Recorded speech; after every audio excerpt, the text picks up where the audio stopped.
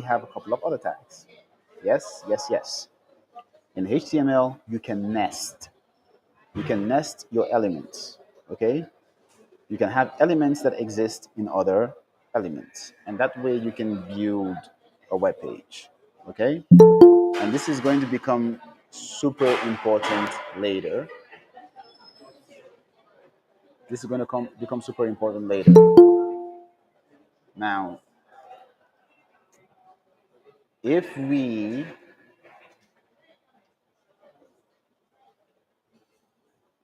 move on to the next section of it, okay, we're going to talk about links. The screen be a little bit big. We can make it slightly bigger. I hope that's better. Okay. Now, one of the things that we can also, another element we can talk about is the anchor tag. The anchor tag is represented by an A. So you have your less than, you have the A, you have the greater than, and then you have the closing tag, which is the same thing but with a slash in the front. Now for the A tag, it's usually used for hyperlinks. Okay? This is what you use to jump from place to place. So if you're browsing on Facebook and then you clicked on your friends and then your browser opens a new page, you most likely clicked on a link.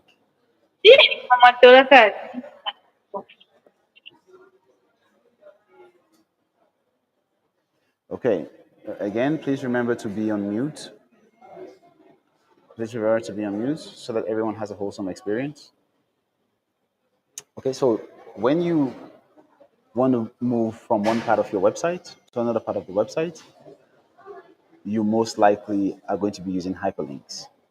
Hyperlinks or anchor tags open with an A and close with an A. So you have two types of anchor tags. There's an anchor tag that is used for jumping between the same website, and there's an anchor tag that is used for jumping to external websites. So it is possible for us to have a tag here, and the tag can say visit Google. And remember, we talked about attributes. We said for me, one of the attributes is that I am dark skinned. So we have to add an attribute to an anchor tag to make it useful. Without an attribute, if we open the browser and you take a look at visit Google, it's just like a regular paragraph tag. In short, if we put a paragraph tag under this anchor tag and we called it visit Google, you probably wouldn't be able to tell the difference because they look exactly alike. So even one of them is an anchor tag, even though one of them is an anchor tag, it's not doing anything because we haven't given it the superpower that it needs, which is the attribute. So to do that, we're going to have to put an attribute. How do you add an attribute to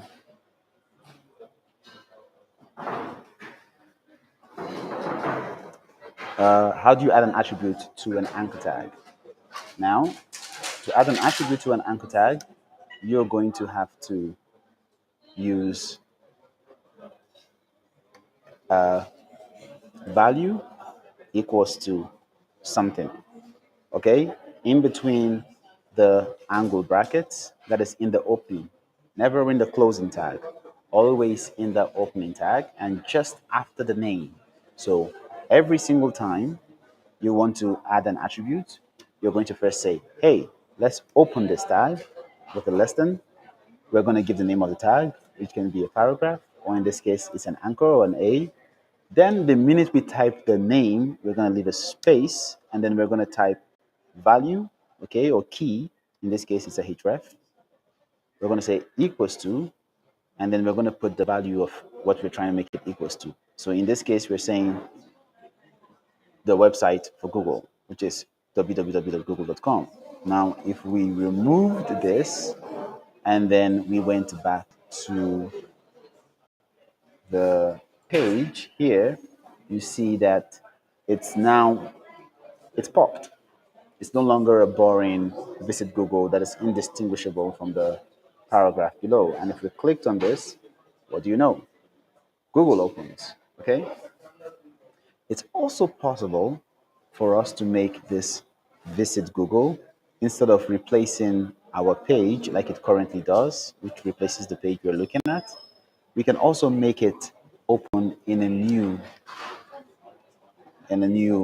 page. And the way we do that, we add a new attribute called the target. Okay? So the first attribute says, what is the hyper reference, or the href? Okay? What is a hyperlink reference? Where are we trying to go when we click on this tag? And you usually give it an address. If it's an absolute address, and I'm going to explain what absolute address is in a minute, then it goes absolutely to that page. And if it's a relative address, then it stays on the same website and then tries to open it on the same website. Okay? So the next attribute that we're going to use is target is equals to blank. And the attribute target equals to blank, what this attribute does is it tells your browser that the target of this anchor should be a blank tab. The target of this anchor should be a blank tab. So if we clicked on this now, instead of it opening here, it's going to open a new tab. You see that? It popped open a new tab for us. And what do you know? Google is there. So we can come back here and it's still right there. And I'm sure some of us have visited some websites where we clicked on something and then a new tab opened. Okay, now the next tab we're going to take a look at is going to be the image. Now the image also uses attributes. And remember, we talked about some of the attributes for the image, and we mentioned that one of them was how you get the file that you want the image to display. Okay? And the attribute that tells the browser what file the image displays has, remember, attributes have a key and then they have a value. Now the attribute, that attribute is a source. That attribute is a source. Now, when we come here and we type source, remember we downloaded something called beans.jpg, okay? And then we said another attribute is the alternate, okay? The alternate text that we want to show if the image cannot be loaded for whatever reason, okay? So we say alt and then we give it some text describing the image. And then we talked about how the image is a self-closing tag. So we're just going to pop this and close. Okay? We're going to pop and close. Now we have this image, which is self-closing. And if we were to move here, what do you know? We see the image. But there is something interesting going on here. Now, for every other element we created, they appeared under. So we have the I am bigger. We had another element, it appeared under I am bigger. We had subheading, it appeared under the paragraph. We had another paragraph, it appeared under the subheading. And then we have the visit Google, which was the anchor that opens in a new tab. And now we have the image, which is right next to the visit Google. But the image did not appear under the anchor tag. Why is that? There are two reasons. Now, the first reason is that every element that you have on the page is controlled by its default. It's either a block element, okay? And when we say block, think of it like a solid block or an inline element. Now, a block element takes up the full width of the page. So this one takes up this entire width. Even though you see it showing just here, if we were to inspect and then we bring this down and we come here, you see different species of rice exist. You can see the yellow line starts from the beginning of the page all the way to the end. And then if we came up to this is a paragraph, you see it goes all the way to the end. If we come to subheading, you see it goes all the way to the end. So block elements take up the entire block. Inline elements, on the other hand, take up just what they need. So you see this visit google.com takes up just a small part, and the google.com, the target, the image, okay, takes up just a small part. Inline elements take up a little, they take up just a small portion. They don't take up the full width of the screen. Okay? So that's the first reason. Every element has a default, a default layout. Okay? It either has a block layout, in which case it's greedy and takes up the entire width, or it has inline and it takes just the space it needs. Okay? Then that's the first.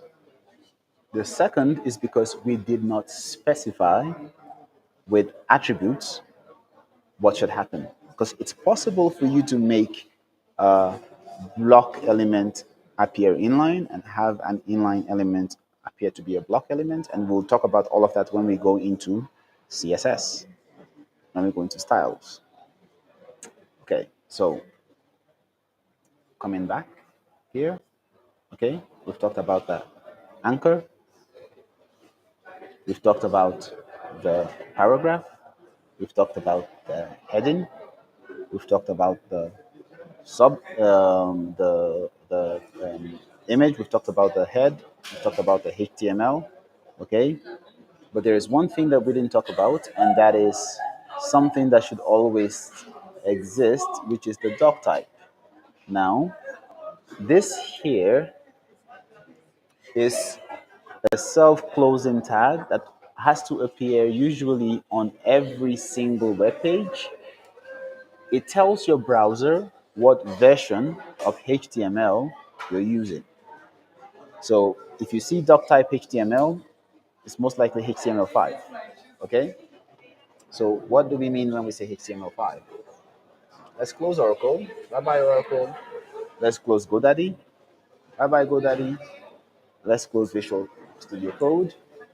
Let's close Google, the first one. Oh, we love Beans, but we'll see you later, Beans. And then let's take a look at HTML versions. Now, HTML has come a long way. Okay? When we take a look at HTML versions, the latest version of HTML is HTML5, but you see, there was once HTML version 2, there was HTML version 3, there was HTML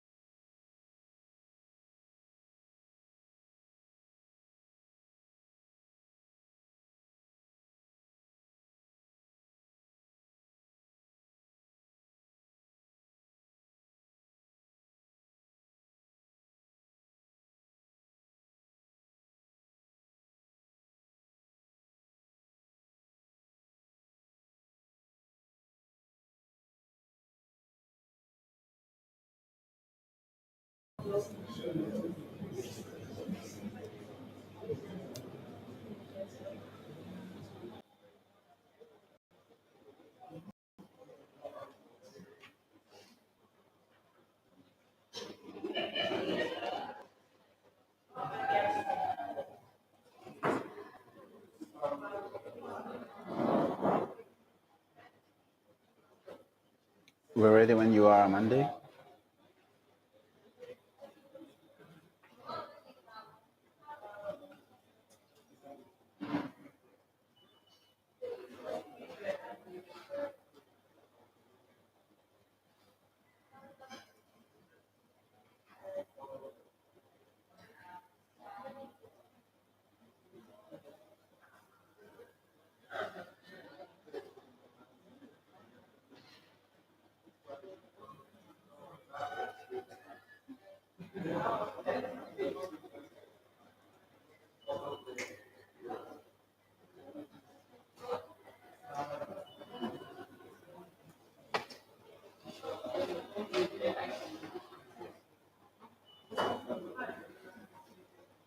Amanda, are you there? Can you hear me?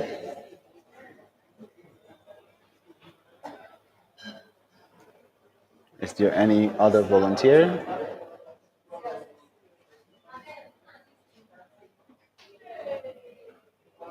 You don't have to be camera shy. I can walk you through the process. This is a learning environment, so whatever questions you have will be answered. You can say, what is the tag again? And I tell you, and then I can say, okay, press the less than, press the greater than, and we'll walk through it together. These exercises are a wonderful way to cement what you're learning. Keeping in mind that we will be building a product later. I saw a question. So what we're going to be building, we are going to be adding tons of logic to the TBHI webpage. We're going to be adding tons of logic to this webpage. So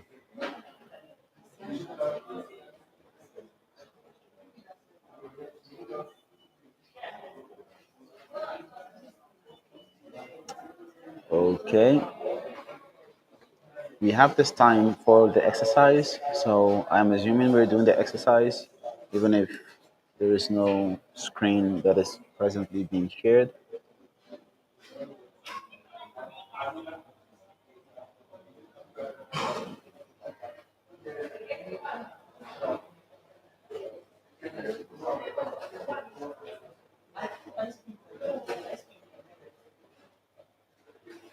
The next exercise is going to be the next topic is going to be lists and tables.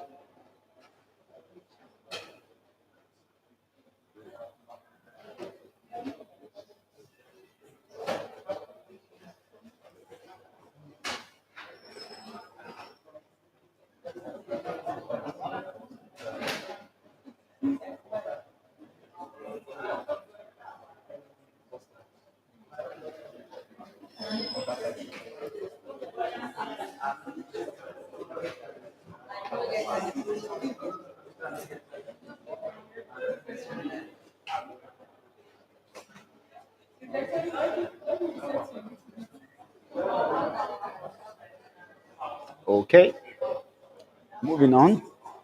There's always going to be there's always going to be the next exercise where we can try again.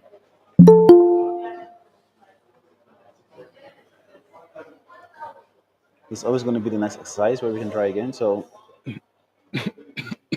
excuse me. Let's move on to the next exercise, which is going to be an exercise on tables and lists. So,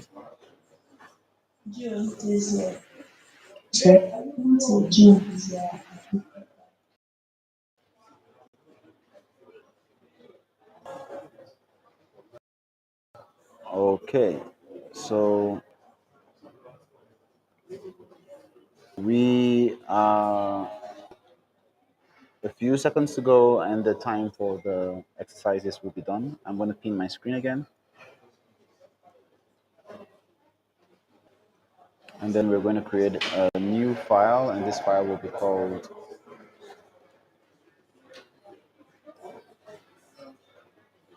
tables. But before we do that, let's go ahead and create a folder. Okay, Amanda is ready to share. Go ahead, Amanda.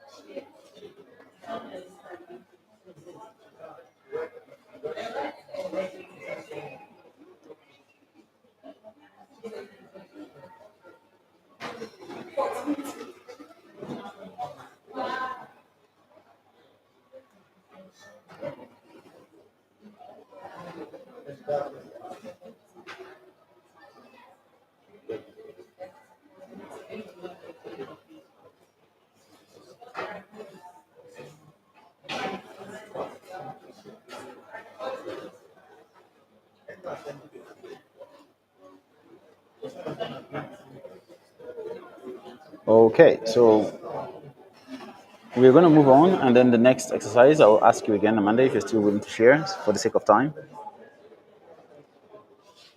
And moving on.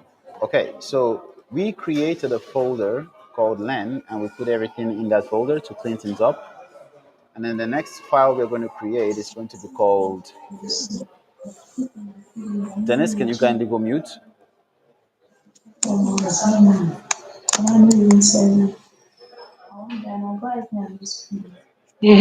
But not funny. No be joke.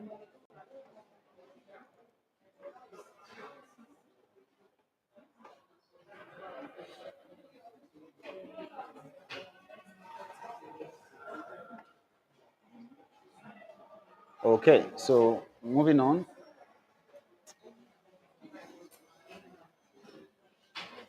We are going to create a new file, and we're going to call this file tables.html. Oh, let's call this advanced.html. Okay, and then here we're going to be creating tables and lists. We're going to be creating tables and lists. I am going to remove the ability for people to unmute their mic, because there is a couple of distractions that are going on. So please leave your microphones muted. Thank you.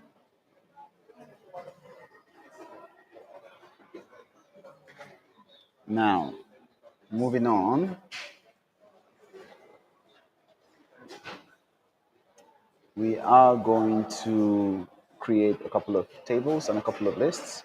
And this is a perfect way to organize data, to organize content in your HTML. So when you are building a web application, if you have used many web apps, you have encountered a table. Some of them are styled pretty nicely, very wonderful designs, but they're still tables. Tables are a beautiful way to show lots of values. Later down the line, when we're building an application, when we're building out the volunteering application, you will see the all the volunteers. They will be categorized and arranged via a table.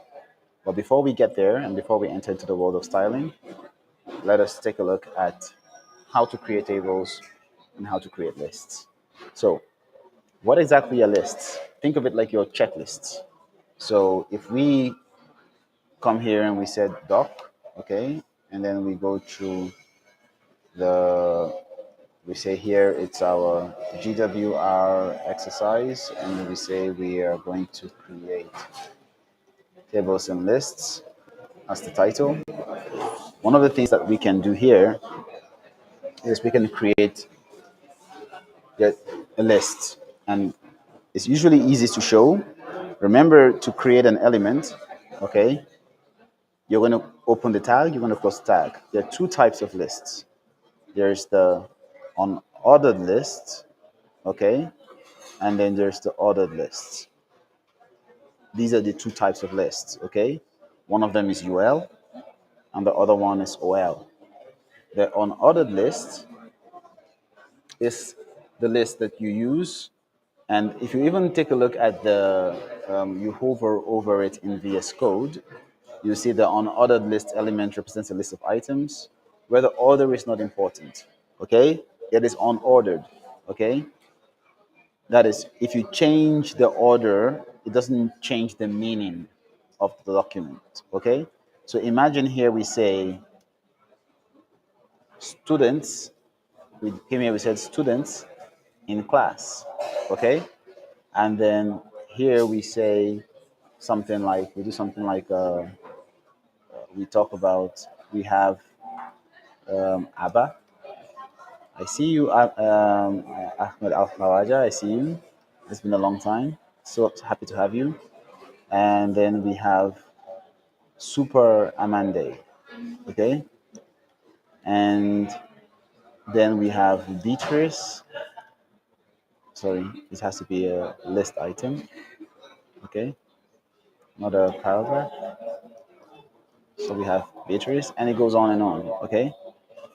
So these are students in class.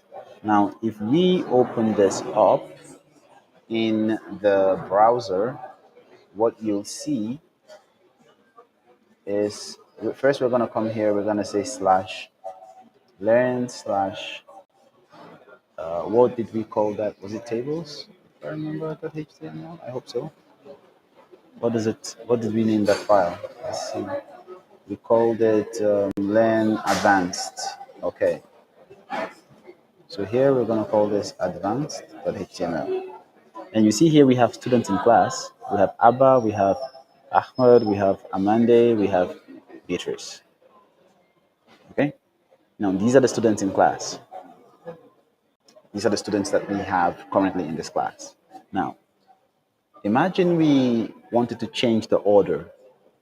It wouldn't really matter because we could technically take Beatrice all the way up and move Amande as well. And when we save, the order is really not important. We have Abba, Amanda, Beatrice, and Ahmed. Like, there's no, because these are just it's still the students in the class. Now, what if we wanted to arrange by positions? Like, imagine there was an exam, okay, and then we say students by exams exam position. Here, we just can't arrange it in an arbitrary order. We have to arrange it in a way that corresponds. So let's imagine that the most intelligent student in the class is Bemdo. Okay? Here, if we said Bemdo as the most intelligent student in the class and the second most intelligent student in the class, let's imagine that that student is Pinocchio. Okay? I hope I spelled Pinocchio correctly. Now, if we were to go back to the web page and someone said, let's zoom out, so let's do that. Pinocchio. If we changed Pinocchio to the top, you will notice that automatically we've made Bemdo second position just by the order. So the ordered list basically says that the order is important. So you have the OL. The unordered list says the order is not important. So you can change the position of the items of the list and it really doesn't matter. I hope it's super clear. Now, again, HTML is how you do the structure and the format at the makeup of your page, okay? The markup, the structure of the page. That's what HTML is about. We'll soon be entering into the land of CSS where we're going to be adding styles and design, and then we'll enter into JavaScript where we'll start talking about the fundamentals of JavaScript, how it works and whatnot. So here we have introduced the ordered list, the unordered lists. The next one we're going to be introducing is going to be the table. Okay, now how do we create a table? We start with the table tag, and it of course ends with a table tag. Now, the table, a table is actually comprised of rows. Okay. Now, one of the things that we can do, I can just hit tab real quickly, and I can show you, and then we'll come back and then we talk about the element in the table and then explain what is actually going on. So if we come here, you see we have a table with the student name, Abba, exam position, 1, 2, 3, 4. It shows it in that order. Okay. Sorry, Ahmed, I'm not saying that you're the fourth position. It's just for programming purposes. And same to you, Beatrice and Amande. Abba, don't be too happy.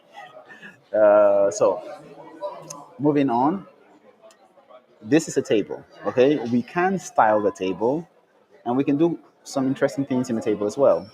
So this here is a row. Okay, it's the first row in the table.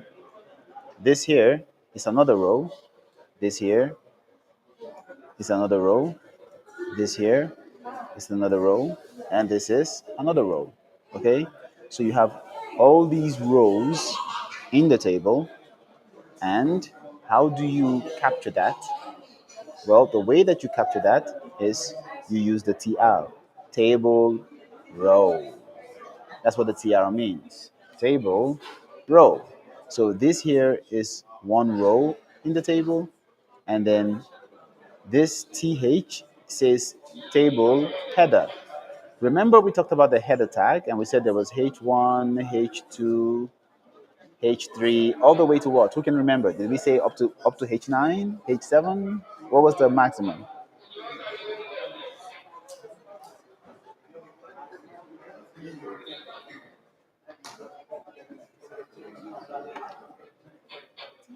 Anyone? Any takers?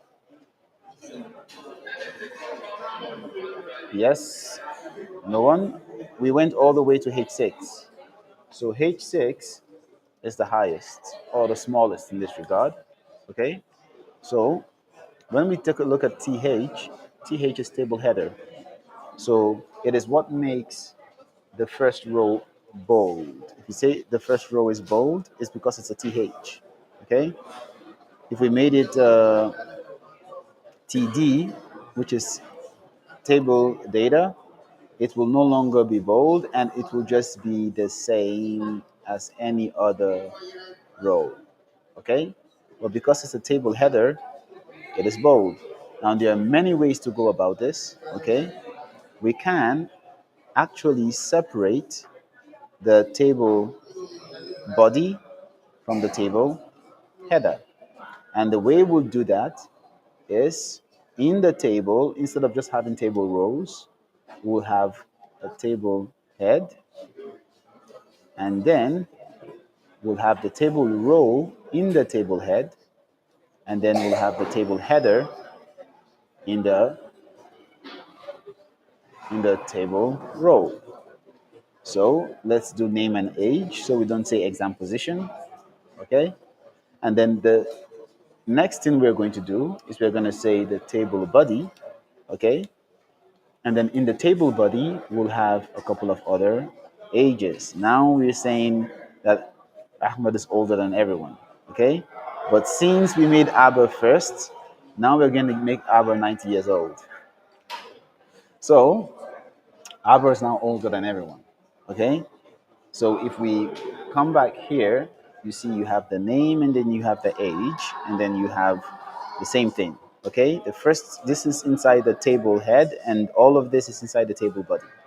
So actually what's going on here, we have the table row, which signifies this as a row. Okay. But what is actually happening is think of it like this. Okay.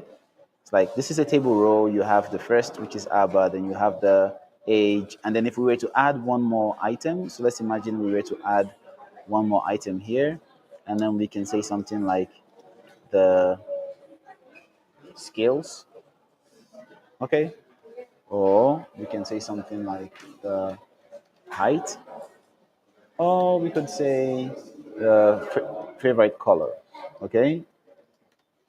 Let's use British English. Now, or let's use American because that's what we use even when we start talking about color in HTML. So we have the same like a. So now we are going to have to add color to all the rows because we added color as the third column. Because we added color as the third column, we're going to have to add another table data. So if we were to come here now, you'll see that there's now color, and then there's black, white, red, blue, which what we added. So this color that we added here, okay, is a new column. If we add one more table header in the table row that is the top, okay, then a new column will appear here. So we can come here and we can say something like uh, t-shirt size, okay. So here we can say Amande wears a medium or a small, and then we say Beatrice also wears a medium,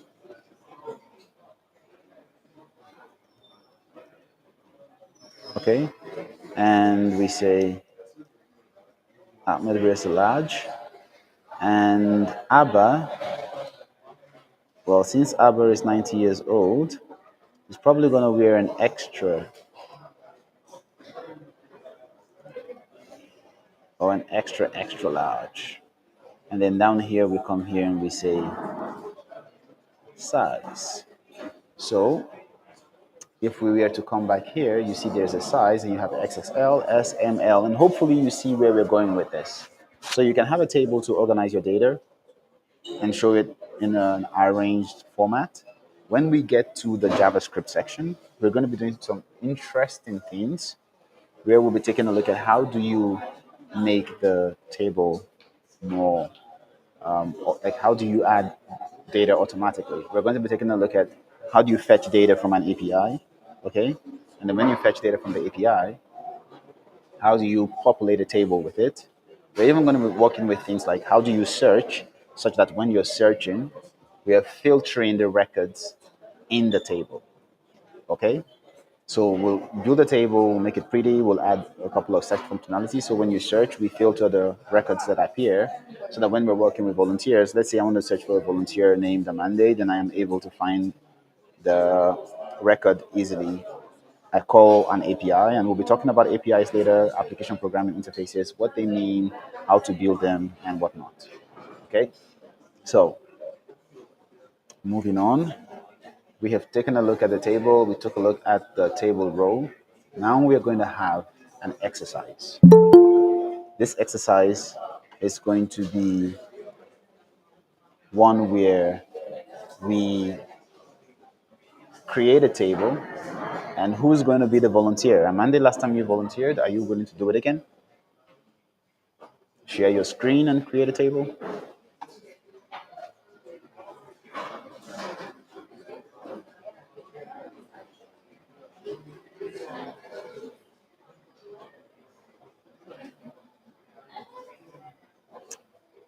Do we have any volunteers?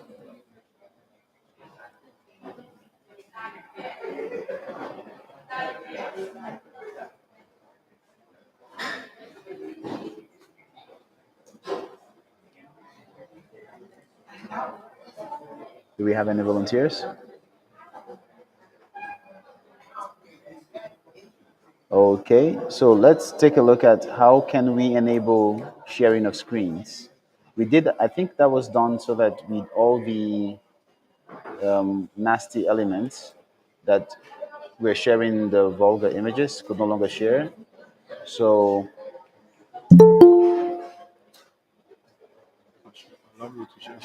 yes, just for 5-10 minutes and then we disable it again.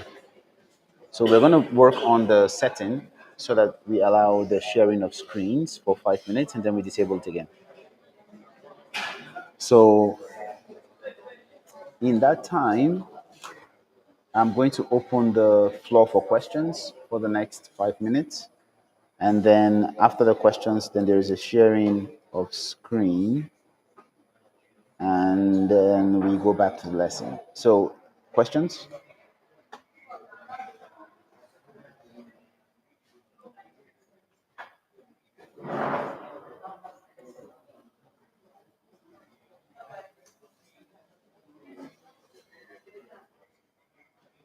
So I think you can share your screen now.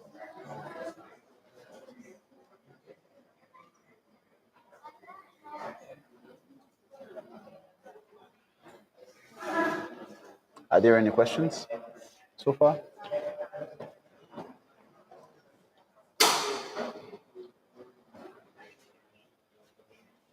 I'm going to move my table to stand up and I'll stand for a little bit, waiting for your questions. Ask questions if you have any.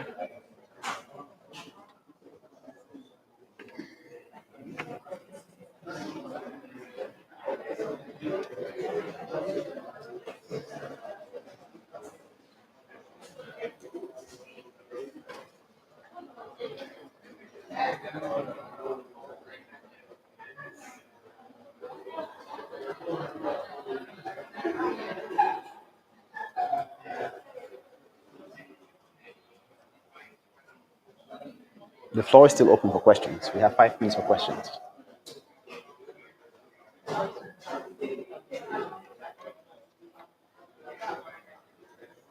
What are the key recaps? We talked about HTML, how it defines the structure of a web page.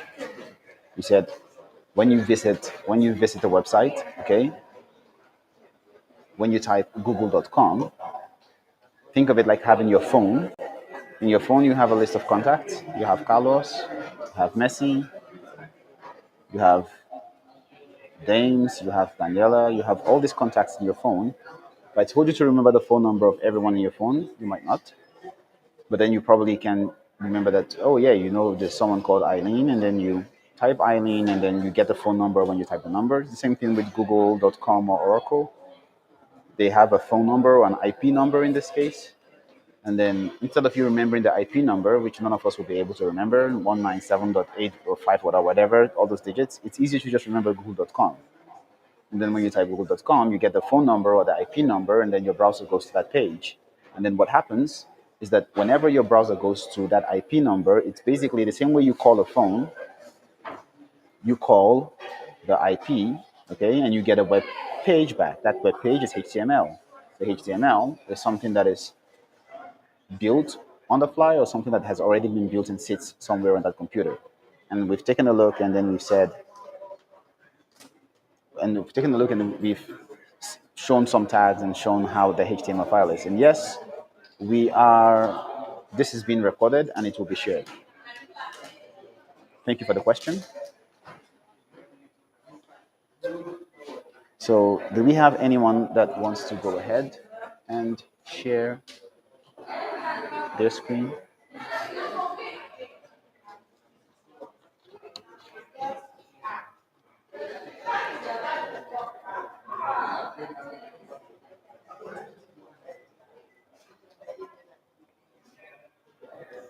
There's no rush. We have 5 minutes for this exercise, and then we can move to common elements like the div, the span, the headings, and the paragraph. We've made a lot of progress today. I'm super proud of everyone in the call. I'm super proud of all of you. It's amazing work that we're doing. We have covered how we've talked about DNS, we've talked about websites, we've talked about file systems, we talked about the registry, we talked about how your computer finds what application opens what kind of file. We talked about how everything in your computer is a file. Even the applications on your computer, they're files. So if you have an application called WhatsApp, when you click on that icon, it's a file that's going to be executed. Your operating system is going to start running through some code that is written in a file and then show you on the screen. We talked about all of that. So we have covered like some really heavy topics, and hopefully we have deeper context on what exactly goes on behind the scenes. So it says can't be shared. The setting is not allowing for it to be shared. So what I'm going to do then is I am going to look for an alternative such that we can. So we're going to disable sharing, but then I will give a link. maybe we can use one of these paste bins or one of these online URLs such that the we can also use Git when we start talking about Git later, when we're moving to learning Git. So then we'll start sharing. Another thing that can be done is you can just paste your HTML file in the message. I'll copy it and paste in my own VS Code, and then I'll take a look at what has been done. So you can try that. So you can write your code in your browser, post it in the message here. I'll copy it and I'll paste and I'll give feedback.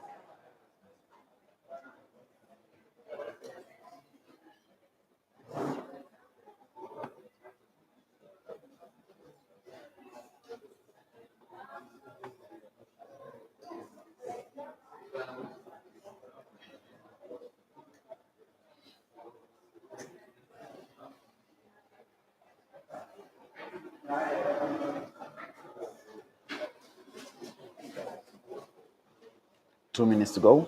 The exercise time.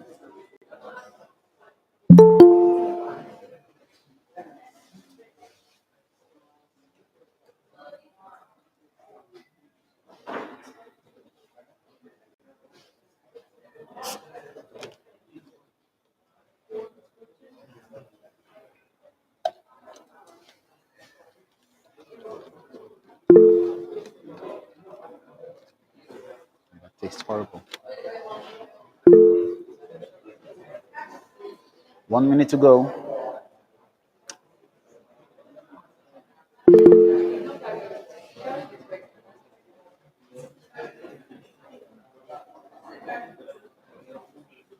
Remember, if you've done your exercise, you can paste it in the message, and I'll copy and paste, and then we'll take a look together.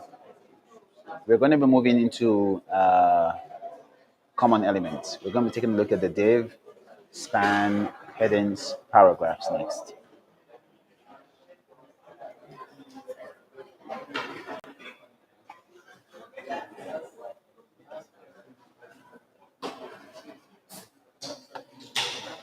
Few seconds.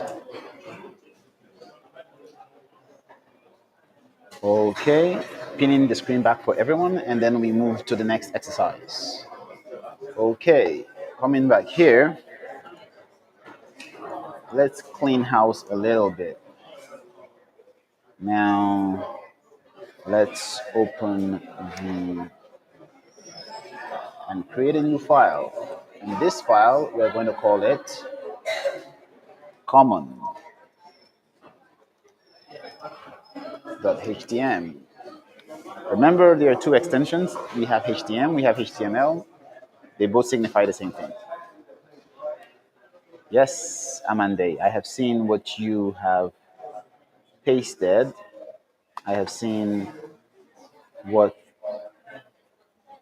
I am considering hands. Rufai Taiwo, you raised your hand. You have a question?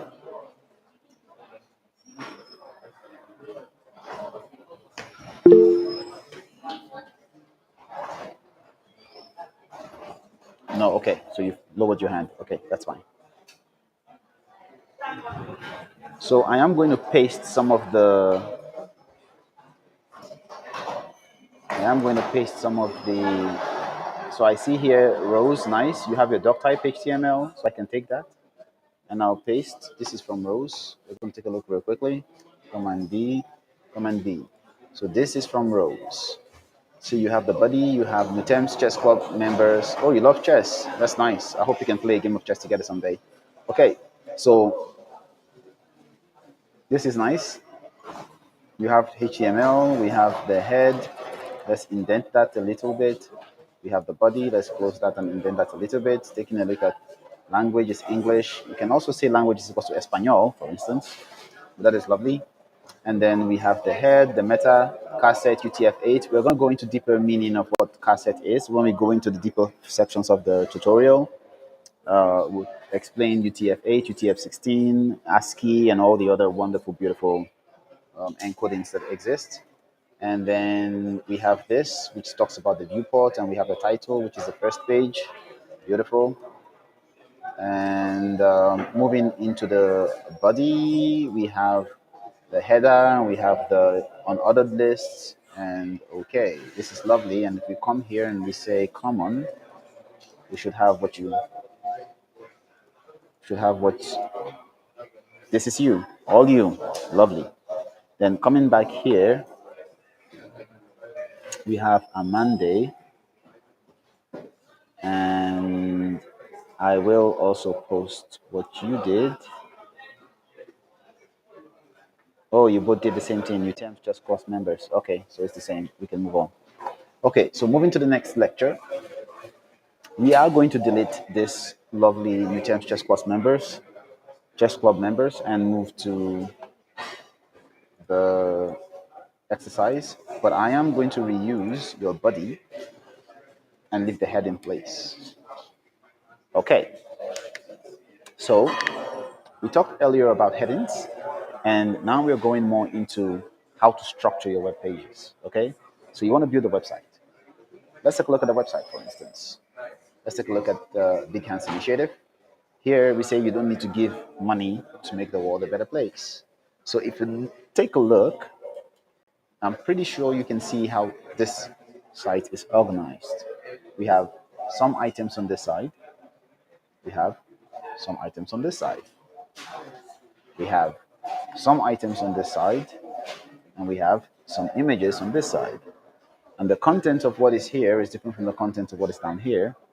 And that is different from what is here.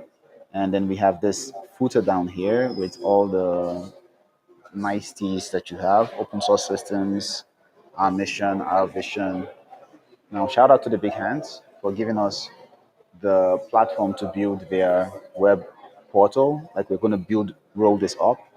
And even after the learning session today, it's going to be a work in progress. There's going to be more work done to this. So you see that the website is structured in a specific way. Okay, you see that the you don't need to give money to make the world a better place is massive, it's large, and then the small paragraph that says charity is broken, the focus changed somewhere along the line from making a difference to collecting the most amount of money possible. Let's change that together. You see that that is a small paragraph text. So the heading is used for emphasis. The paragraph is used to provide additional information, and we have some other elements there that we're going to take a look at later. Okay, and then we have a couple of images as well. So when you're building a website, you need to know where to use what element and how do you group things together. Because obviously, these are all grouped together. In website parlance, it's called your call to action. Okay, that's where you want people to interact with. It's usually the first part of like mostly on the left. Sometimes it can be on the right as well, depending on if you're on the left to right or right to left country. Okay, or how you read naturally. Now, taking a look then at this, if we come back here, we want to use when we want to make something bold, we want people to see it. We're most likely going to use. Are we going to use a H1 or we are going to use a P? Which do you think we're going to use?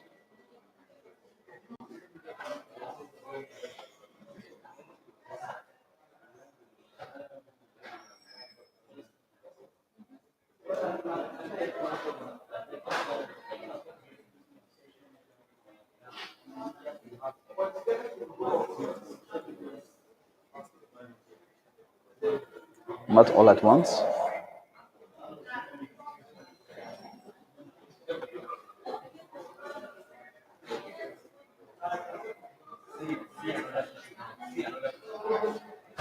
We are most likely going to use the H1 instead of using the paragraph because the H1 is bigger and is bolder. Okay? So when we're building an application, we're going to use the H1 if we want to make it big and bold. We want to bring emphasis to it as opposed to using the P. And this is also very important because of something called, many of you might know it, SEO. SEO, that's a money word. Okay, search engine optimization. Search engine optimization how you talks about uh, how easily your web page is found by web browsers. Okay, that's what search engine optimization is all about. How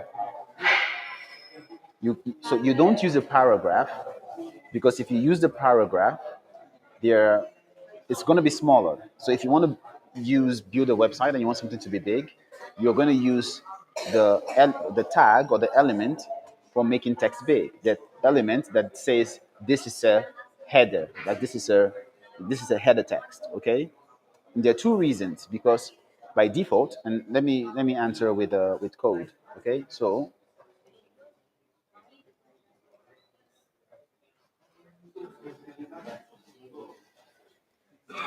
I am a header.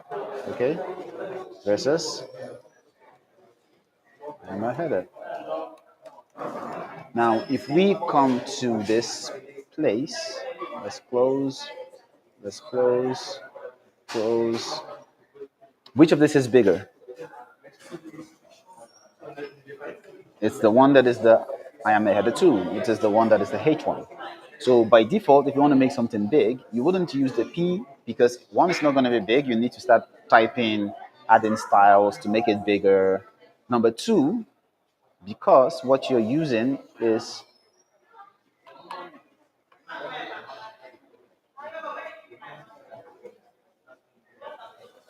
number two, because what you're using is not the semantic, not what is should be used.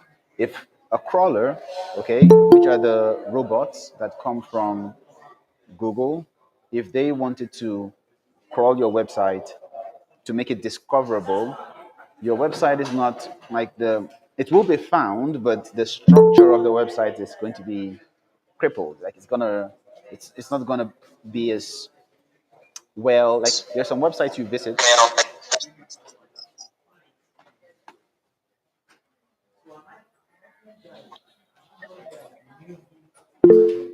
Okay, so I have taken the ability for people to unmute themselves.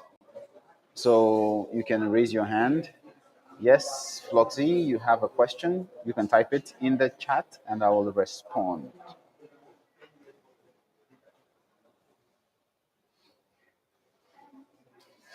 Floxy and Memory, you have raised your hands. You can type your questions in the chat. I'll see it and I'll respond. Okay. So now, when a crawler or a robot from these search engines visits your site, you have visited sometimes you visit Google, you search for a site, and then you realize that the result that comes back is well formatted. So let's come here, let's see, let's take a practical example. Let's say we have google.com, and then we talk about CRM. Okay, so if you notice, um, there are some sites, or let's come here, let's say Salesforce. You see, there's a result from Salesforce, and in this result, you can see CRM, yes, Salesforce. What does Salesforce do?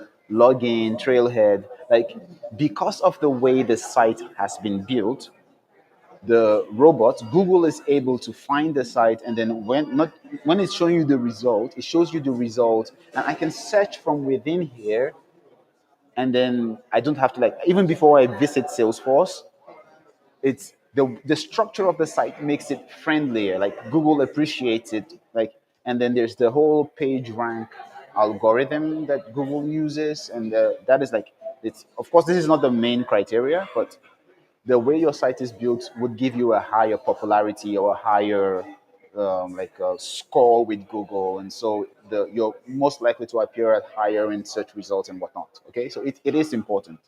Okay, I hope I answered the question you have. Okay, so moving forward, so you want to use the right elements or the right tags for the right in the right places. Okay, you want to use the right tags in the right places. Now, the way that you group elements together, okay, we have some tags that are containers. Think of them like big buckets or big cups. Okay, now we have some of those tags. The most common one, the most abused culprit, Memory, you have your hand raised. You have a question. You can type it in the chat, and I'll answer. Okay, so the most abused culprit is the div. The div is the primary container. For a long time, it's all we had as developers. Nowadays, we have a couple more. People put their elements in different places. You have the section, you have an article, and there are a couple of them. You have your header, you have the footer as well, and these are all containers. Okay, these are all containers. So as you can imagine, the footer is where you put, like, if you come to the page here, this down here that says we're in Ido Tudumada based on your past activity, whatever. This is a footer, okay? And then this up here can be the header. If we open this document, this here can be the header, and of course down here, this is the footer, okay? So this here is a container that contains all the elements at the foot of the page. So then you put it in a footer. And the one that contains all the elements at the head of the page, you put them in a header. But before we had the specialist elements, we had the div. And the div was like the catch all, do all, be all. Okay? Now, moving on. So we have the div, okay? And again, we talked about block elements and we talked about inline elements.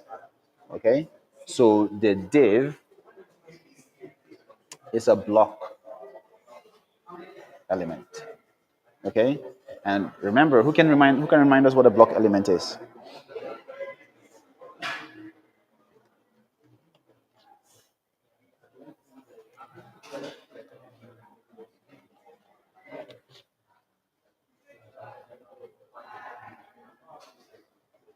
Who can remind us what a block element is?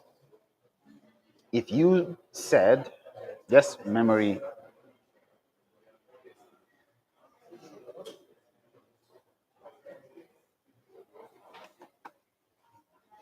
and Zima, you have your hands up. I am going to lower it because type in the chat, I'll see it and I'll answer your question. Okay, so if you said a block element is an element that takes the entire width of your page, then you're right. If you said a block element is an element that doesn't have any sense, it's a blockhead, you may be right. Okay?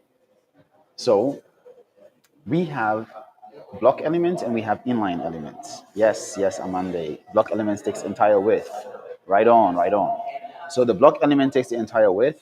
Inline elements takes just the space they need.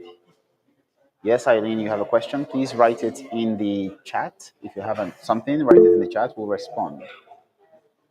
Okay. And some of you might know the reason why we're doing this. It's because earlier when we started, there was a couple of unwanted elements that came in, and they were sharing nudes and sharing very nasty images and giving vulgar content. So we disable the ability to share your screen, and we disable the ability to unmute yourself. And then we're sticking with the chat. And then if you post something vulgar, unfortunately, we'll have to remove you from the chat.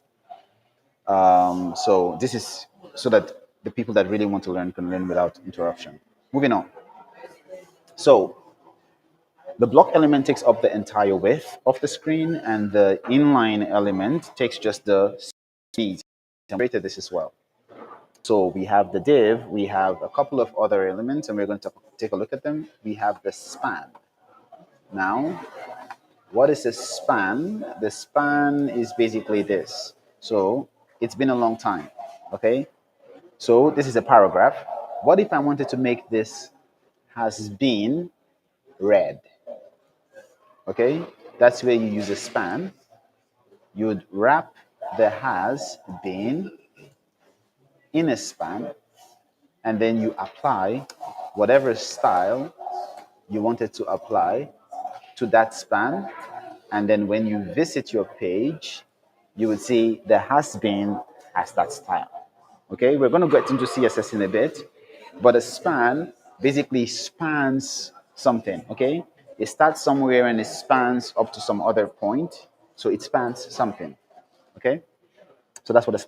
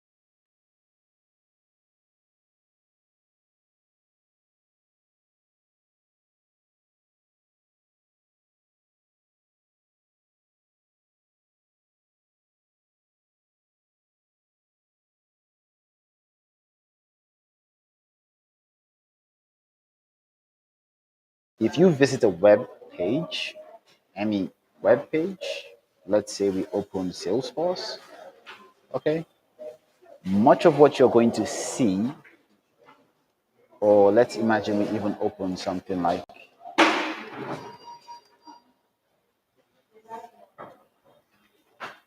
Workstation, for instance, much of what you will see is going to be like if we were to inspect, you'd see there's a P. Oh, what do you know? There's a P there. And then if you open your article and you open your div and you open here, you see you have like the divs, you have your image, and then open the section, div, P's. So P's are like paragraphs. When you like, you can nest them very, very deeply, but they're the when you're talking about text, most likely it's going to be a paragraph. Okay. So irrespective of the site you go to, you're going to be using a paragraph, most likely than not. So let's take a look at the what it is, what it does, and then we can move on. Okay, text. And we just took a look at the span here and we say has been a long time. So let's remove this. Thank you, Amande. I have received your HTML code. And then here we put in a div a h1 and an ordered list. And that is lovely. So let's paste it and let's preview it.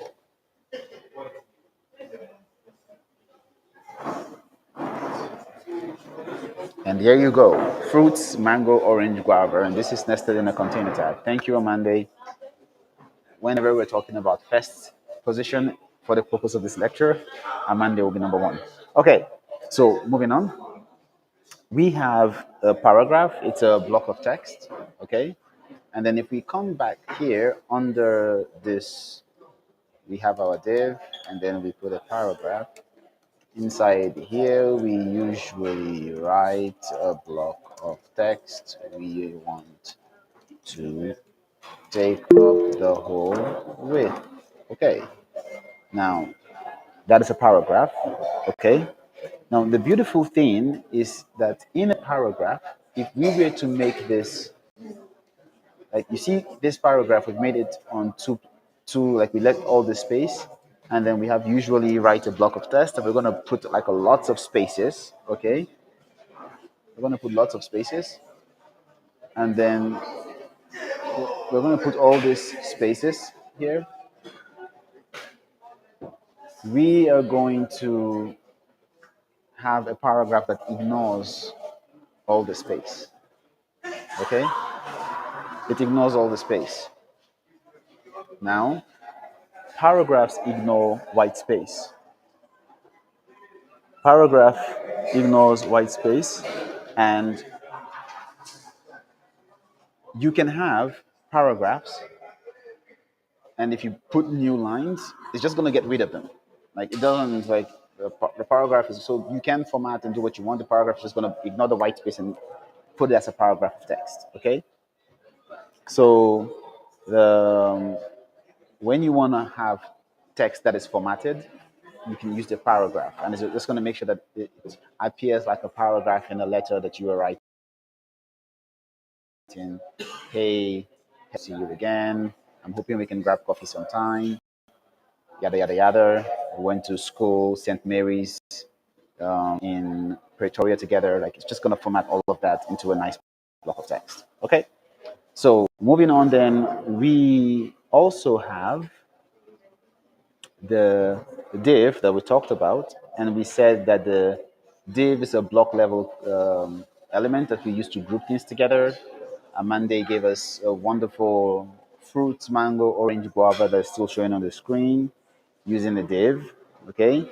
Now, the beautiful thing about having these containers and why it's important is because you can, when we go into CSS, you'll see that you can apply some styles. Okay. You can apply a style to a div, and the style that you apply to the div would go, it will cascade. New word alert. Okay. It will cascade. And this word is going to come back again to bite us. Okay? Cascade. If you apply a style, it will cascade to all the children of the day. It will cascade to all the children of the day. So when you want to style a bunch of items, you can group them and apply the styles, and then it will cascade as it will go down to every item. Okay? And that word is going to come back later, cascade. It's an English word, yes. We can take a quick look at it and see cascade. Steep small form of water we can take here, and then we can click on some images so you can see, like, you see the way that this waterfall, it drops from the top to this, and then it drops from there to this, then drops from there, like it drops all the way down till it gets down here. So it's cascading all the way down. Okay, it's just a cascade. So we're going to take a look at that later. It's going to come back when we enter into CSS. Keeping my secrets close to my chest, so that, like, when we get there, it will make a lot of sense. Okay, so you can use the D for that. You can use the D for your layout. You can use it for applying items that you want to cascade all the way to the bottom. Okay, and we talked about how the div is a container, it can house other elements. So we're going to have another exercise because we've already covered all these topics prior. This is going to be a 10-minute exercise. Okay, and this exercise, I want you to create a web page, okay, with many div elements. And I'm going to paste the assignment in the chat here for you to see. Okay, create a web page with multiple div elements representing different sections.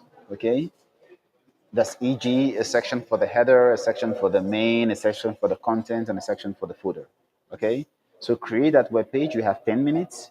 Please go ahead and do that. And before you go, I'm just going to give you a very nice tip.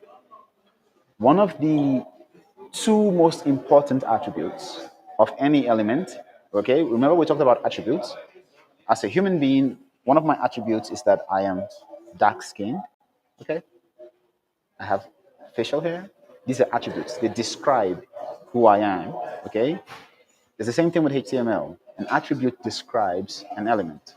So usually you have the name of the element in the opening tag, always in the opening tag, and then you have space, and then you say the key equals to, and you say it's a value. So here we say the key equals to a value. Okay, so here this is an attribute. Okay, we can have another attribute, and we can call this attribute the title equals to some title text. This is another attribute that is separate from this key here. Okay, now the two most important attributes for elements, ID, okay, and then this is identifier, okay, and then class. Now, these are the two most common attributes. Like, you're going to see this a lot, and we're going to get into them in a little bit, okay? And they have meaning. The class is when we get into CSS, but the ID, super important. The ID is how you identify, okay? So it also gives you a way to say, okay, I can call this ID my header, but the thing is that whenever you give an ID, you must have only one of such ID on your whole page. Okay? Think of your ID like a special phone number you give to your element. Okay? The ID is a special phone number, it's a special way you identify. So I can come here and I can say hubris1234. Okay? I can't have any other element anywhere on my page that has this hubris1234. Okay, how is it possible to know all of those keys? Well, the two most important ones for you to know, ID, class, okay? And then when we get to other elements, I will tell you what those elements are, okay? With repetition, you're going to know them. ID, class, very important. Like, those are just two. You know them in the back of your head. Now, the minute we go to the image, I'll also give you some more, like the source, okay, and then the alt, and that's like so. There are not a lot of them. It's just a few of them, and once it's like saying that you have 15 people in your class. The first time you enter the class, it will be difficult for you to remember the names of all 15 people, but give it a week. In a week, you'll be saying, "Hey, Eileen, how's it going? Hey, Amanda, what did you have for lunch? Hey, Abba, can we go grab a quick snack together?" Like you would remember the names after a while. Okay, so there are not a lot of them, and you remember them. So just the more you hear them over the course of this period, the more likely you are to remember what they are. Okay. For now, remember I talked about ID in class. You can throw the class away. Okay, you can throw the class away. Just think about ID for now. Think of it like a special phone number you give to your element. And then later on, when we enter into CSS, we'll revisit class again. And I'm going to repeat over and over and over and over and over until it sticks. So as I am touching on some points, I'm going to repeat some things we mentioned in earlier classes so that it sticks. Beautiful. Now we move to our exercise. So the exercise, your mission, should you choose to accept it, is create a web page with multiple div elements. Okay, I'm going to paste it again. Create a web page with multiple div elements. Yes, Messi. Type your question in the chat and I will respond. So you have 10 minutes. So at exactly 2:47, we're going to continue to the next lesson. In that time, feel free to paste what you have created in the chat and just type it in your VS Code. Press Ctrl A or Command A, depending on the whatever computer you're using. Come into the chat, Command V or Ctrl V, and it will paste. Quite simple.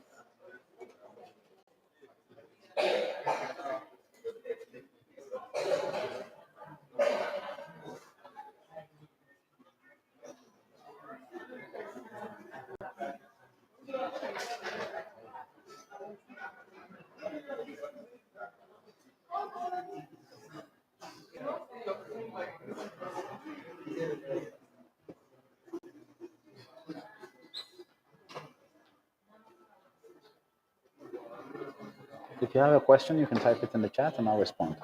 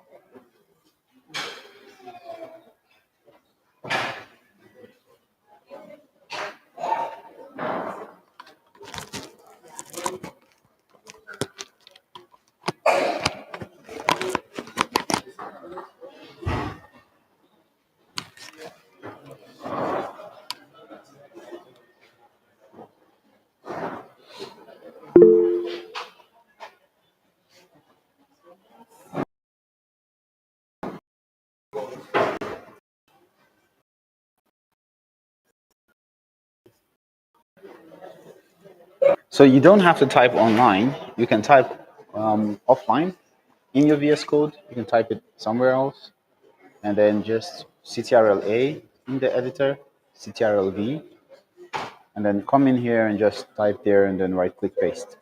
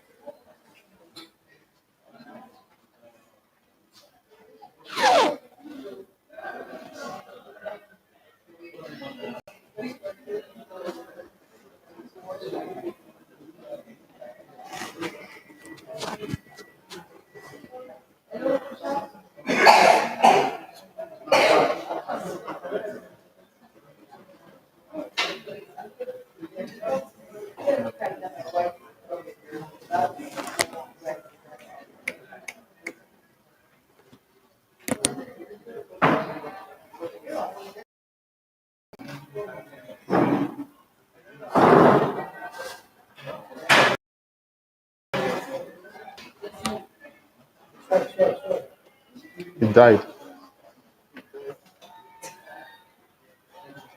Someone remove the charger. Somebody remove the charger.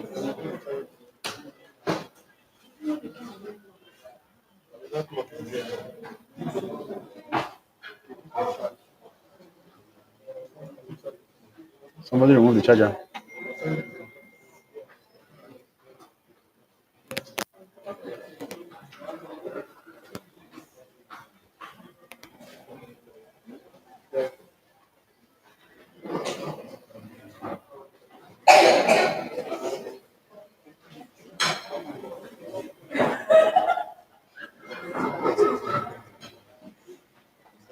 You also have something.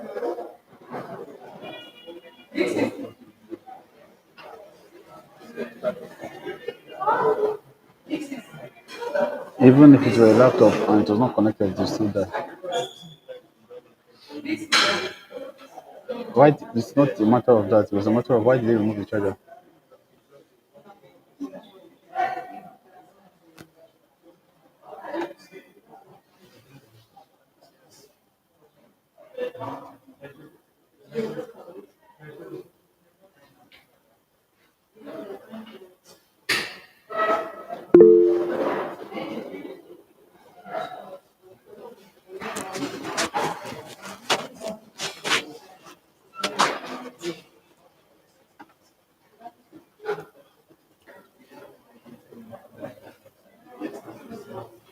Can you hear me now? I went on mute whilst I wait for the assignments to trickle in.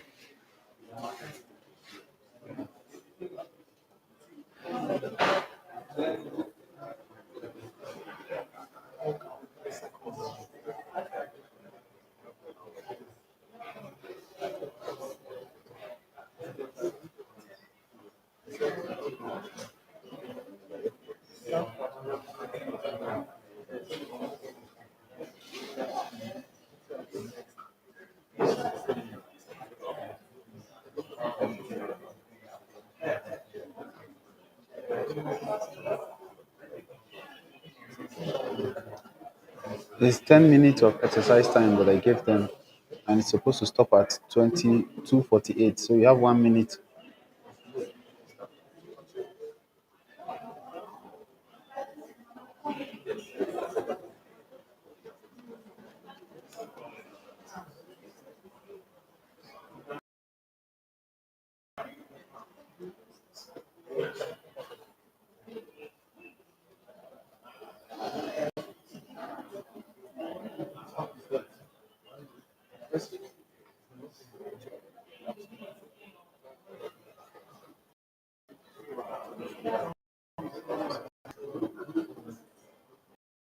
Where is my own?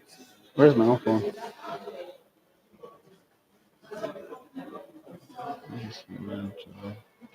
This is a major setback. This is a major setback.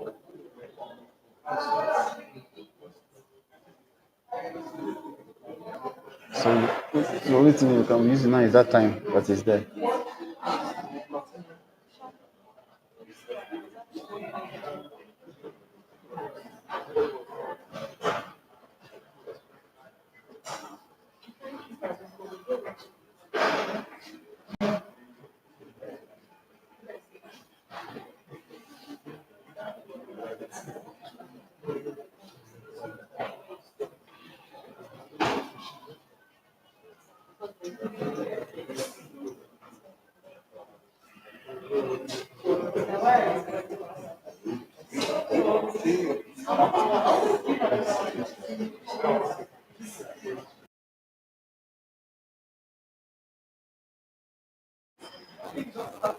Okay.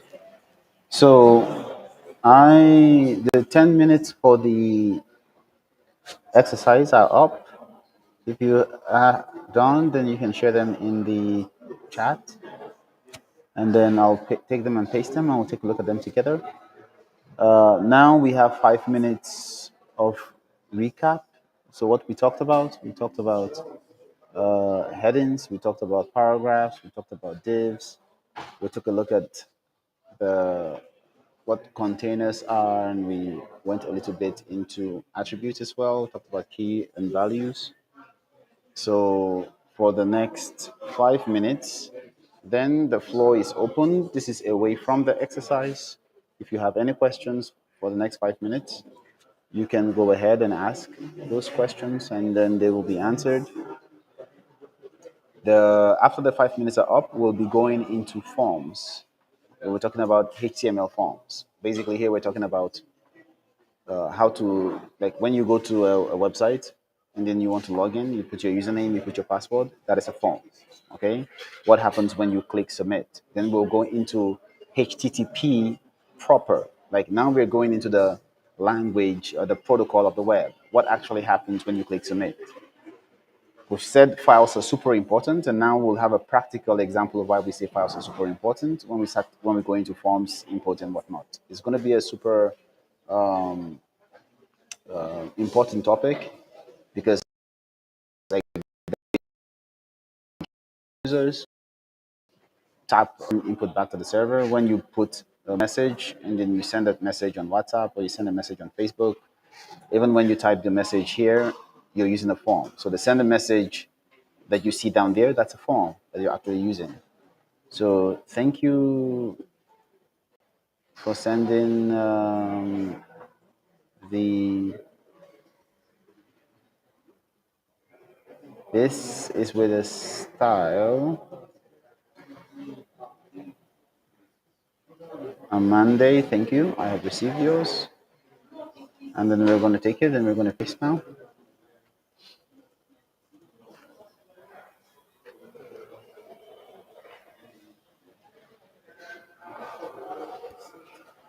And then here we have the header, we have the name, we have a paragraph, we have a footer, and then we have the date in the footer.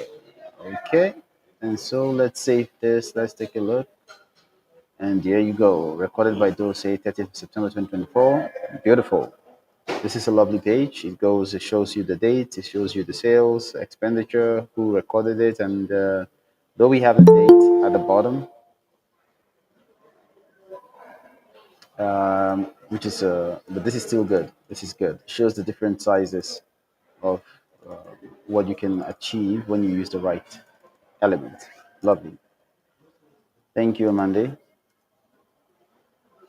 And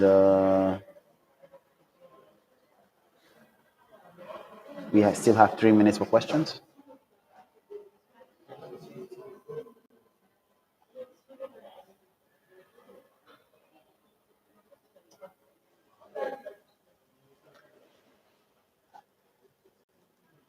45, 20, 31.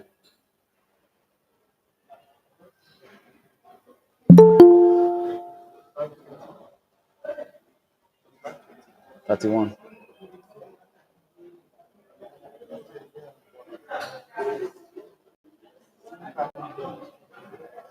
Oh, 5235.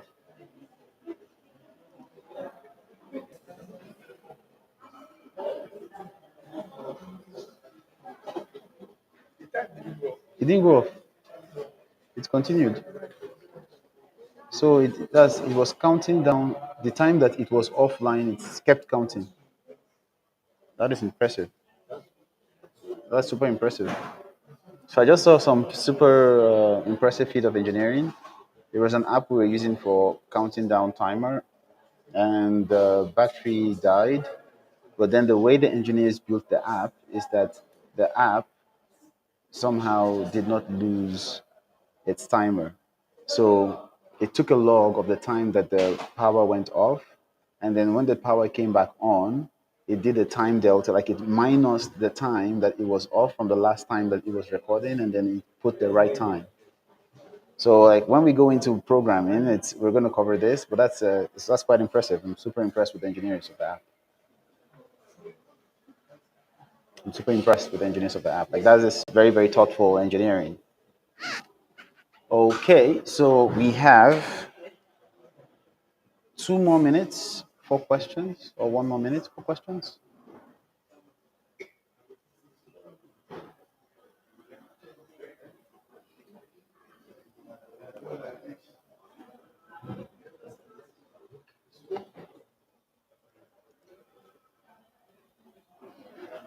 1 more minute for questions, and then we're going to go into HTML forms.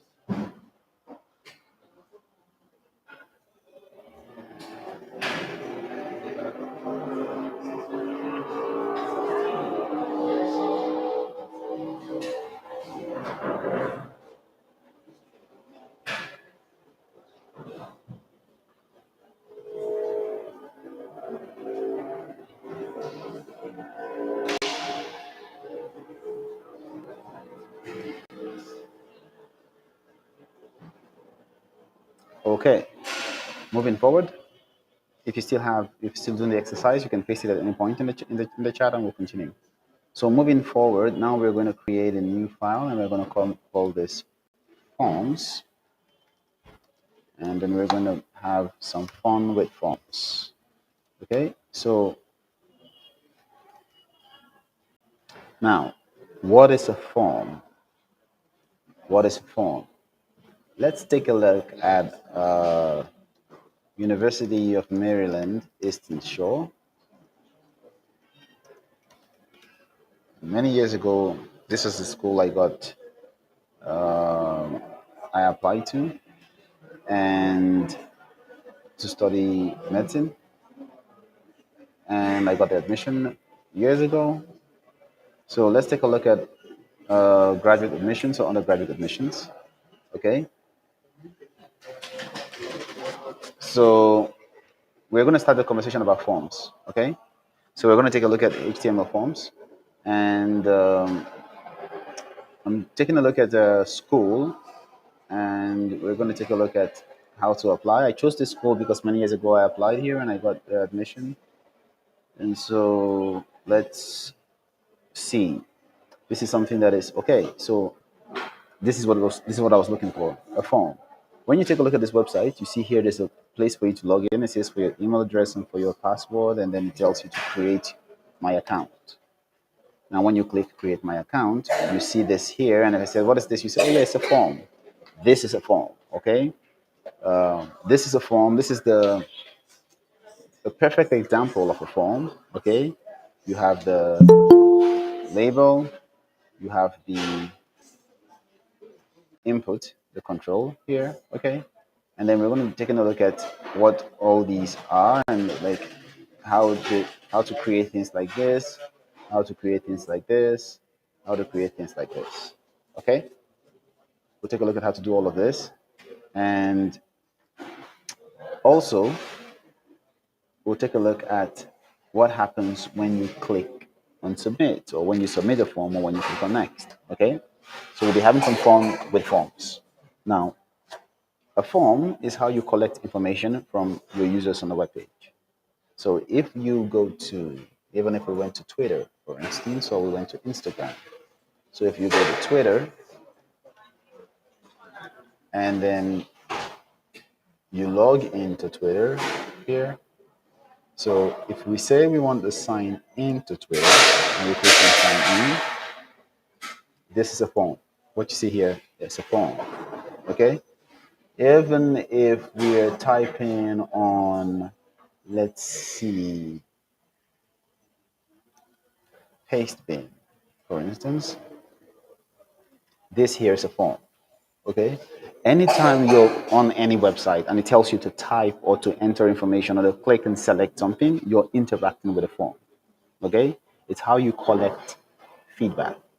And then we see down here they're talking about cookies. We're going to get to that in a bit. Beautiful cookies. Cookies are amazing. Okay? But right now we're dealing with forms. Okay? And then here you see that you can type something. This is a form. Okay? We can even use syntax highlighting and use this as a way to share information amongst ourselves. For instance, your assignments and whatnot. I can paste the link and then different people can go and use it or interact with it. But yes, this is a form. Okay.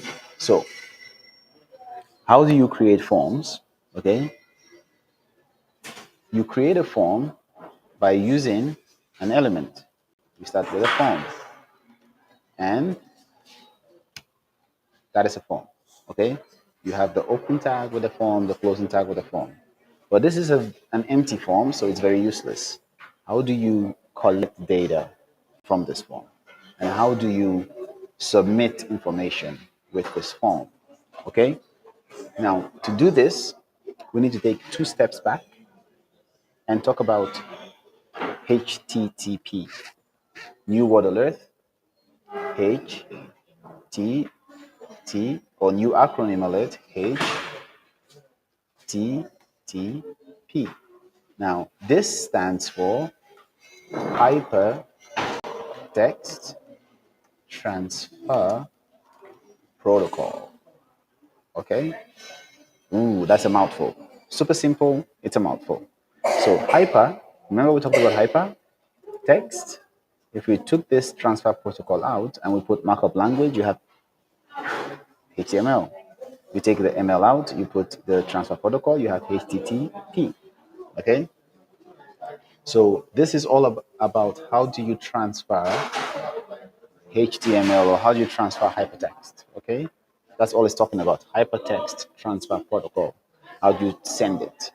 How do you send hypertext? How do you send HTML? How do you send hypertext? So there are a couple of ways that your browser communicates with the server. There are a couple of ways. One of the ways that your browser communicates with the server is your browser can ask the server, hey, give me stuff. Okay? We've been kids once. Maybe some of us have kids. Okay? There are numerous ways that our children can communicate with us. They can say, I want something. Okay? I want something. Another way that our children can communicate with us, or as kids we communicate with our parents, was that we came and we gave them something. Okay? We came and we said, hey, I got this cake, or I got this nice thing I want to share with you. Okay? That's another way to communicate with you. Oh, I got this letter, or I got this result from school. Like I, as a kid, had some results from school that were terrible, and I came and I communicated with my parents with those results. But like there are multiple ways you can communicate. It's the same thing with a browser. So the browser, you can send, I want something to the computer that you're calling, which is can be a Google.com or an Oracle.com. When the browser says I want something, we call that a get. Okay, request. We call it a what? A get request. Okay. When the driver says I want to give you something, okay, the driver we call it a post request. Okay, so your browser can go to the server and say I want something. It's a get request. Okay, and that is the request that every browser sends whenever you visit a website. So when you type google.com in your browser and you hit enter, it is a get request. The browser sends a get request to the server. And we're going to talk about what we mean when we say the browser sends a GET request. Okay. And then when your browser wants to tell the browser, like, I have information for you, like, hey, look, buddy, I got information for you. I asked you for, like, you visit Facebook, Facebook is going to give you a form. Okay. They're going to say, hey, this is a form for you to log in. We need to know who you are. Okay. Give us your username and your password. Okay. And then you fill in your username, you fill in your password, you hit enter. The browser will tell Facebook, I have something for you. I have data for you. It's going to post. It's going to post that data to Facebook or post it to Google or post it to whatever you're using. It's going to post that data. Okay. That's a post request. When it wants to get, it issues a get request. When it wants to tell the server, I have data for you, it issues a post request. I hope it's clear. Super clear. Okay. So if it's clear, we can move on. Now we have the get request and we have the post request. But there are a couple of other requests that we can talk about, like the put request and the patch request and the delete request. So these are the ones that, like, put, patch, delete. Okay. Who can guess what the delete request does?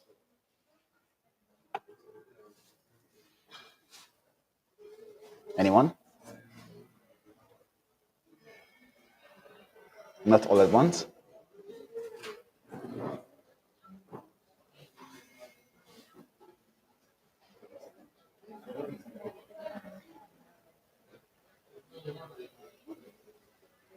The delete request actually deletes. So when you want your browser to delete something, and you were stuffing your mouth with food, then you want, oh, that this picture doesn't look nice. So you took a picture and like, oh yeah, I don't like the way I'm smiling here, and you want to delete that. Your browser or your app usually send a delete request to the server, and then that data will be deleted.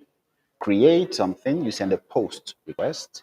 To get something, you send a get request, and then the put and the patch. The patch request might sound more intuitive. If you guess that it is how you edit something, you're right. That's how you edit something that you had put before. Okay, that's how you edit something that you had created before. And the put is also a way to edit. But usually, as engineers, when we say put, we're trying to say, I want to replace. Okay, so let's imagine that I submitted some details about myself. Okay, and I want to replace all the details about myself, I'll send a put request. If I want to edit just my username but leave my password and other things, I'll send a patch request. I'm patching my data. I'm not putting new data. Okay? But for now, we can ignore these. We'll come back to them later. Let's focus on get and post. Get, how you get information. It is what your browser will send by default every single time you go to a website. Like the browser says, hey, give me the web page, give me your landing page, or give me whatever, or give me the list of friends that user X56 has, or give me all the messages, or give me whatever. Okay, that's going to be a get request. Now, a post request is, hey, save this data. Okay, I hope it's super clear. Now, when we say that something has a a get request, or a browser sends a get request, what is your browser actually doing? Remember, the 5th of December. No. Remember, we talked about when you, everything that you get from the server, everything on your, it's a file. You go to you call google.com, it's going to give you a file, a HTML file. So what does the browser send? The browser, if you said a file, you're right. What the browser actually sends to the server, it's a file. It's like when you actually type google.com, your browser is going to send a file, and this file, it can be it's usually a http file. So we can say this is a request.http. And if you take a look at my VS Code here, I have some icons. You can see that it's put like this nice, beautiful web, this globe. Okay.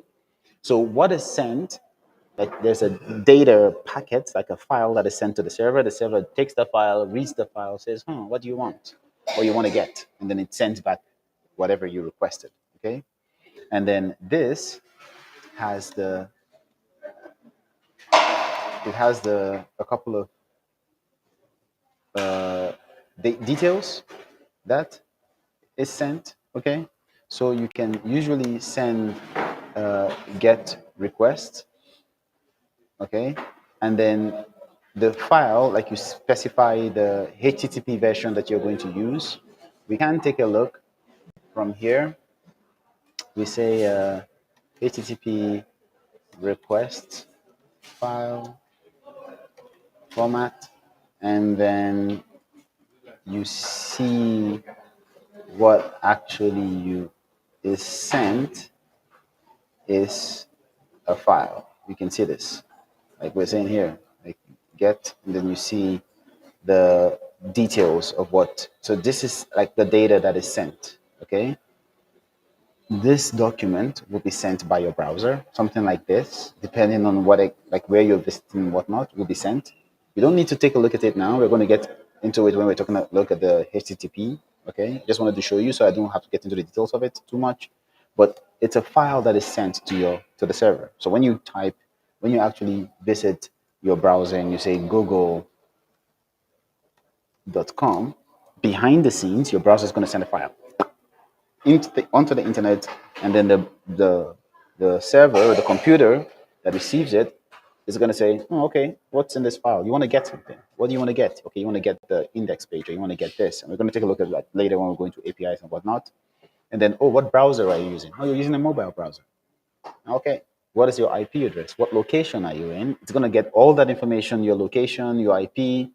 Do you have any data saved? Are there cookies that are there?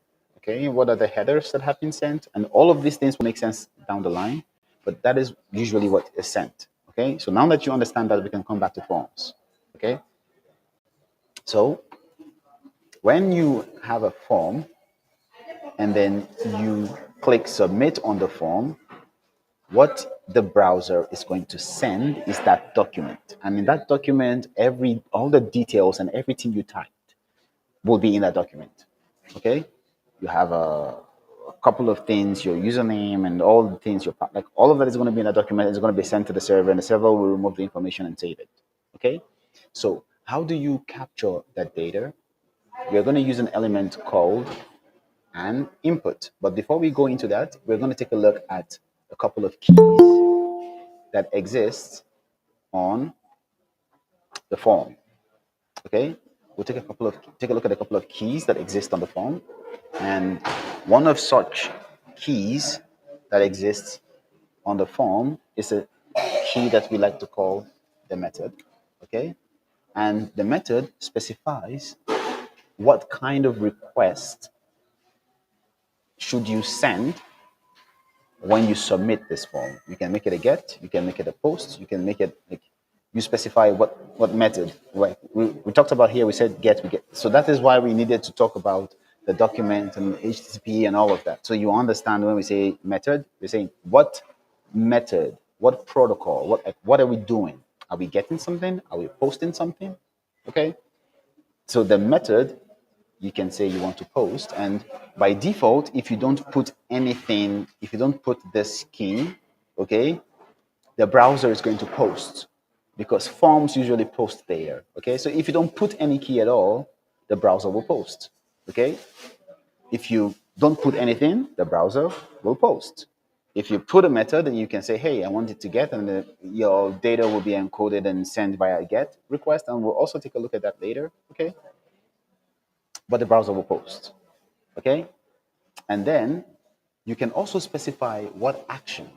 Okay, like what action, and the action is basically saying what address, where should I send this data to? Okay, what URL, or where am I posting this data to? Now, we're going to introduce a new concept. And earlier on, we talked about anchors or links. We said that you had the absolute path, and we said we had the relative path. So, what is the absolute path? What is the relative path? So, I have a website, and it's https google.com. This is an absolute path. Okay, it's the full URL. Now on Google, okay, on Facebook, for instance, I can say maybe I have facebook.com/friends, okay? Facebook.com/friends is different from facebook.com, okay? This is my absolute path, okay? If I were already on Facebook and I said /friends, Facebook, if I sent this on Facebook, Facebook would take me to, because I am on Facebook, facebook.com/friends, okay? Because I am on Facebook, it will take me to facebook.com/friends, okay? So the /friends is relative. It's relative because it is relative to the page you're on. If you're on Google and you clicked or you visit, you have a link, a href that says /friends, okay? If you're on Google, what this, where this will be sent, it will be sent to google.com/friends.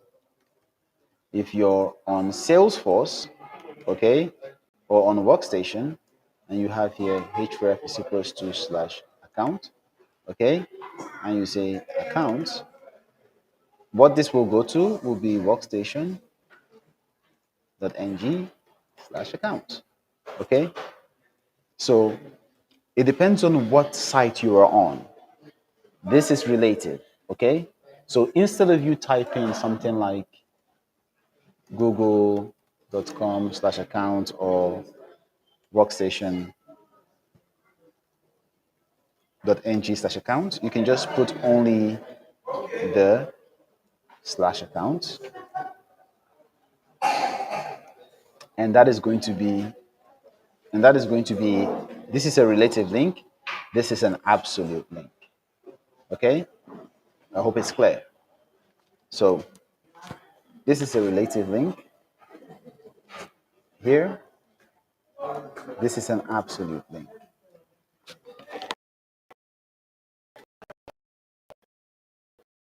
This is,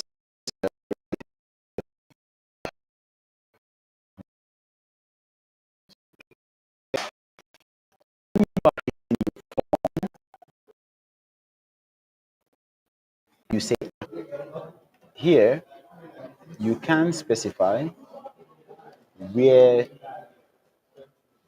to send data, okay. So if we did this, what we're effectively saying when we submit this form, okay, is where do we send data? When we submit this form, what we're saying is where do we send data? So where to send data? Now, we're going to talk about addresses and URLs later on. Like when you visit the web page, what is actually going on? Like when we enter into the world of Python and we take a look at the web heaven framework and whatnot, we're going to take a look at where do we actually, like, how do you define all this endpoint and what means what and how all that works. Okay. So when you say form action, you're saying where to send the data. I hope that is clear and we can move on. Okay. Now, the form attributes are method and action. There are two of them, method and action. Someone asked a question earlier, how do you know? Form has two attributes, okay? Method that specifies what method you want to use, post, get, put, delete, and action that specifies where you're going to send that data to, okay? Then how do you capture data inside the form? Well, what we're going to do is we're going to use something called an input element. An input element, okay? An input element. Now, just doing this alone and come in here, and then the name of this, we called it forms, okay?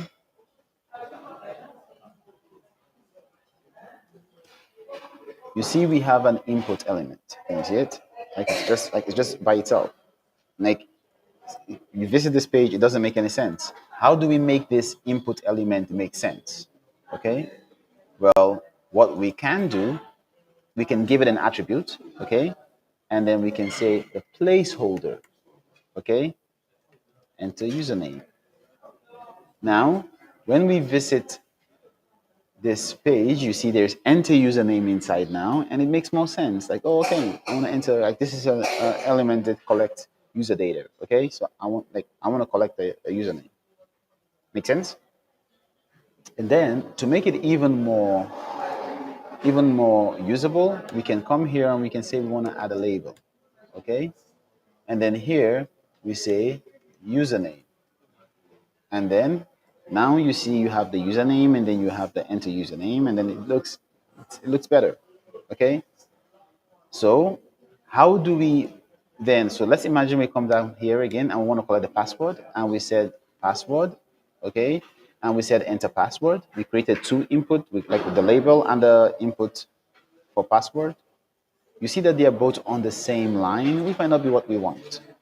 Who can remember how do we go ahead doing this? What are we going to use?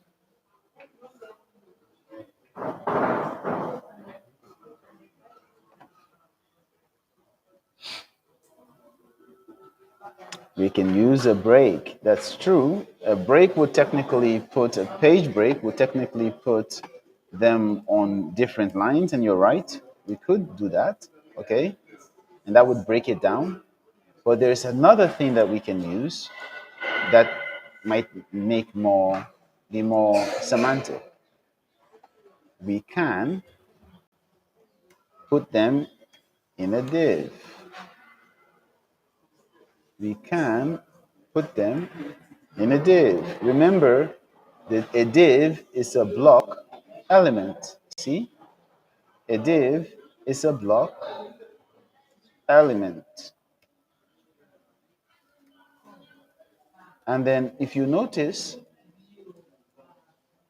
one of the things that we did here we said type is password, and here we didn't put a type.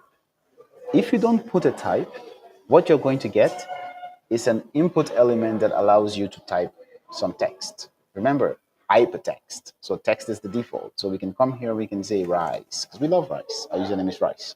Okay? Now, for the input type of password, if we type something, it would not show because we said the type is a password. And when you specify that your input type is a password, it hides what you type. It hides what you type. Now let me show you guys a neat trick. Let's come all the way to Facebook, and then let's type the details here, and then let's type the password here. Okay? Now there is two ways you can go about it. You can click here and see what was typed, but there are some websites that you can go to. Let's take a look at some of these websites. Let's say Yahoo, not Yahoo. Let's imagine we were going to, yes, let's use workstation.ng. Okay, and let's say you want to log in or you want to register, and then someone says this, and then they type the password. Okay, you can click here to view the password, or you can right click, inspect, and then if you change the type from password here to text, the password will show. So that is why it says don't use your password on a public computer, because you might think that because you have your password showing up as like this, no one can copy it. That's not true. The minute someone right clicks and does inspect and changes it to text, they will see your password. So don't use your password, put your password and save it on a public computer, because chances are whoever comes along next can just take a look at your password and go use it for whatever reason. Okay? So when you specify something as type password, it's hidden. When you say you don't put a type, it's text. So you can put the type as text, you can leave it out and it will give you text, or you can put the type as password. Okay? Another type that you can use is you can use a type called email. So you can say the type is email, and it's going to expect an email when you type in so that it knows that what you're looking for here is an email. Okay? So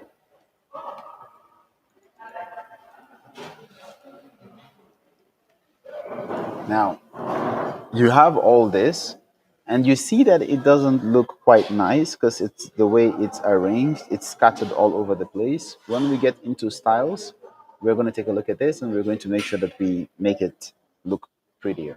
Okay? So that is how you have a form. But there is something missing from this form, and that is the way for you to submit the form. And there are multiple ways to go about it. You can come here and you can say you want to submit this form, and then you say submit, and we introduced a new element and we called it a button.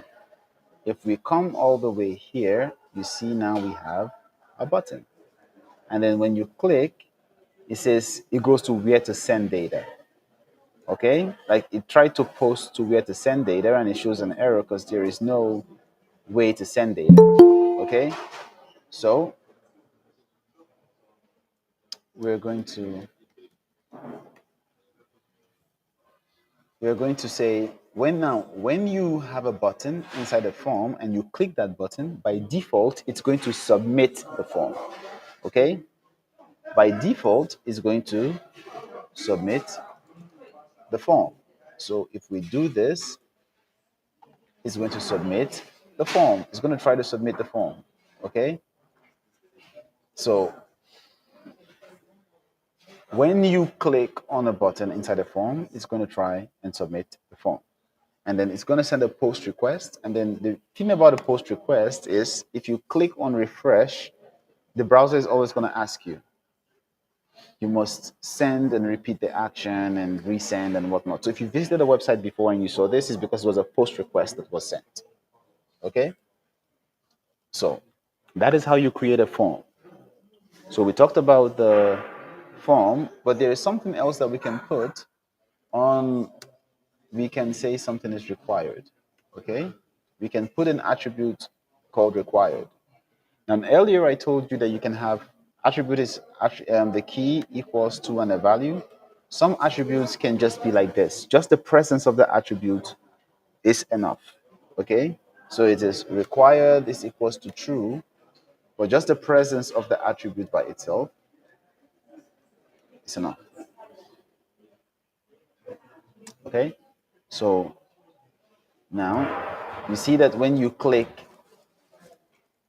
submit, it refuses to go because we said password was required. Is it clear? When you click submit, it's refusing. It's highlighting that this is required. Like it's going into that field and saying it is required because we marked it as required.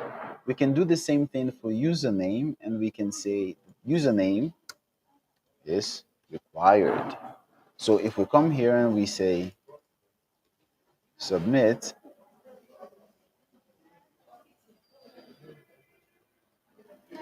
and we deleted the username from here, it now takes you that username, like it takes you to the one that is empty. And then if you fill it out and then you click, it takes you to the one that is empty that you have to fill that out as well. Does it make sense? Do we understand?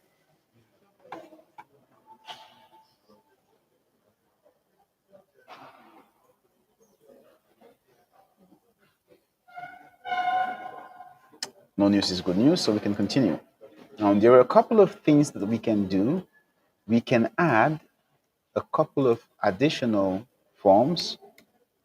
So we can say, for instance, that we want a div. We can say we want the label, and then this should be the date of birth. And then we're going to add an input, and we're going to say the type of this input is date. Okay. Now, when we come here, you see what you get here is a date. Quite simple, straightforward. Like we just said that the input type is a date, and then if you gave someone this form now, they should be able to click, select the year, month, okay, and they should be able to select date. Okay? And then there are other ones as well where you can select a number. So we can select like a number and we can say something like the height in centimeter, and then we can put here number, and then here we can say enter height, and then you see it's a number. You can, like, it gives you the ability to, it's a number. So I can't come here and type like I think Firefox allows this and some browsers don't. So when you specify a number, you can't type text. Let's see if Chrome is a better spot than Firefox. Yes, Chrome doesn't allow you type. So when I'm typing S. It doesn't allow me, like, you cannot enter a text in Chrome, but Firefox is well, Firefox is Firefox, so you can enter text, but Chrome will not allow you enter text if you say the type number. Okay, so we have taken a look at the form type. Okay, now you have a hands-on exercise that is 10 minutes long. Okay, in this exercise, you're going to create a form. You're going to create a form, and in that form, you're going to put your. I want you to put a username, like the form that you have on screen. I want you to create it. Okay, like this form that is on screen. I want you to create this form that is on the screen. Your time starts now, and if you have any questions, ask it in the chat. I'll answer for 5 minutes. Create your form exactly as I have it on the screen and share it in the chat.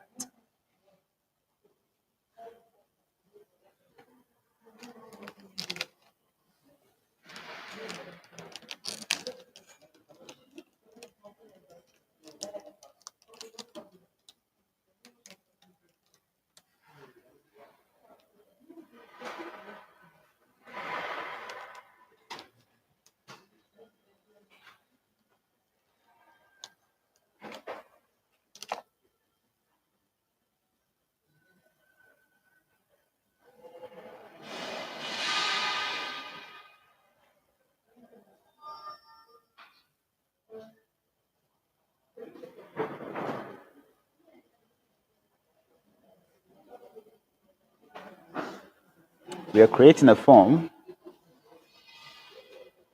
This is all going to become super important later.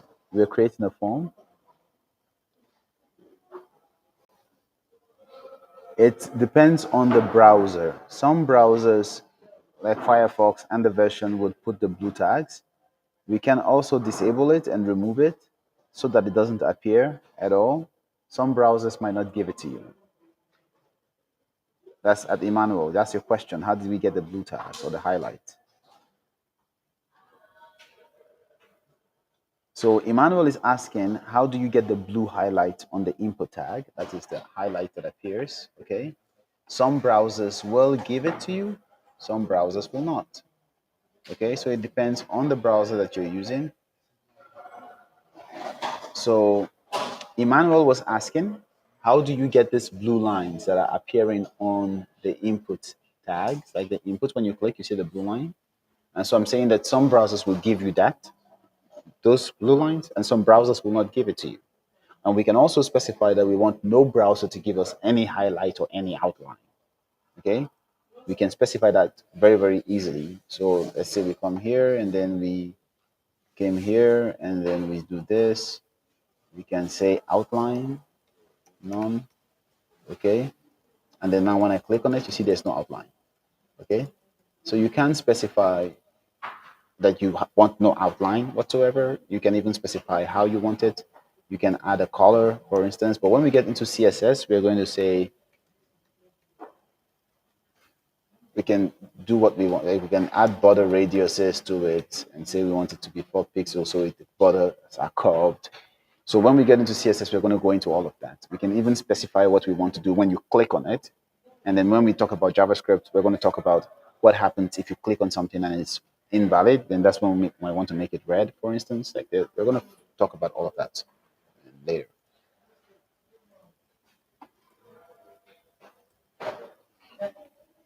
But for now, Mevius, what we're doing is we're creating a form. So the question or the assignment is create this form that you see on the screen right now.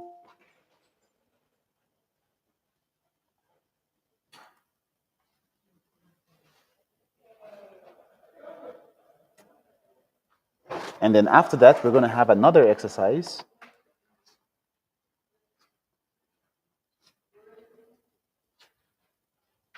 Okay, so because we breezed through the form and the inputs, this exercise is a 10-minute exercise, so you have 5 more minutes to go, or 6 more minutes to go. We were supposed to have two 5 minute exercises, and then we just breezed through the tutorial. So you have 10 minutes to create this form. And remember, you're using an input. If you have a question, the type of the input is what determines what.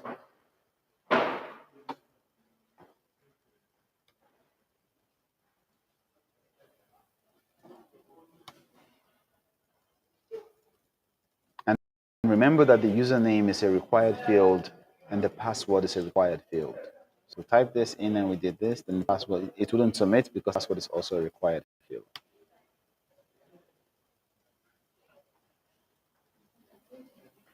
After this, we're going to talk about checkboxes, radio buttons, and we're going to also take a look at drop downs. And then we're going to create a form, or we're going to add to the form that we have created radio boxes, check boxes, and drop downs.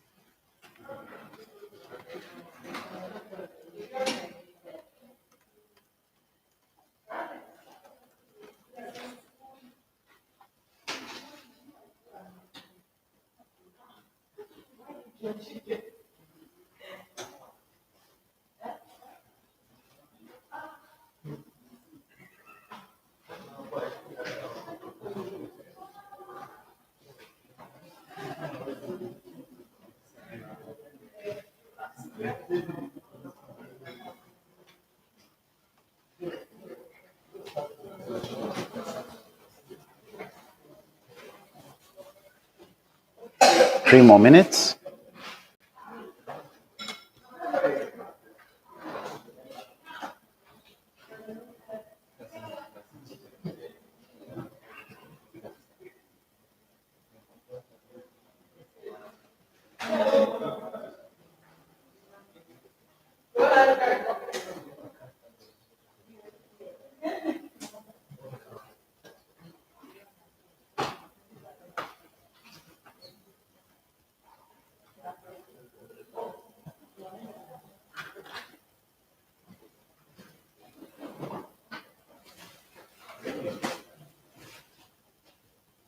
Two more minutes.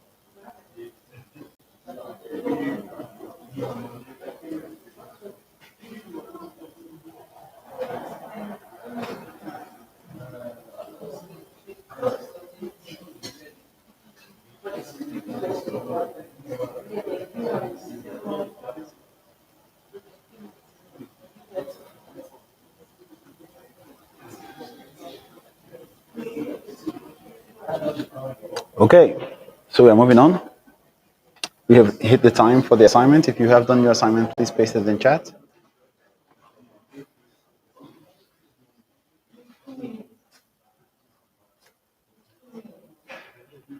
So now we're going to take a look at something called the reset button. We already took a look at the submit button. We're going to take a look at the reset button.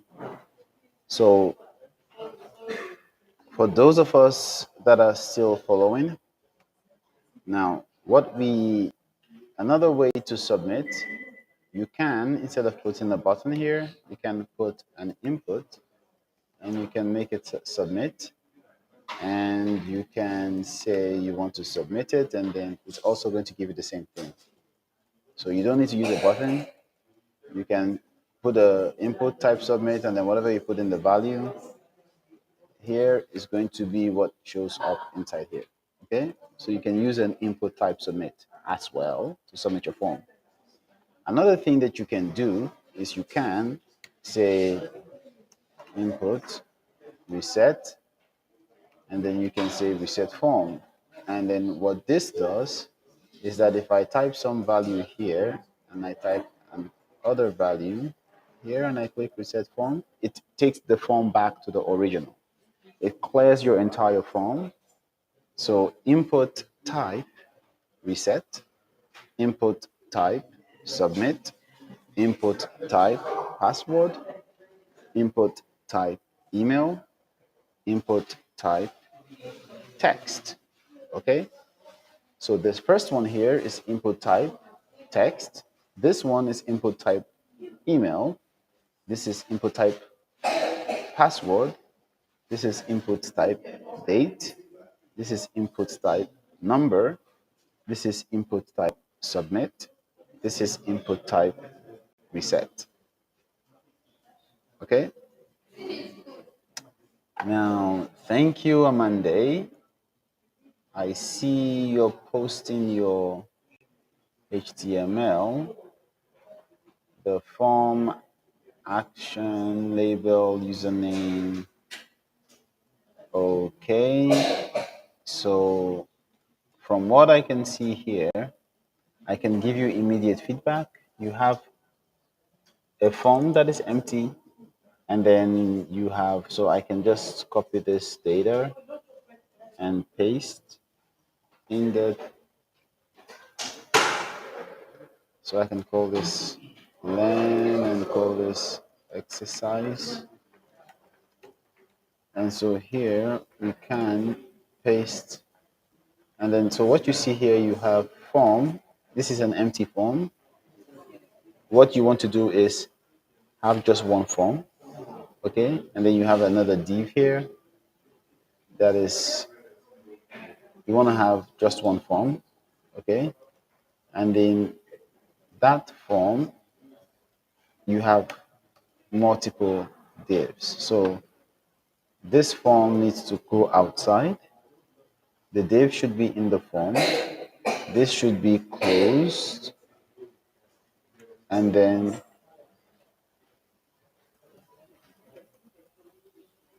here you have another div. And then we delete this form as well. We remove this closing tag from this form. We close the form here, and then we close the body, and then we do the HTML. Okay? So this is what you actually want to do. You want to have the form wrapping your entire div. Okay?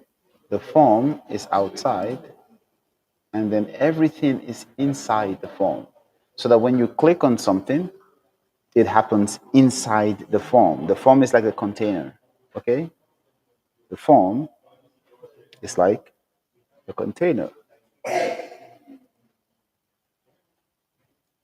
Okay?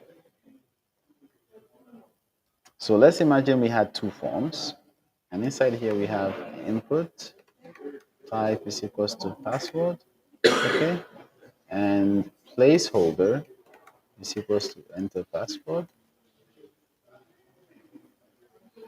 and then we have another form here, and then we say input, and then we opened this as exercise. You would notice that the form is a block. Like it is putting it on two different. So everything you're doing should be inside your form. Okay? The form is a container, just like your div is a container. Okay. Thank you for the exercise. We can move on. So the reset button resets everything inside your form, and the submit button submits the form. We talked about the attributes of the form being the action, and we said the second attribute. Who can remember the second attribute for a form? We said action, and there was a second attribute. The hint, it starts with an M.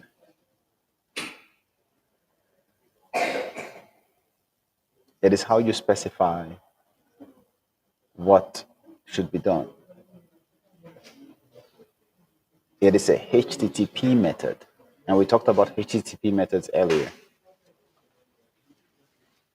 It's called method, okay? And then we said by, you have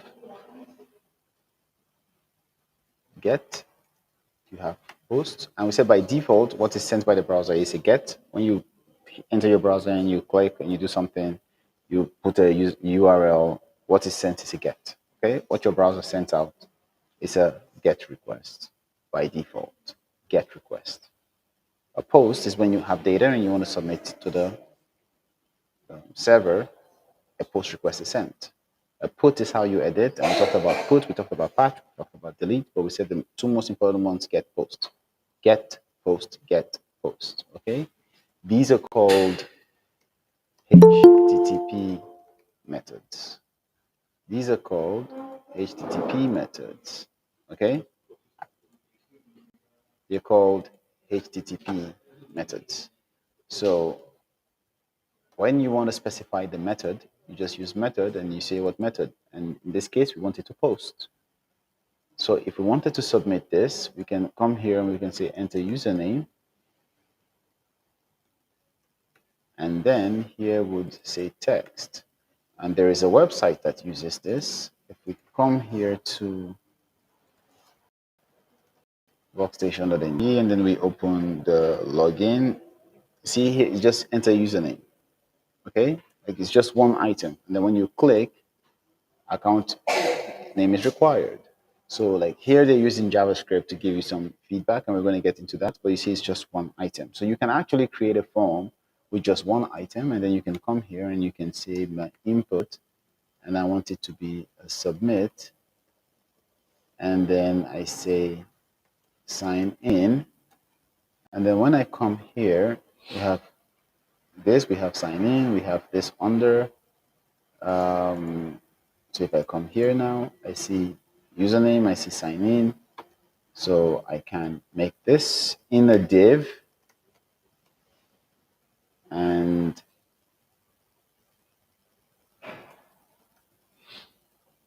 you have that all the way here. Okay. And then I can put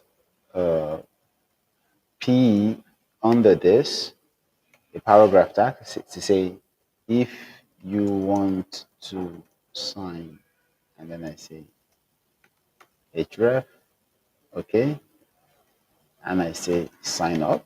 And inside here, I can put a relative tag that says beans.html, for instance. And I say if you want to sign up, cannot get beans.html. Okay, so we can specify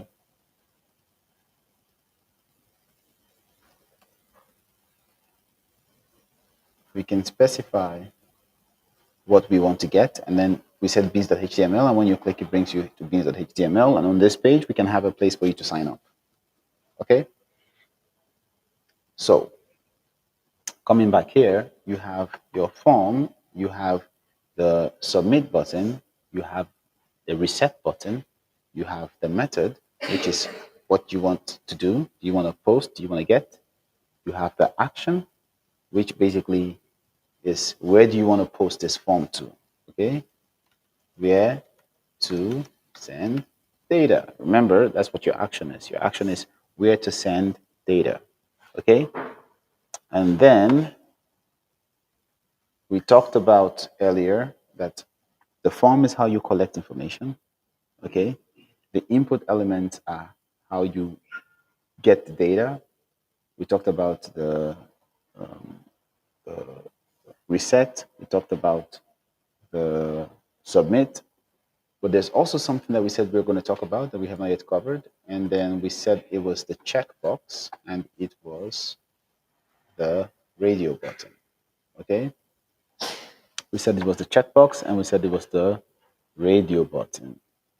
Now, for the checkbox, the radio button, and we also mentioned that we're going to put a drop down as well.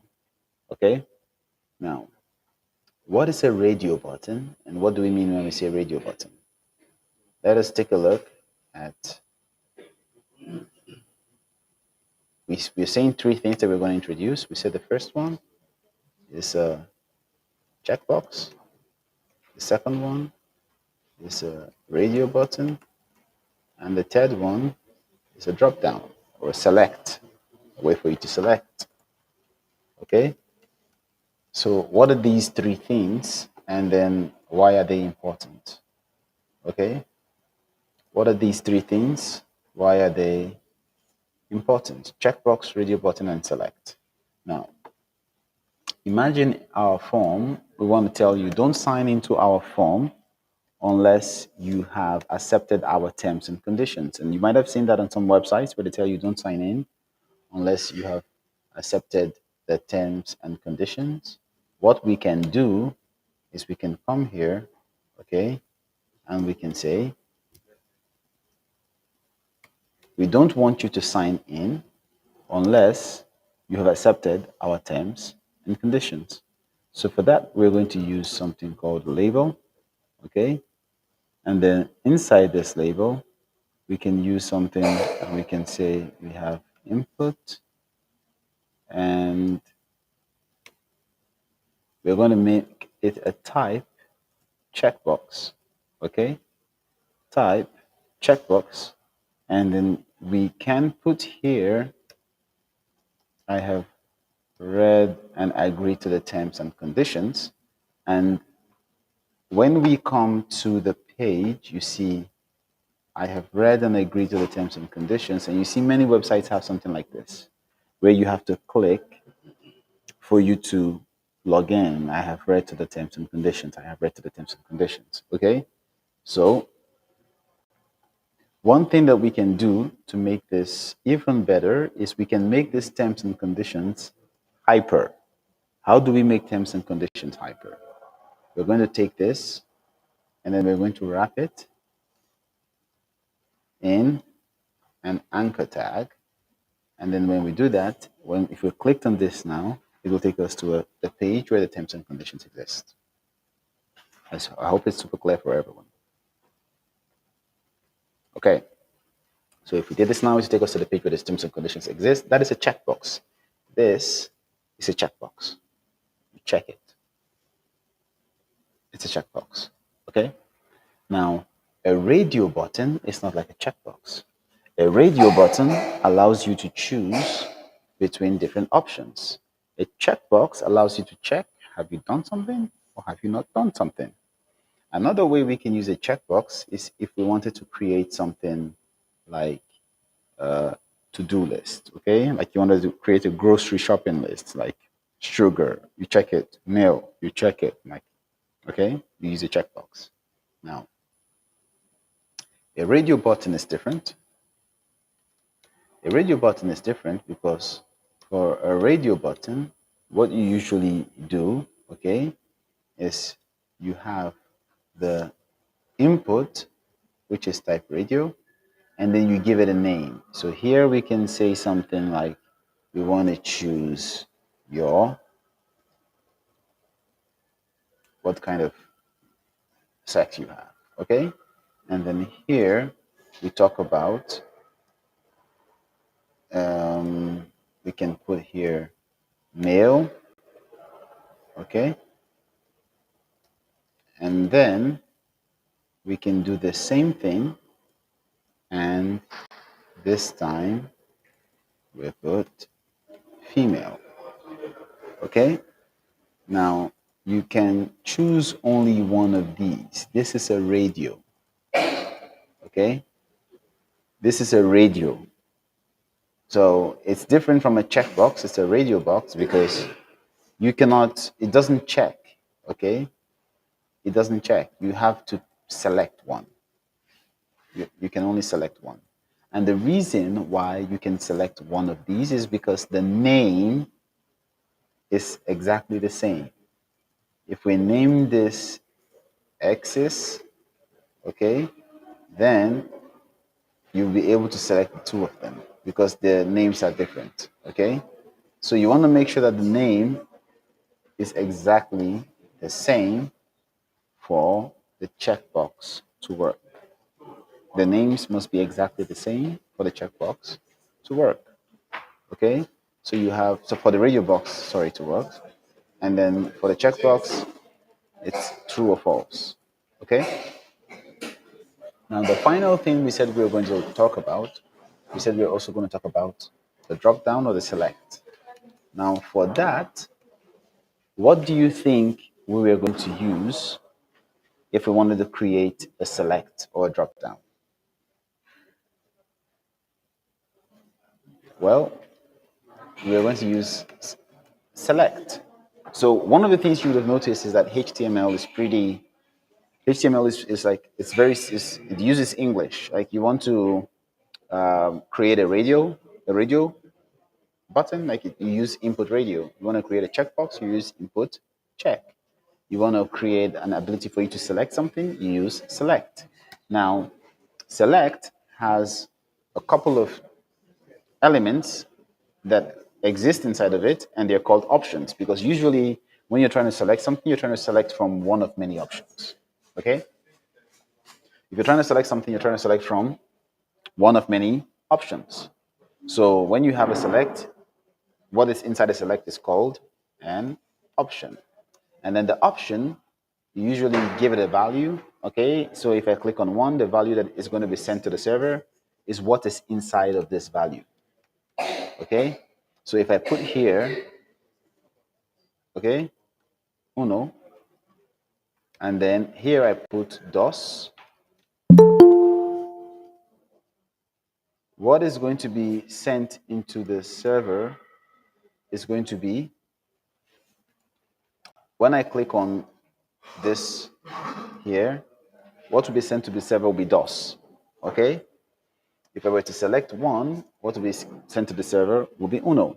And if I had two, if I had three, four, five, six, seven, and in that order, then you have tres, cuatro, uno, dos, tres, cuatro, cinco, seis, siete, or is it, and so forth. Okay, my Spanish is not coming to the forefront, but and so on and so forth. Okay, so you'd have all of that in that order if we continued. And you, of course, you can change it to one, two, three, which is the number, and that's what will be sent. But this is how you create a select. Okay, this is how you create a select, and you can go on. You can say state. So if you've gone to a website and you've seen country, and when you select a country, then you see state. What they're using behind the scenes, they're using the select, but they're doing something fancy in that they might be getting the value of this option with JavaScript. They might be using JavaScript to make sure, or using like a back end language to populate all the countries so you can select one of them. And we're going to take a look at both options. How do you use JavaScript to do something like this? And how do you use a backend language to do the same thing? And the choice is going to be up to you at the end of the day. Which of them are you most conversant with? Now, in the advent of JavaScript to rule all things, you have things like React, you have Vue.js, you have all these beautiful technologies that you can use to do something like this that is advanced outside the scope of this whole session. We might get to it if we have time, but for now, this is how you create a select. You might have to type it manually and populate for the simple, like you want to select from 4 or 5 items, it's fine to type it manually. But the minute you get into selecting 50, 60, 100 plus items, then you want to instrument that with some code. Okay? Code makes our lives easier. So this is a drop down. You select, you open the tag with a select, you close it with a select, and then you have the options inside of it. So your assignment is not going to be anything fancy, it's not going to be big. Okay? Your assignment is going to, I want you to create a drop down or a select for 5 countries. Okay? Create a select like this. Okay? Create a select for 5 countries. The countries can be any of the countries you want. So create a select. We have that form that we had earlier. If you want, you can go ahead and try to create the checkbox. But the first assignment is to create a select. You have 3 minutes to do this.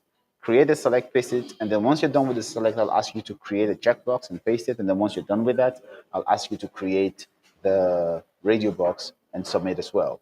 3 minutes for each of these, bringing it to a total of 10 minutes. Your timer starts now. Ask a question if you have it. Like you can just ask a question real quick. That's fine.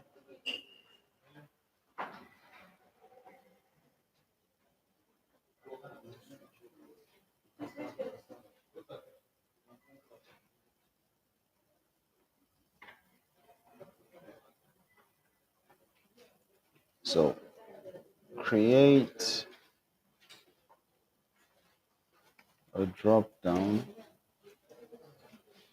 or select element with 5 countries. I've typed the question in the chat.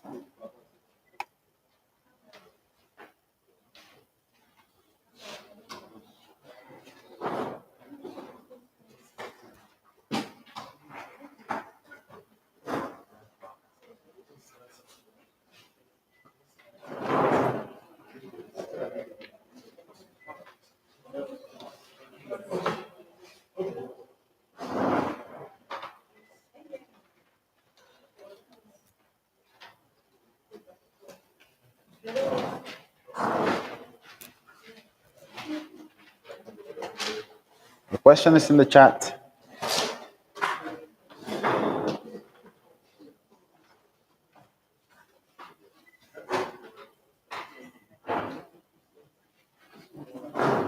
I see that power is a problem for some of us in the class. If you can plug your device in.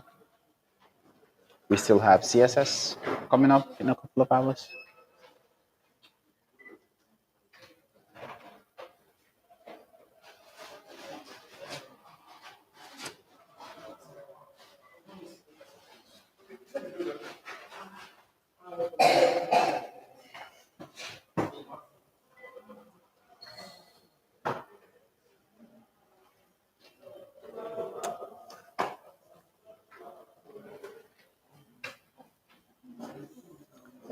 Something else that I can do, I can copy my select, paste it here, and then ask you to copy that, and then change the 1 and 2 to countries, and change the value from uno dos to countries as well. Okay? So I pasted select in the chat, add one more country, add one more option, and then change 1 to and whatever option you add to countries, and then send back, and that would be the assignment.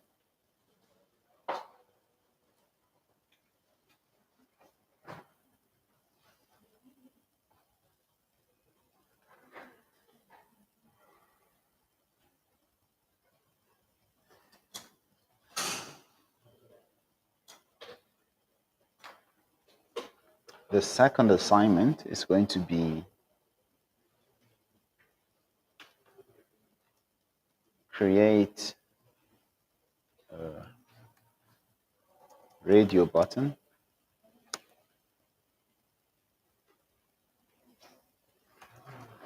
to allow for users to select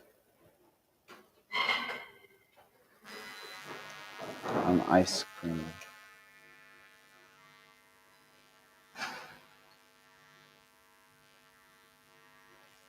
flavor.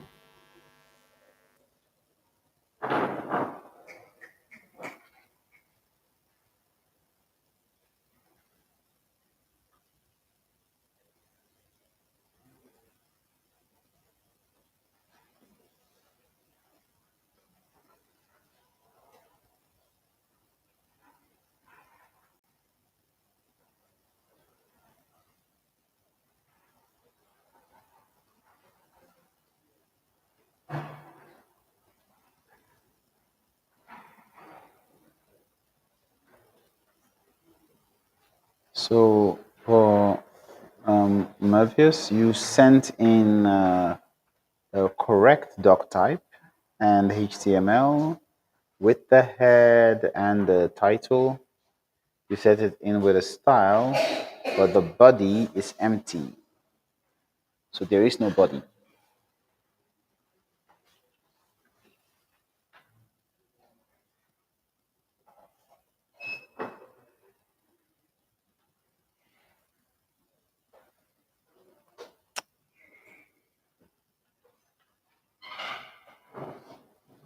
And then the last assignment would be create a checkbox.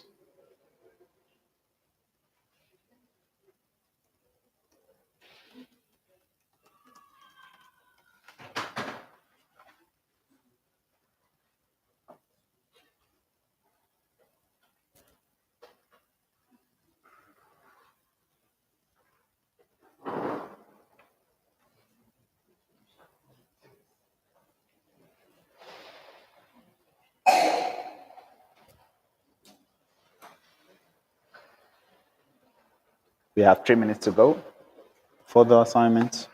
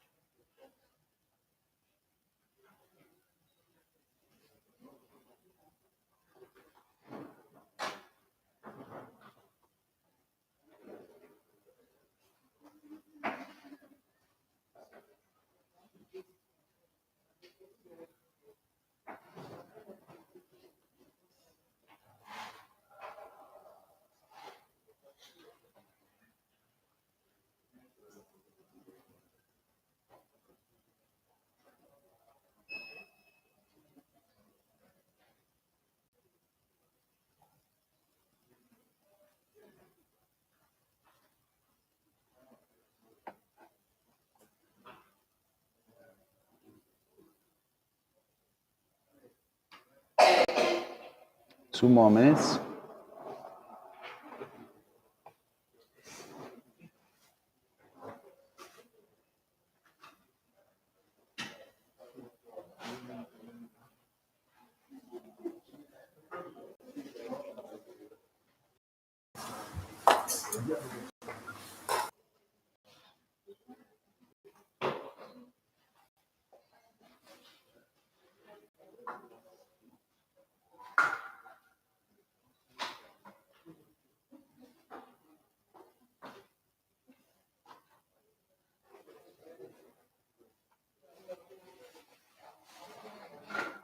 One more minute, not all at once.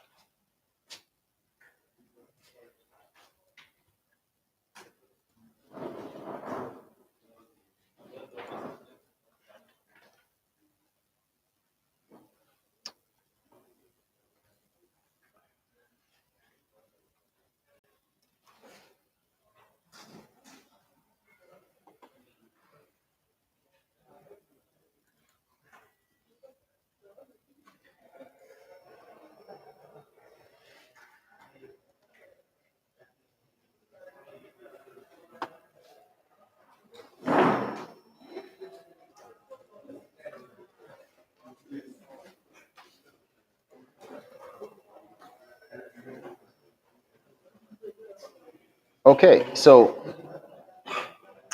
now I'm gonna open the floor for a couple of questions, and then if there are no questions, we can continue. So we have like a minute. If you have questions, please go ahead and paste.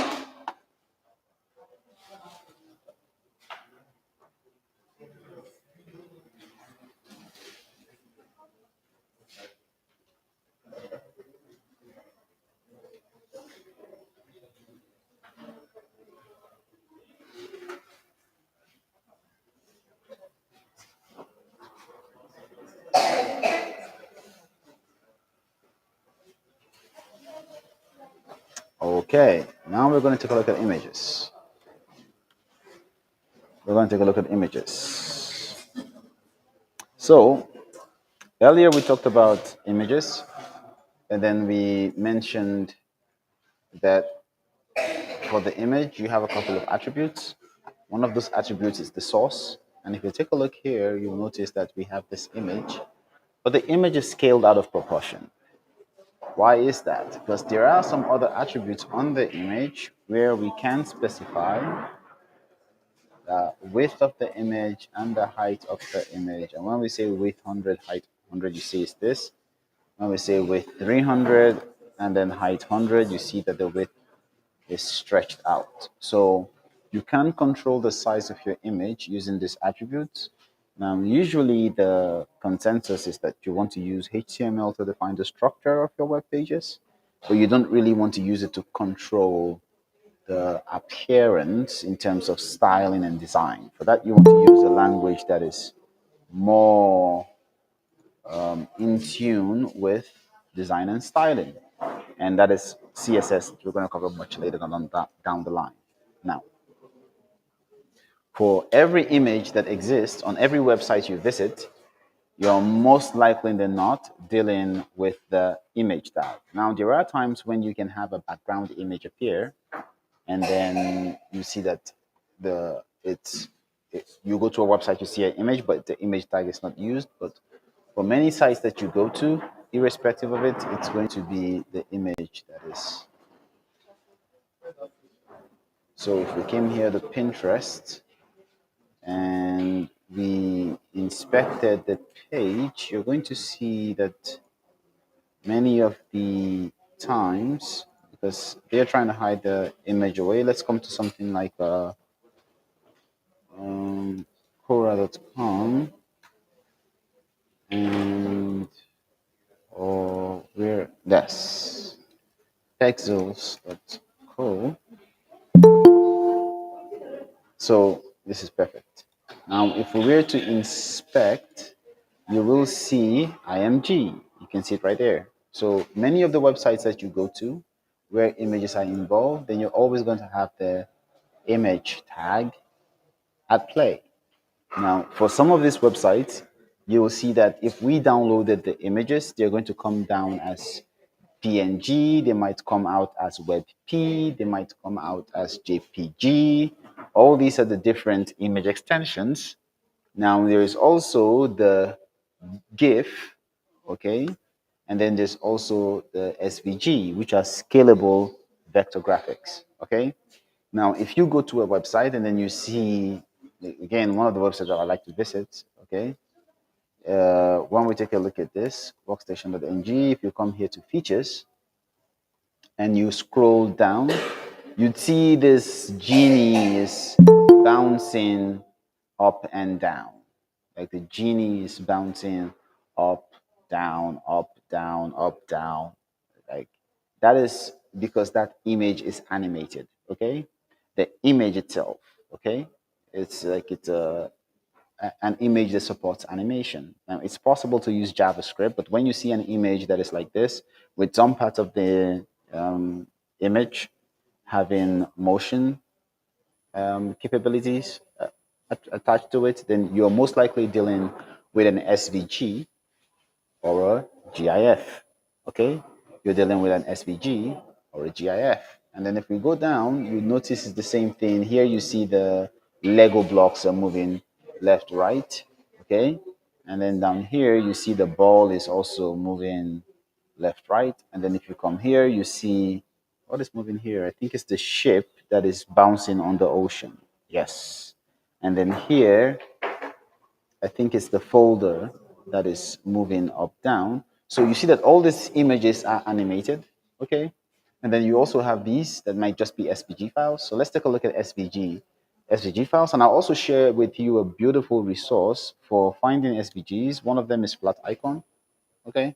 You can find lots of SVGs here to use if you're building your site. And then another one of them is going to be Story Set if you're looking for SVGs that are so this like these are places where you can get some nice SVGs. Okay, so we're going to take a look at GIFs. Okay, now GIF. If we take a look here, you see that most of them are they have some sort of animation to it. Like you can see, this is Homer Simpson jumping like this is a GIF, okay? So GIFs have some movement to it. And then if we come here to GIF and then we say the the meaning of it is the graphic interchange format, and then if we said the GIF versus scalable vector graphics or SVGs, okay? You see, SVG remains crisp and clear at any resolution or size, but the GIFs not so. That is because of the underlying technology. Okay, so the reason why it's called scalable vector graphics is that the size is not impacted when you zoom out. Now, usually, if you visit some websites and then you take a look at the pictures, if you have a picture that's a small size and you try to make the size of the picture bigger, what happens is that you start losing quality. Okay, you start losing the quality of the image as you scale out.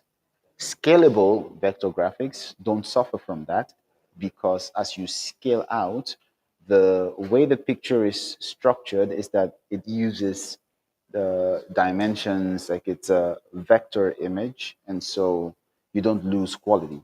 It's a lossless format. Okay, so you don't lose data. You don't lose like you can scale, okay? Because you have the dimensions and then it's just re-rendered. It's much more complex than the scope of this. I'm just focusing on the images. So when you are building your website, okay, and you want to use an image and you want that image to be able to scale infinitely, and it's like an artsy image, you most likely want to favor SVGs over GIFs, okay? You want to favor SVGs over GIFs. And again, if you want to find SVGs, there are a couple of nice places you can find them. I showed some already. And the important thing to note is that there are numerous ways that you can embed SVGs into your page, because the SVG also has a markup syntax. Let's open a sample SVG so we can take a look. Okay. And if we come to the Beatrice schools and open an SVG, we should be able to, yes. So you can see here that if you take a look, you see the SVG here has a weight of 300, a height of 170, and then you see the rectangle. So it's like it's describing the graphic.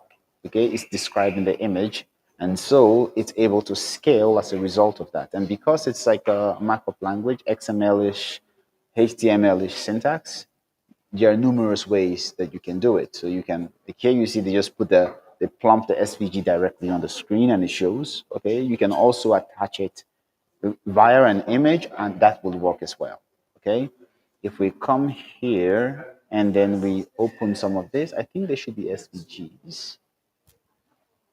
Yes, you see that this is an SVG file. So they're using an image tag here, and then it's the source is still an SVG file. Okay. Now, when we get into the browser proper, we're going to take a look, and when we go into JavaScript, we're going to take a look at the browser and some of the capabilities that you get from your web browser. The web browser is a very, very powerful tool. It has a JavaScript engine that is intense, super powerful, and one of the things that the technologies we'll be talking about, which will be Node.js, when we get into that section, we'll be taking a look at it, and you'd see how you hear Chrome V8, the Chrome V8 engine, which is a JavaScript engine. So like the browser has like very capable execution JavaScript. So it's a powerful, wonderful utility, and you can leverage it to fine tune profile websites and build amazing applications. It's a very powerful platform, very powerful interface for building applications. So we're going to explore the browser in detail in later classes. So when you see me say right click, inspect, and then you see we are taking a look at the page. Right now we're just looking at the inspector. Eventually, we're going to go into the console, which is where we start talking about JavaScript, the debugger. We'll take a look at the network. We'll take a look at the style editor, performance, memory, storage, accessibility, application, and whatnot when we start going to the backend side of things and also exploring JavaScript. For now, we're just going to stay in the HTML land and work with the inspector, and we're going to use it to inspect elements, and then we're also going to use it to take a look at the source for web pages so we can get a sneak peek behind the visuals that you see on a page. Okay, so moving forward, let's close all this excess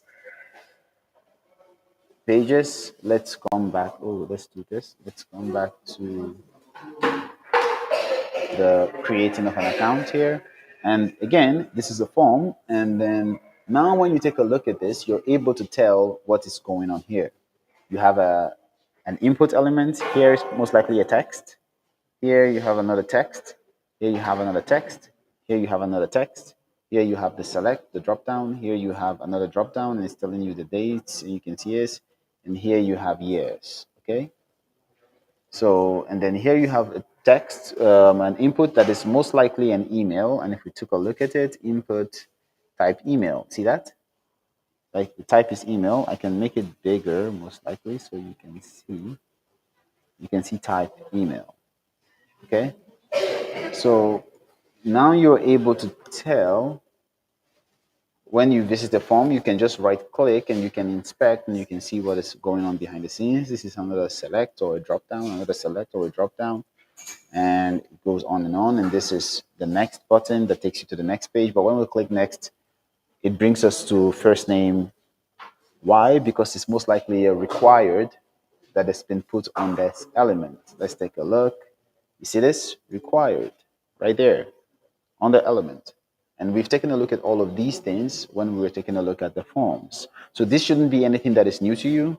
So when you visit websites, I encourage you to right click on the website, take a look at what they're doing, take a look at how it's structured, use that to inform yourself. And also like it's if you've been following, it should be straightforward to build something like this. And when we start taking a look at style sheets, then we would also be able to style it like this and then put a button for you to click next. And then when we go into JavaScript on the back end, base, particularly when we also start taking a look at SQL, we should be able to do that as well. Okay, so coming back to the reason for this, we talked about the image tag and how you could use the width. And we went into a conversation around scalable vector graphics. We talked about GIFs, how these are animated images. Okay, they have some animation to them. The structure, like they have animation to them without needing CSS, because you can also animate with CSS. Okay, and you can specify the width of an image with the width attribute. You can do the same thing for the height to how you want your image to be sized. But then again, we talked about how you want to make sure that you're using CSS as opposed to using the image themselves. So we've taken a look at the image format, some other image formats that exist outside of PNG. We also already mentioned this. We talked about JPGs, PNGs, WebP. All these are different formats. If you visit pexels.com and you just browse across images, you should see all these formats in the wild. You can also take a look at the differences between these formats. If you just did a quick Google search, you should see. Like if we came here and we said google.com and you say WebP versus JPG versus PNG, you should see some information that tells you why you should use WebP, when you should use PNG, and whatnot. Okay, so now one of the things that we also mentioned earlier, we talked about the alt. Okay, we talked about the alt and how it is descriptive and it can be used by screen readers. Okay, and if you take a look here, you see here it says this attribute defines alternative text description of the image. So it's saying like the alternative text description of the image. And earlier you had me mention that this is used by screen readers. Okay. Some browsers might not display the image. The alternative text is used when that happens so that it gives some feedback on what exactly is going on. Now, if you take a look here, you also see that omitting this attribute altogether indicates that the image is a key part of the content, and no textual equivalent is available. Okay, so remember we talked about ranking, we talked about a couple of things, how usable your website is, how friendly it is. Okay, the accessibility. And accessibility is a huge component or a huge component of modern websites. You want to make sure your website is accessible to all manner of users because, believe it or not, it's not only human beings that visit your website. We talked about robots that might visit your website, some bots that might visit your website. So you want to make sure that your website is accessible, and then having alternative text is one of those ways that you go about doing that.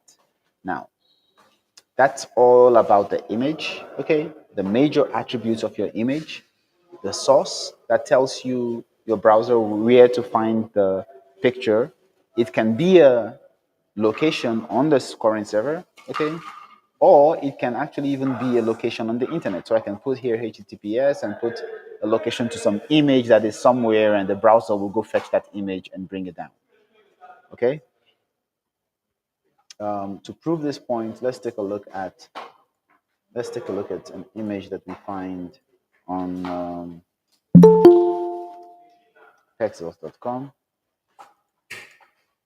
and let's see, copy image link. Okay, and then let's come here and let's paste that image link. Okay, and let's see what gives when we come to beans. And you see the image of the, let's remove this wheat. The image of that we have from pexels here is also showing up here. So the image can be an image that is on the internet. It doesn't have to be an image that sits on your computer, okay? And then the important part is for you to know is that when you take a look at the network, okay, and you refresh, you see that this shows you all the requests that were made, okay? HTML, CSS, images, like you can go across to see what is going on behind the scenes. Yes, so you can add the image. You can add the image, and it doesn't have to be an image on your server. It can be an image from another. It can be an image from another website or from another place as well. Okay, so moving on, we are going to now take a look at another um, thing that is quite powerful. Okay, we're going to take a look at the audio tag, and we're going to take a look at the video tag. Okay, so many of you already know something very popular called YouTube. And YouTube, you have you have YouTube here, and then for YouTube, you have the all these videos here, and then when you scroll over, like it plays, and you can click on a video and you can play it. But how do you add video capabilities to your website? Like, what exactly do you need to do to have? Maybe let's say you want to video on YouTube, for instance. What exactly needs to be done? Well, it's not that complicated. What you actually need to do first, you need to create your HTML page. Okay, we're going to go back to the beginning. At the beginning, we said, I love rice, and then we took a reference to beans. Okay, now we are going to add, we're going to cut this out. We're going to create the HTML page. Okay, and then we're going to put that in the in the P tag, in the paragraph tag. That's the first one we created. I love rice. And then somewhere here, we're going to create a div. Remember, a div is how we group items together. Okay. We're going to create a div. And then inside this div, we're going to add videos. We're going to add videos. How do we add videos? Well, we just use the video tag. And just like the image, the video is going to ask you for a source. And then if you give it a source, it's going to fetch that source. And then let's take a look at some sources on the internet. So let's say Big Bunny video, Mozilla. And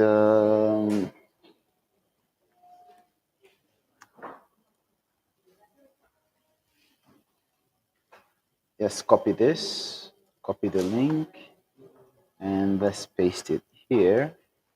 And let's take a look at this in the browser and see what it gives us. So we can close Maryland now, we can close this, we can close this. And we can replace YouTube with the, we can replace YouTube with the server that is running on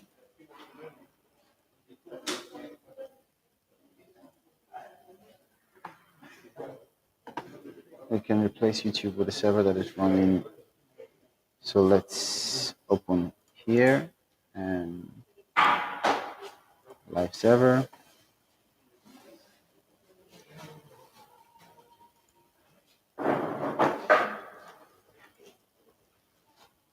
Okay.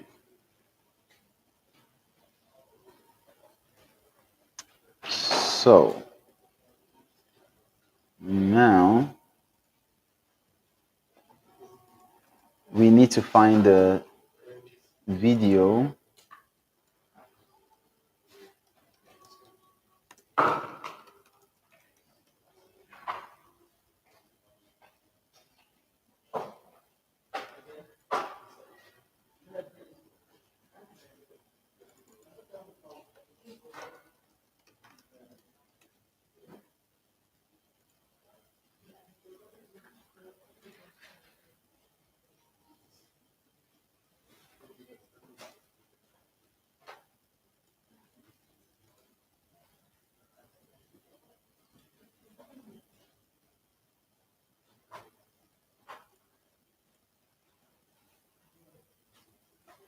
Okay, let's try this link now and see if this link works as opposed to the other one.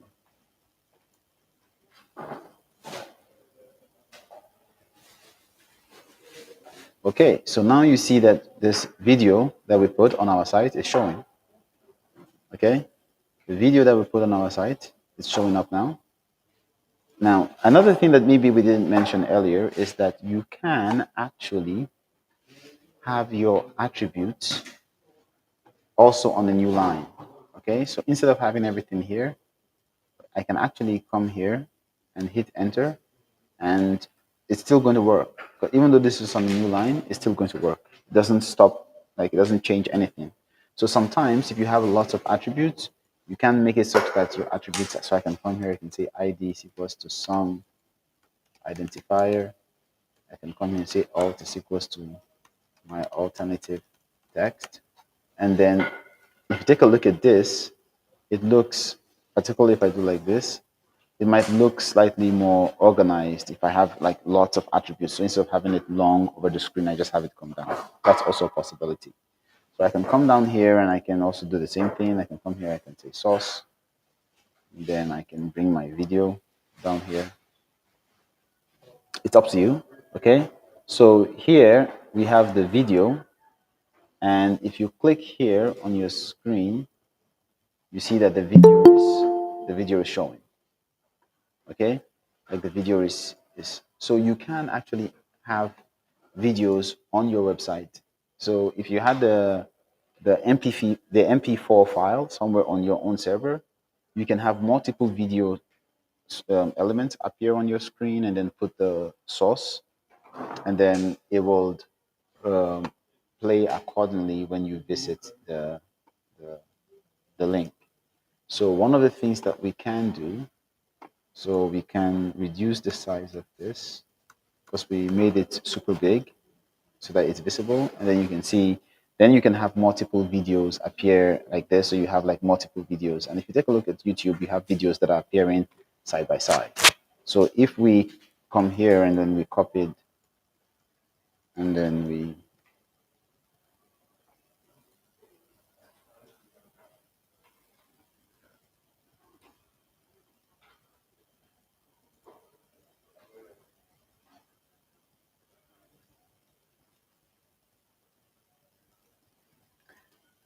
okay, so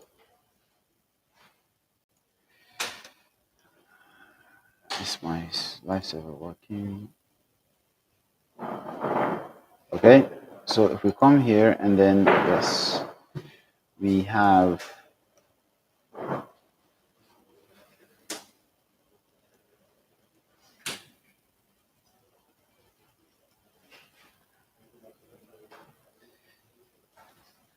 refreshing, yes, so now we have two videos showing. Okay, we have two videos. So one of the things that we can do, we can actually make this a span if we wanted, or we could also use an inline, uh, use a CSS to make it so now you see the videos are showing side by side. So we used an inline element as opposed to using a block element, because the block element takes the full width of the screen, but the inline element takes just what it needs. And so if we had multiple videos, we can just cut and paste, and for every time like a different video would appear next to, so then we can have like all the videos appearing side by side. And you can see that you have multiple videos. So you can actually build a simple website, and we've not even added any style, we've not done anything. You can build a simple website or a video website where you have multiple videos that people can come and watch. Then, of course, you have to add things like the search functionality that you want to add, and then you add the ability for people to sign in, the ability for people to upload videos. You add caching, you add tracking, you add likes, you add, and then you build your own YouTube. It's much more complicated, of course, but you get the idea.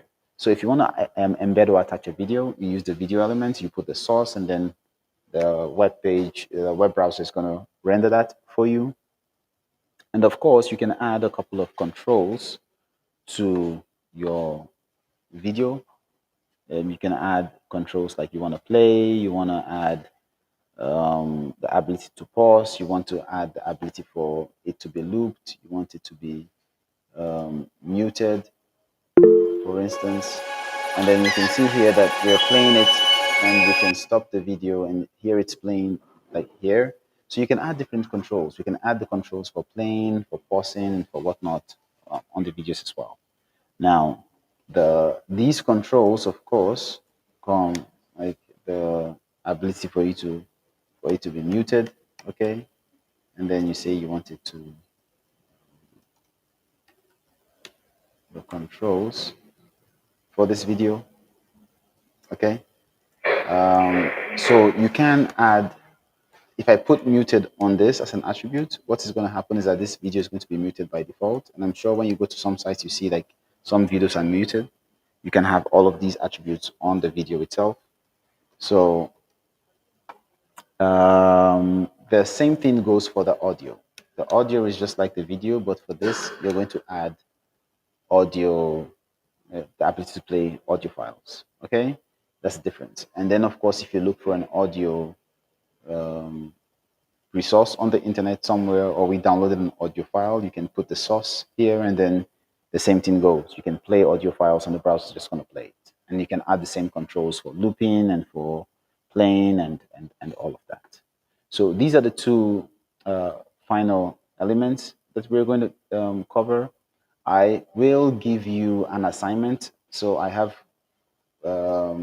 willfully kept the. So Design King is asking if GIFs can be created with codes instead of downloading them.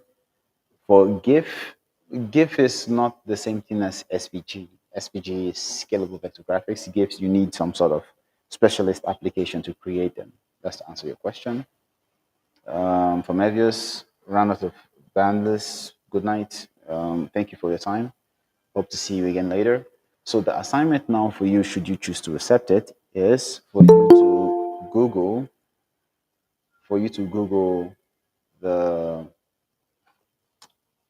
video controls and the audio controls, and give me the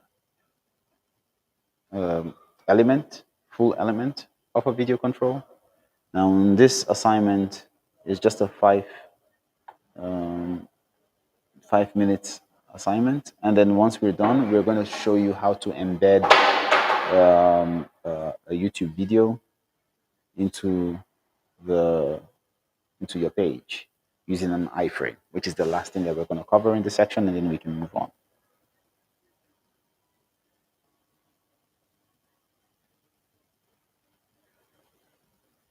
After this, we're going to jump into CSS, and then we'll come back to HTML after we've jumped into CSS by building the full, like we'll build a full HTML page. We'll take a look at how to create a couple of pages and add. That will be the final mail that we're going to put on our HTML journey. So after we talk about the iframe, we're going to jump into CSS real quickly and start talking about some attributes that we can add to HTML, like style and like class and the syntax for that. So the assignment is, let me type it in. Create a video element complete with the controls needed for it to be paused and played.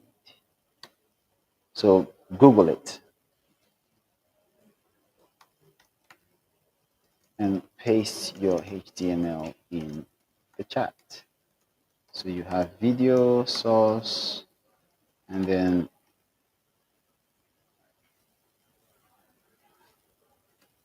like that. Okay, 5 minutes for the exercise.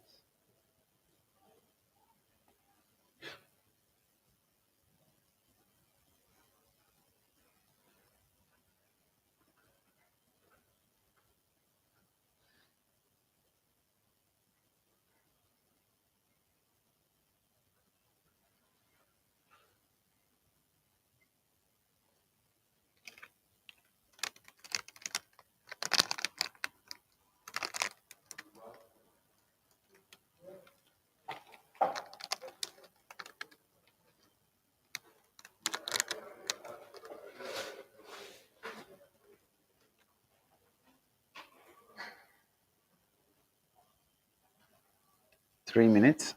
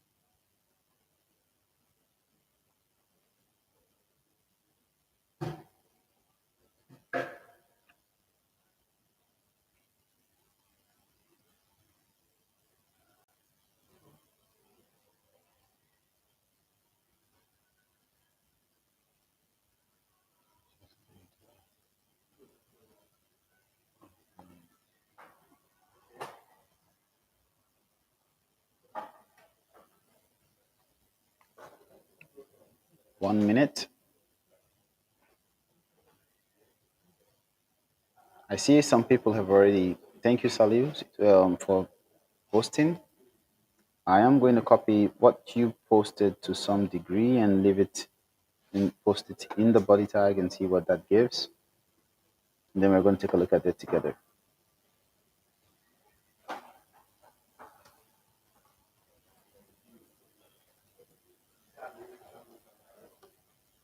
Now, this uses JavaScript, so we're going to move this out of here.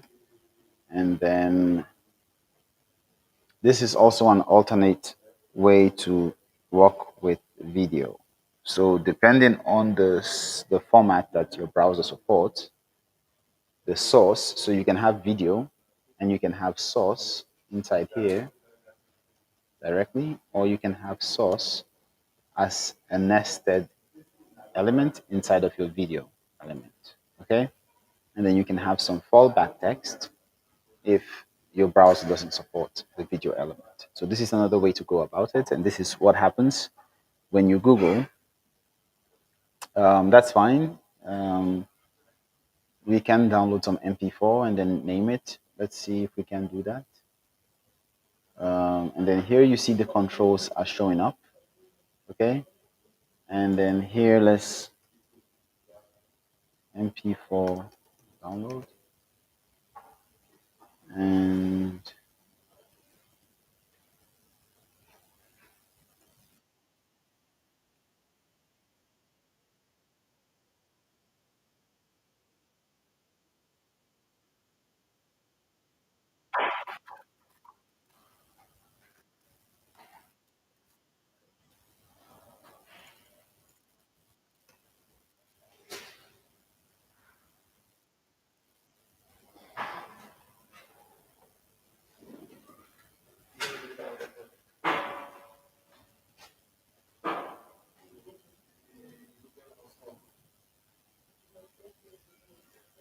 so we can copy this video link and then we can put it here and see what gives.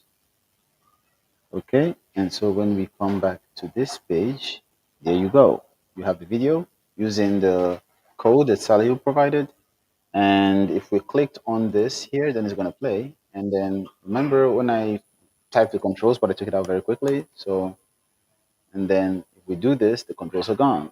And that is why I didn't want to put the controls so that we are able to do that assignment later on. So thank you, Salihu, for the beautiful example. We can see that just by putting the controls, you're able to have controls appear on your video, and you can pause, you can play. So just by putting controls as an attribute on your video, you're good to go. Okay, now we can move to the part which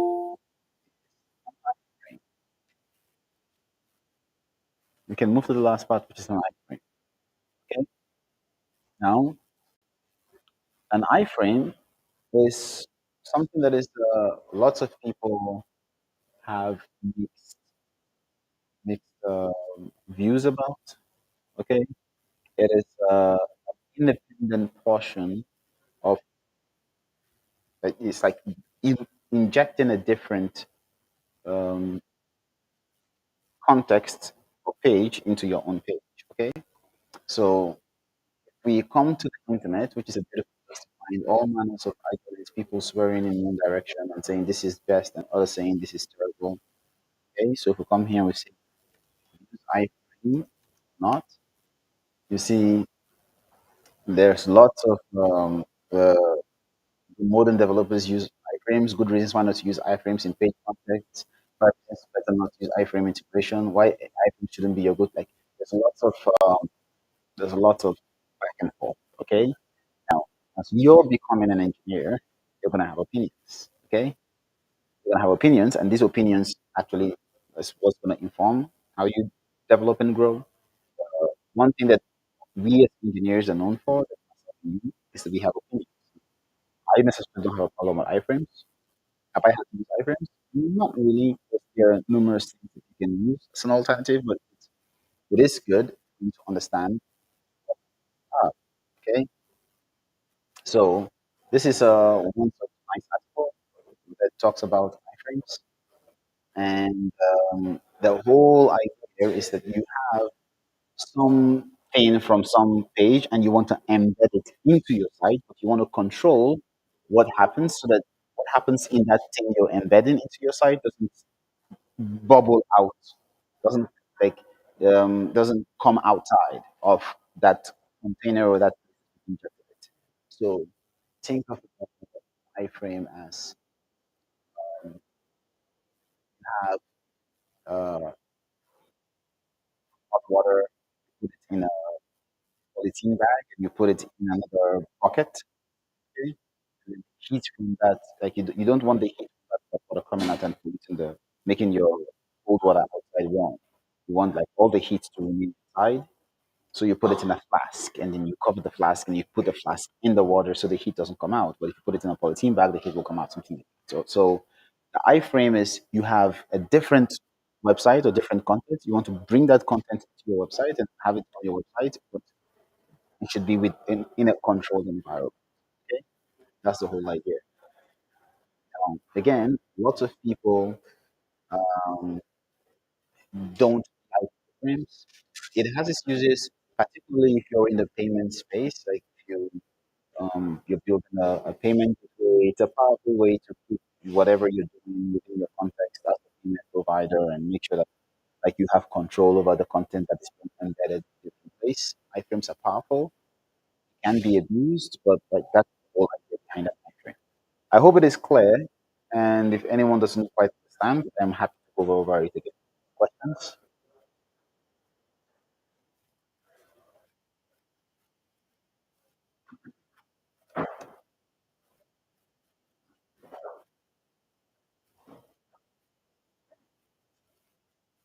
No questions? Okay, so let's continue. So if we add the select file, select by using select, okay, if we add an input by using input, if we add a paragraph by using P, if we add a header one by using H1, how would we add an iframe? What would the name of the tag for an iframe be? If you said iframe, you're right on the money. That's exactly what it is. So if we say an iframe, okay, here you can specify what you want. Okay? In this case, I want you to also take a look at do a quick search on Google. How do you embed an iframe? So I don't give you the full expo. Okay, I've already showed you here. Like iframe, you specify a source, and then you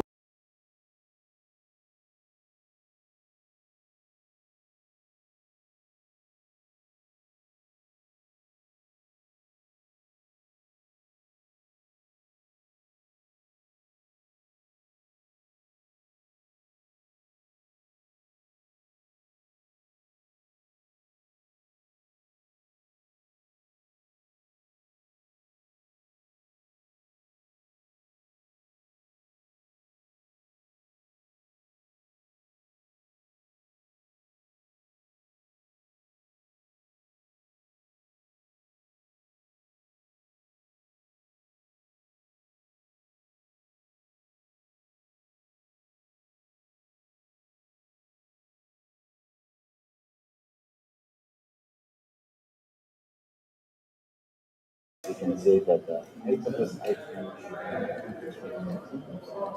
then we can have a couple of other things that here. So your assignment should be to find out how to embed a Google video. The providing you with some expo, this is going to go into the source element.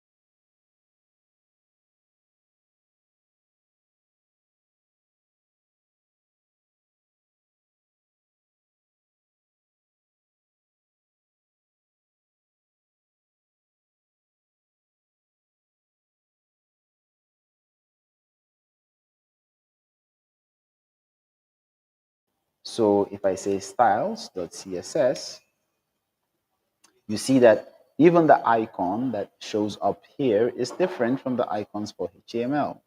Okay?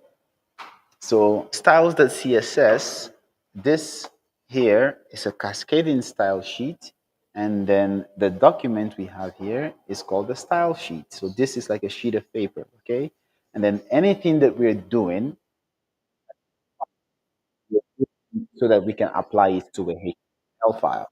Because this is a key point. If you take a look at a HTML file, what you'll notice is you have the HTML. So you have the body, the head, the body. So if we do this, you see that you have HTML, okay? Inside HTML, you have the head, you have the body.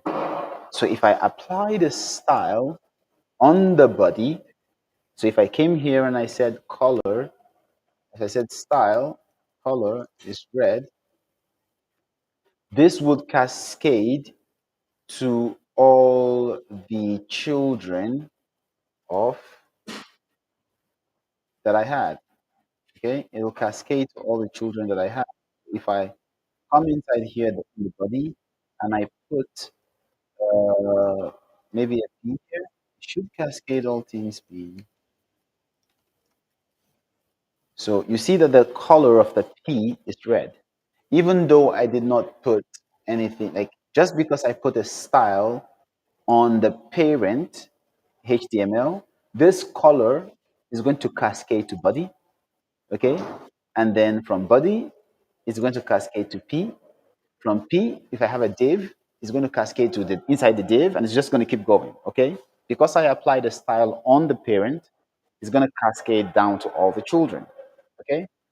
That's what it's called cascading style sheet. So CSS targets HTML, and it's a beautiful way to target HTML because HTML is nested. You have a parent, you have a child, that child can have children, that children can have children, that children can have children, and it's children all the way down.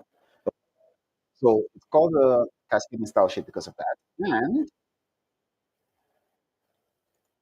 you target HTML elements. You target HTML elements and you use tags to do so. So we're going to take a look at the syntax for CSS. Okay. For CSS, we have the way to target. Okay.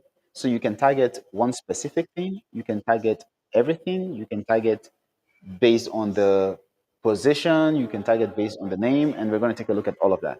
So CSS is called in style sheet. Okay. It is used to style and add design and pizzazz to your HTML because HTML is ugly without CSS. Okay. And it works on the principle of selection. So if you take a look at this document, we can select HTML, we can select just the body, we can select just the video, we can select just the P tag. Okay. Now, earlier I said that every element, there are two attributes that are very, very important. And I said the first one was the ID.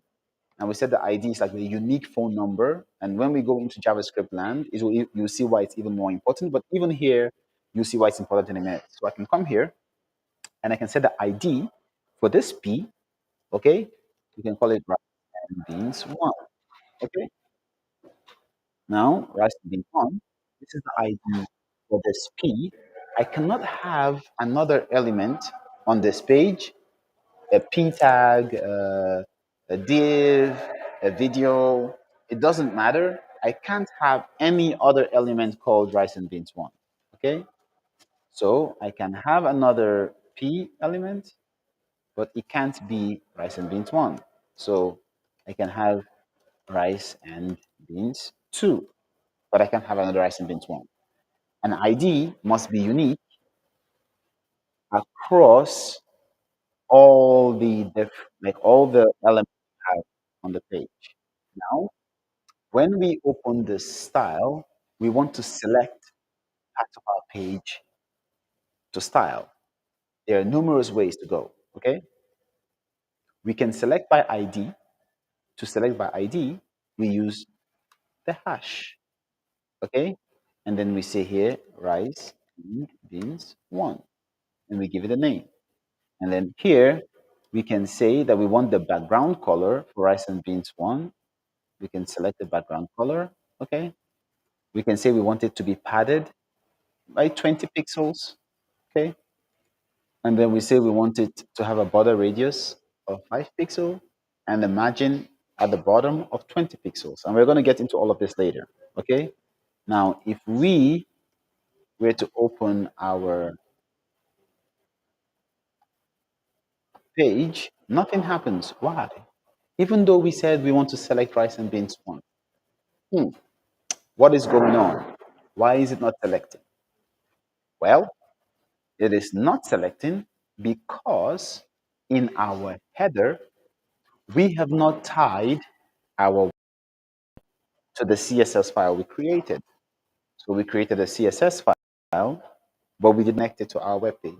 We need to tell our web page, or we need to tell the CSS file that this is where you live, or we need to tell our web page, use the CSS file.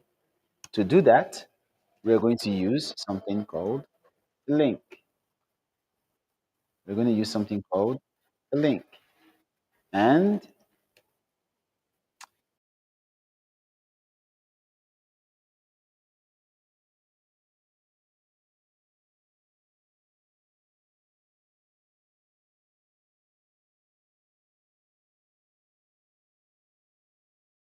or your anchor tag tab when you're trying to use the hyperlink reference. This tells how to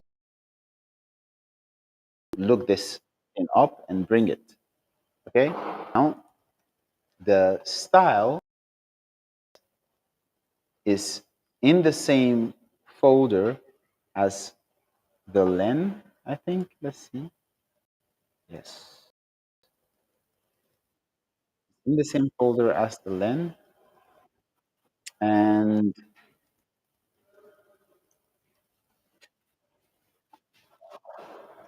we are going to let's remove these videos so that we have space to look, and let's remove the iframe.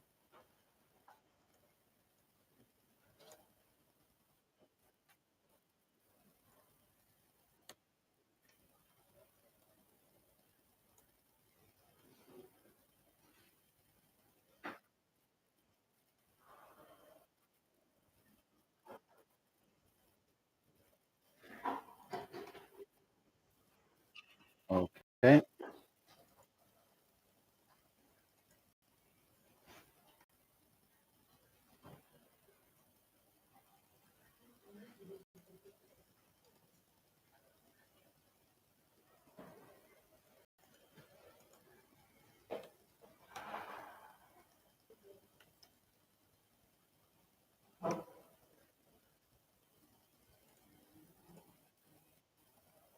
Now we're going to troubleshoot and see why it's not selecting.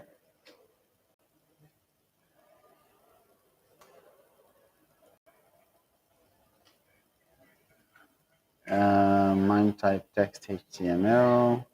So the browser is not allowing the style to be applied. And one of the things that we can do, let's see, mime type text HTML. So let's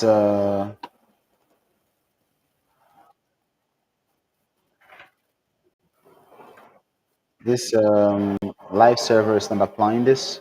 So let's see. Let's do it without live server. Okay. Let's get the absolute link to this.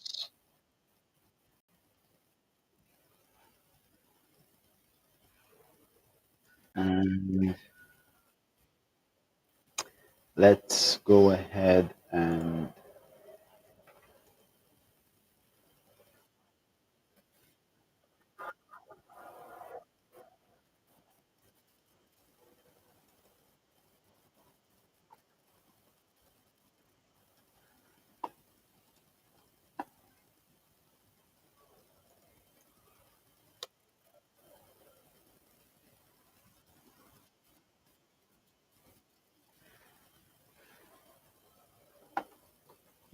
Okay, and let's say doc type HTML, and let's see inspect, and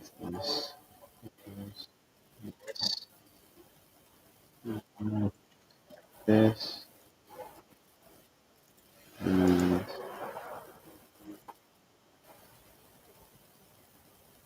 style. Okay, this is why we named it styles, and then we call this style. So let's go back and have the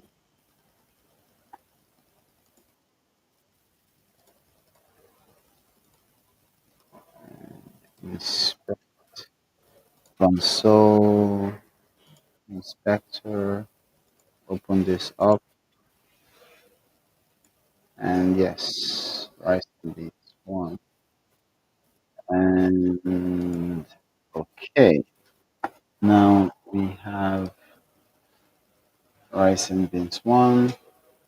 Okay, so close this page, and let's come back here. Okay, so now we have our styles showing up. Okay, so we have rice and beans one cascade here, the ID, and we have the background color. Let's take a look and see. No,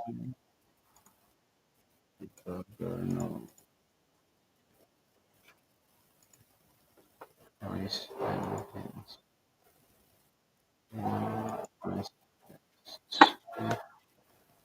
Okay, so here, let's see.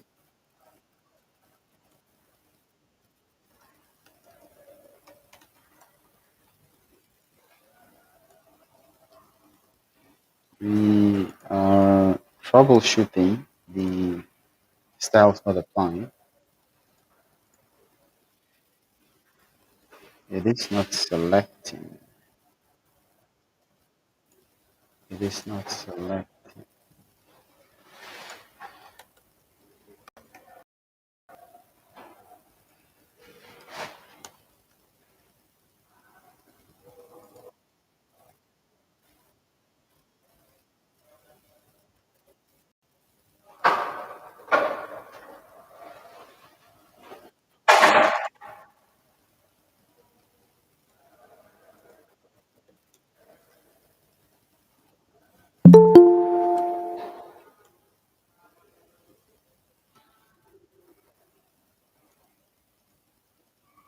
So the styles are not applying from the CSS file.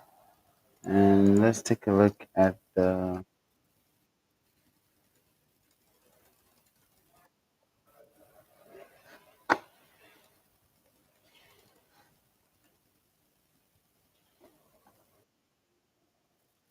So I am going to do some advanced programming to make sure that it's not something else that is wrong. And so I will explain after I am whilst I once I have done this. So let's apply this and see. So come here and then let's see if we put this here.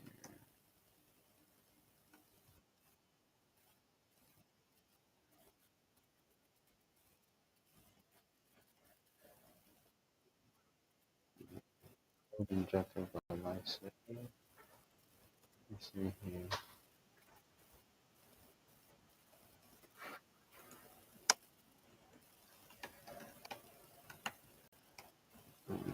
Okay. Okay. So let's check to see if the yeah, it still works. Okay. So we have fixed the issue. Now coming back to our class. Okay, so now we have everything working as it should be. We removed the metadata tag when we were trying to troubleshoot earlier, and then we didn't put it back. At the same time, we have added this to be relative, and the first time we had a typo. Now, this is the first debugging experience that you have. So sometimes it might be possible that you have just a small absence of a single character, and then you can swear that you named the CSS file style.css, but it was actually styles.css, for instance. And then that would put you in a loop where it's just stepping away from the computer and coming back. You would find what exactly was stumping you. In this case, we can step away from the computer and come back to find it. So we're just going to continue. So we have styles.css, and one of the things that we were talking about earlier was selecting. Okay, we talked about how you select. And then here, let's remove this important, it's not necessary. Here we said that when you have a style, it cascades, and we can come back here and put the style, and we can say color, we can say red. Now, the beautiful thing is that it's not going to affect this color here because it's been selected. Okay, because it's been selected. Now, the reason why you see the font has changed is because we came here and we said font family Arial sans serif. We'll explain what all of that means shortly. Okay, but right now we said that the rice and beans color should be blue. We said here the color should be red, and then under it we can say P, and we can say this will be red. Now, and just like we said, that is red. Okay, so now we have a page that has colors, which is a far cry from what we had when we were doing the HTML exercise. Okay, so this is red, this is blue. Who can explain why in the chat? Taking a look at the CSS file, if you can guess, and this is just a 1 minute, 2 minute time frame, and then we're going to move to the. I'll give an explanation, and then we'll continue our exercise.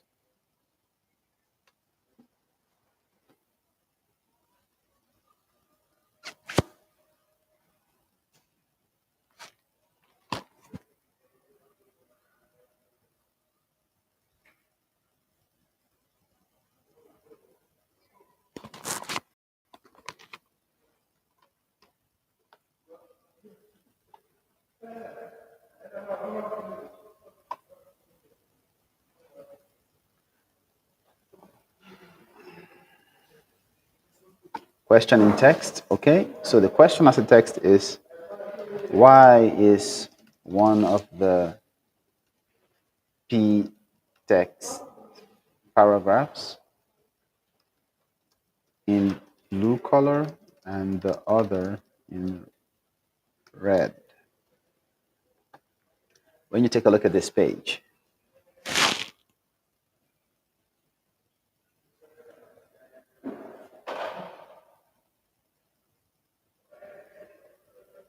this is in blue and this is in red. Why is that?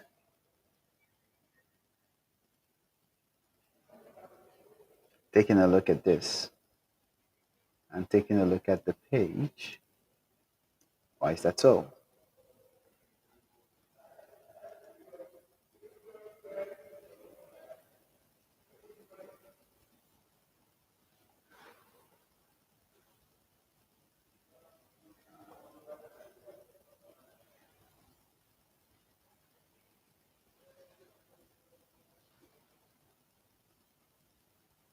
Now, the reason why one of the colors is in blue and the other is in red is something called specificity.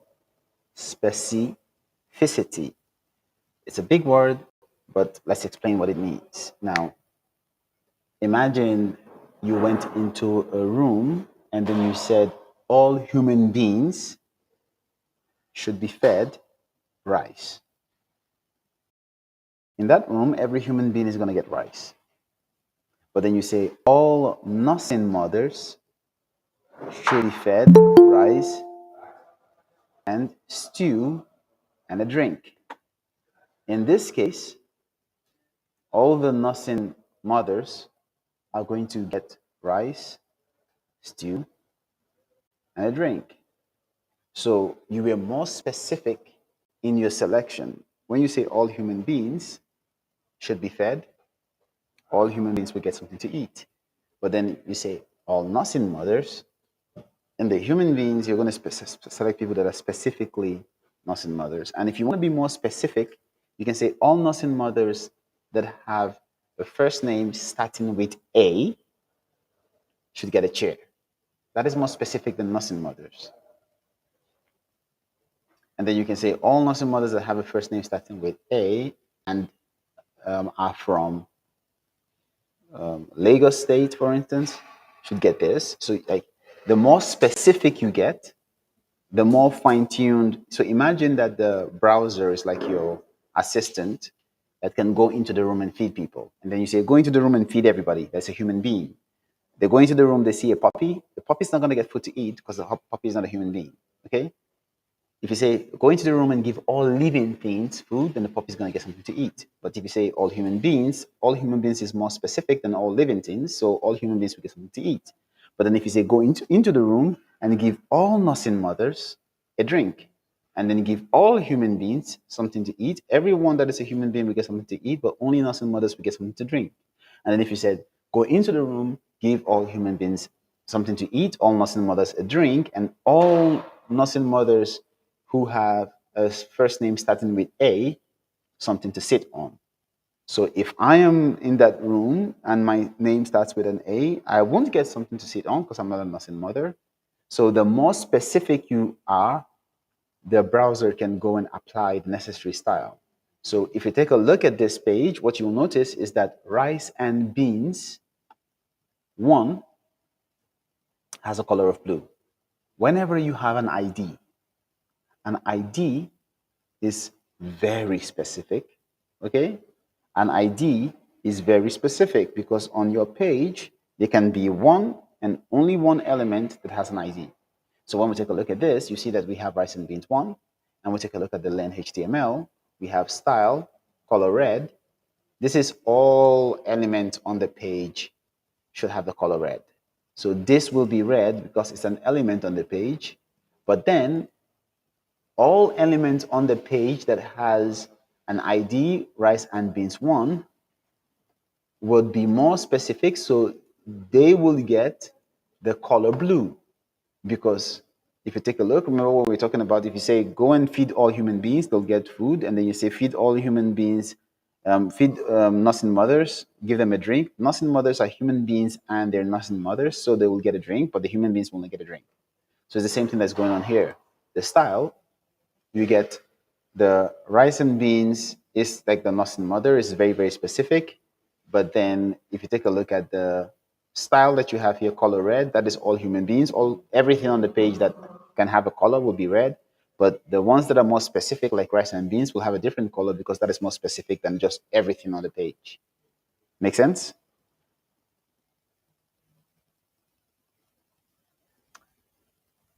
Okay. So if you have a question, please ask. If there is no question, I will continue in approximated seconds.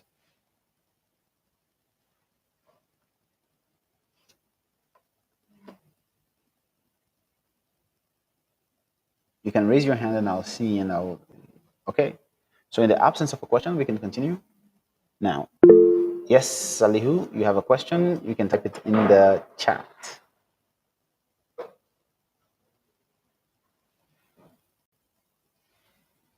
Or one thing that I can also do, I can allow people to turn on their microphone and then you can unmute yourself now and then you can ask the question. So you can unmute yourself and ask the question instead of typing.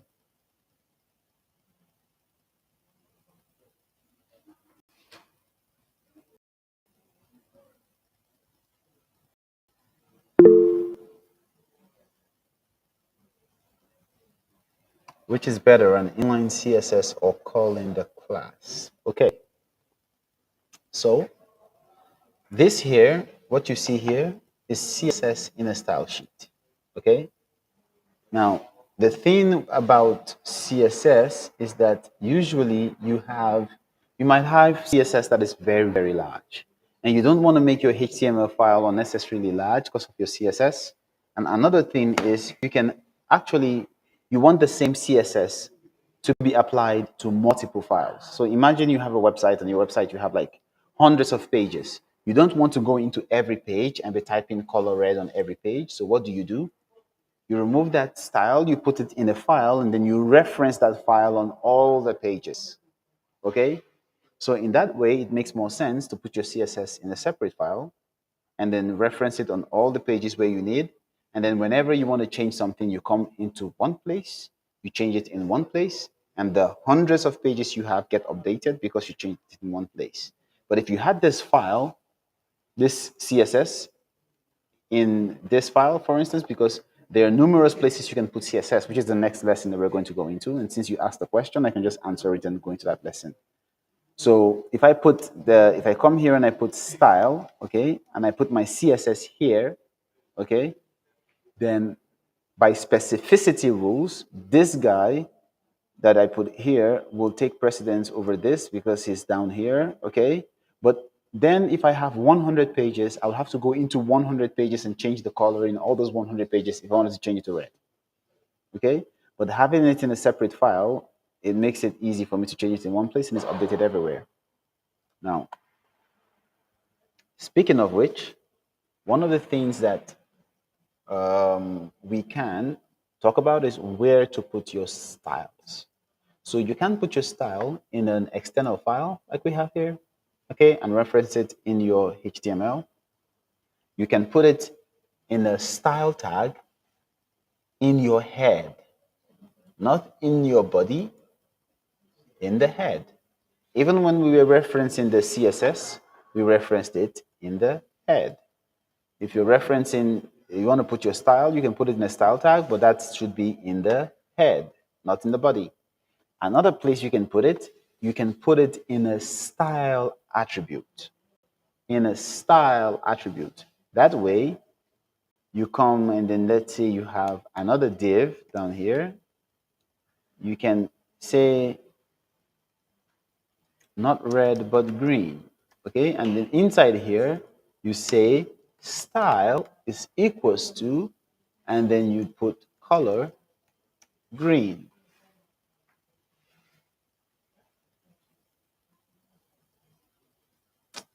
Sorry.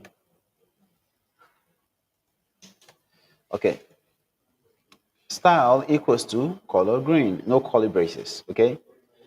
Style equals to color green. I'm thinking JavaScript. When we start doing JavaScript and interpolating with a JavaScript library, we'll do something like that, but not now. Okay, so style is equals to color green. Now, if we were to come to this page, you see that not red but green. Why is that?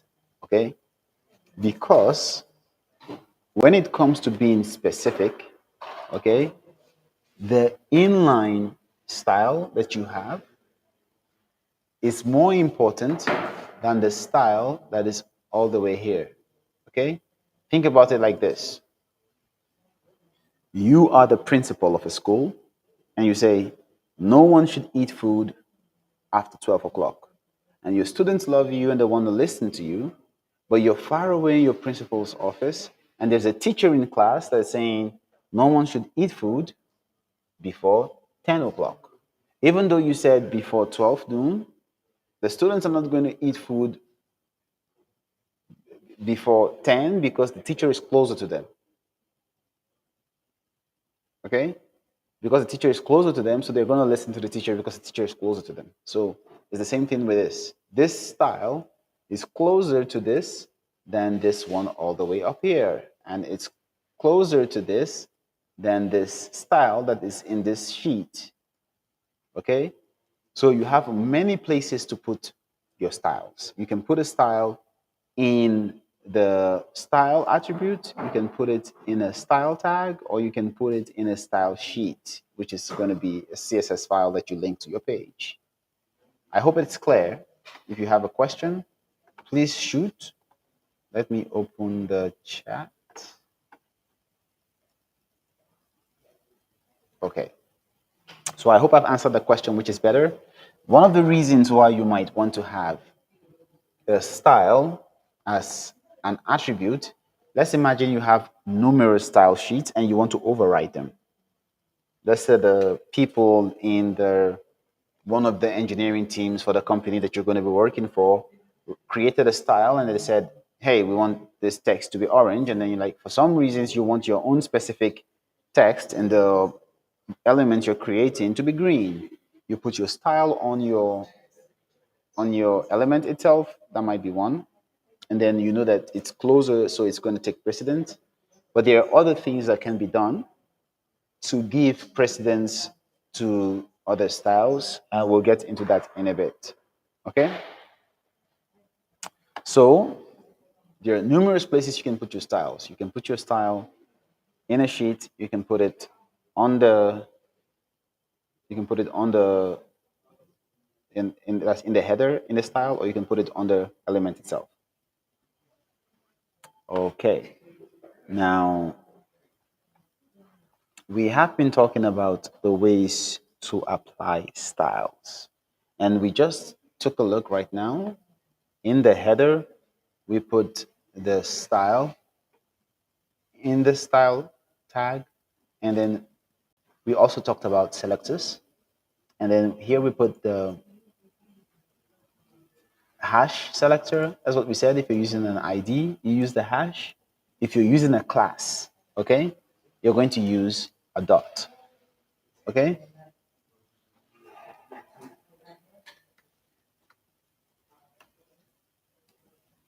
Now, one of the things that we can differentiate, so we talked about earlier, we said that there are two things that two attributes, okay? We talked about IDs and we talked about classes, okay? Now, the difference between an ID and a class is that you can have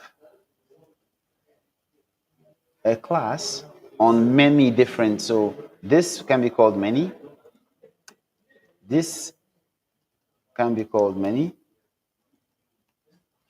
okay? This can be called many. So unlike your ID that can only be one of it on a page, you can have a class on many different elements. And the idea is that way you can imagine you want to style 15 different things. Instead of coming into your style.css and then saying rice and beans 1, rice and beans 2, rice and beans 3, rice and beans 4, rice and beans 5, and then repeating your same style, you can just create a class and then put that class on the 15 different things and then apply your style to your class, and those 15 different things will be styled. Okay? So to select something, an element that has an attribute of a class, you put a dot and then you put the name of the class. To select an element that has the ID, you put a hash, okay, and then you put the name. For a class, it's a dot.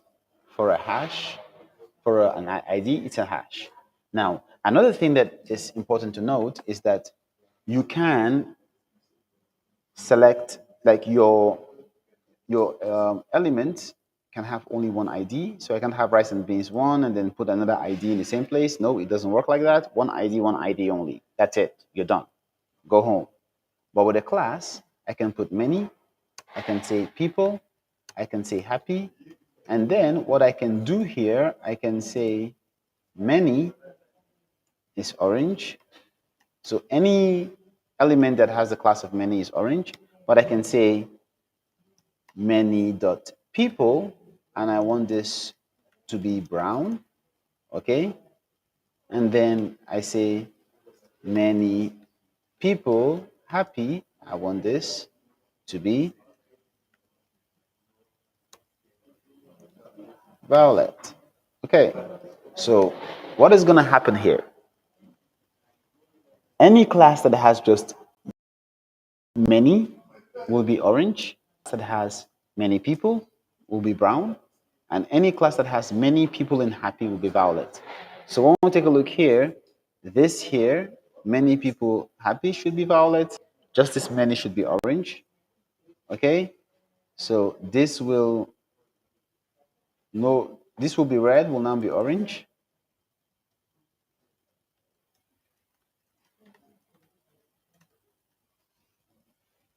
So you see it, orange. And then because this has many, and many is inside, like it's more specific because you have green outside here, but inside here, so green is like every human being, many is every human being that is a nursing mother, for instance. This is no longer going to be green, but orange. And then if I say this should be many and people, because it has many and people, and we said many and people should be brown, you see that it's going to be brown, not no longer orange. And then if we put another one here and we say p dot many dot people dot happy, and then we say okay, this is going to be violet. Now this here, cascade here, is not violet because remember we said ID is more specific because it's you have only one thing on your page. The ID always is more specific than a class. So if you use an ID to select something, it's going to have more specificity than if you use the class. Okay? I hope it's clear and we all understand. If you don't, please raise your hand and I can go over it again.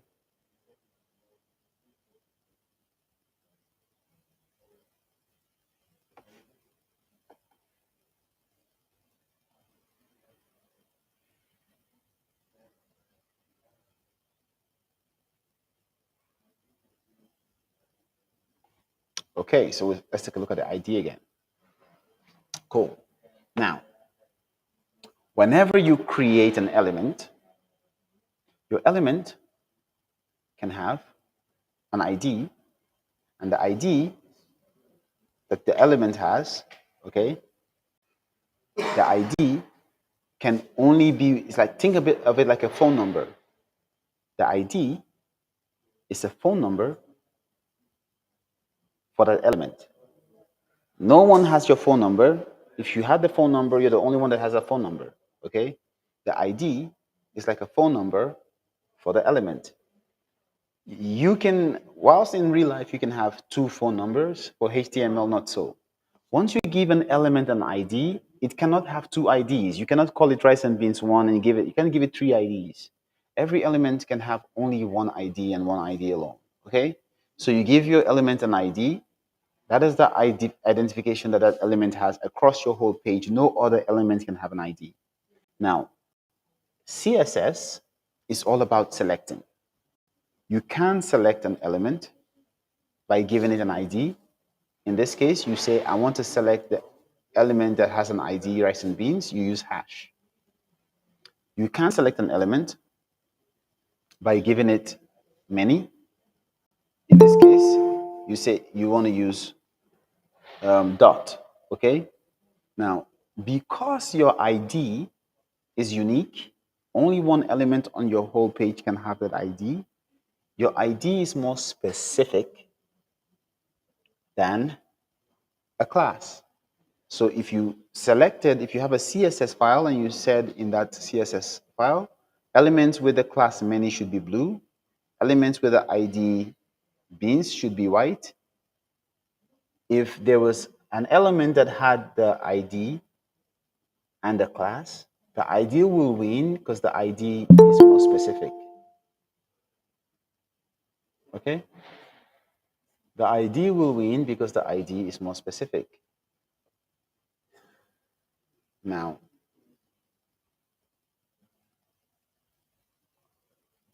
the ID will win because the ID will be more specific.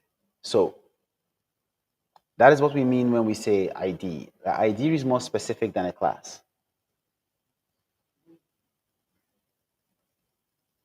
The ID is more specific than a class. I hope that it was clear.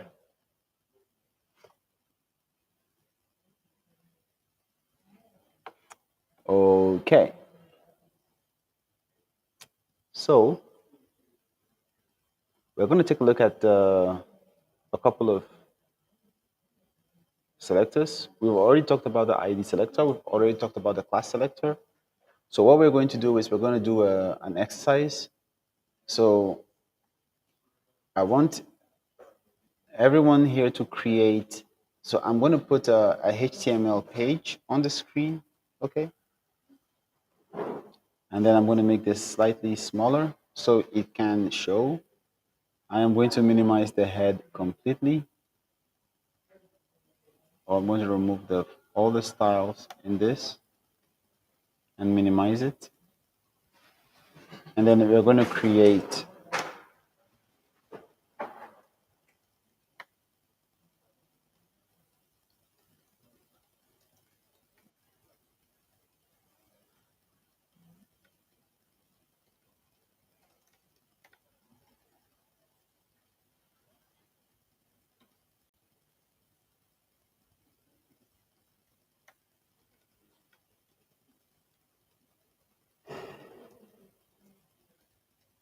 So looking at the screen, I want everyone to create a CSS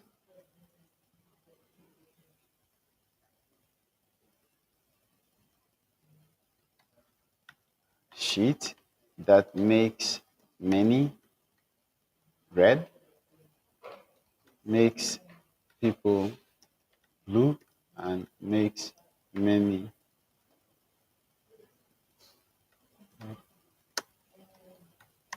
green.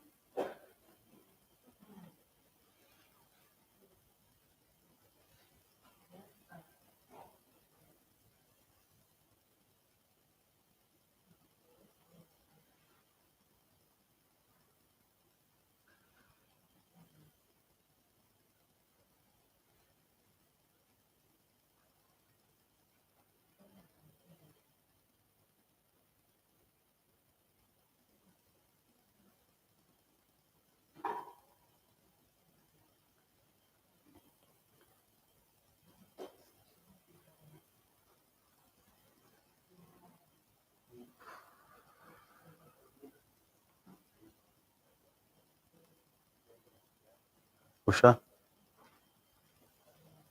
Abba is sleeping. I need coffee, please.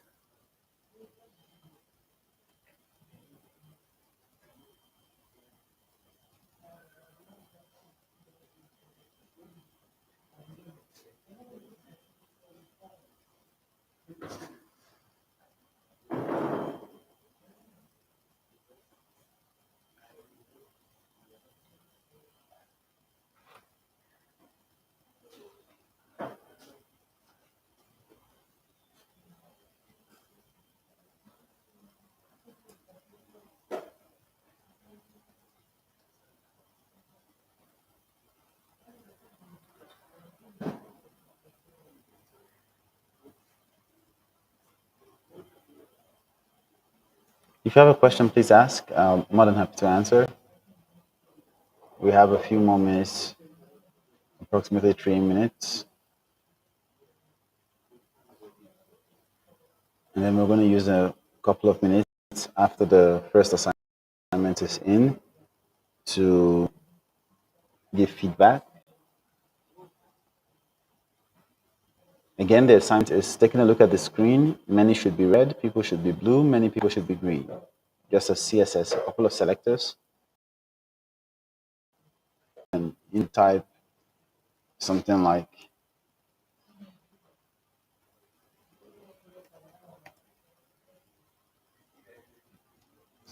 that, for instance, and yeah.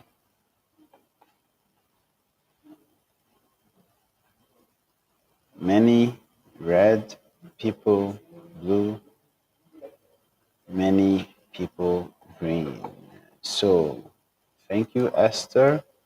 This is almost there. Almost there. Super excited to see that the lesson was helpful and we were able to pick it up. Now, this is the solution.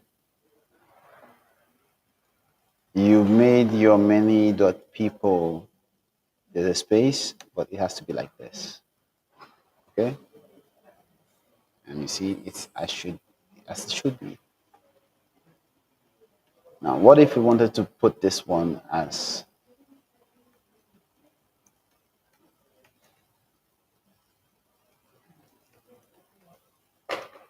what if we wanted to make the ID, the selected, we want to make it brown?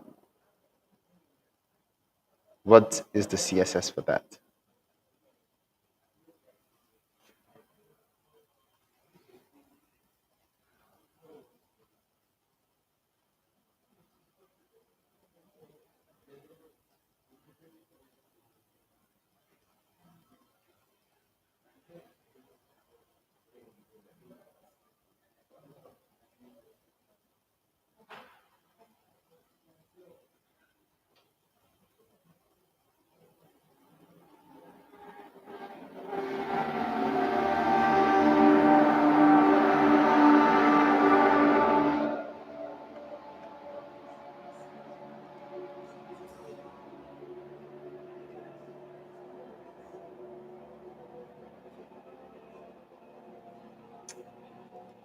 Thank you, Donald. Color brown. Spot on, spot on, spot on. So if we put that into our style, and then we open the page, there you go. It is brown. Amazing, amazing, amazing. Super excited that we were able to get this. Now, there is something called a universal selector, and that is when we use something called the star. Let's delete all of this, and then let's come here and say star, and we say color blue. And you see that everything is blue. Why? Because this star means everything. That is a universal selector. It selects everything. Okay?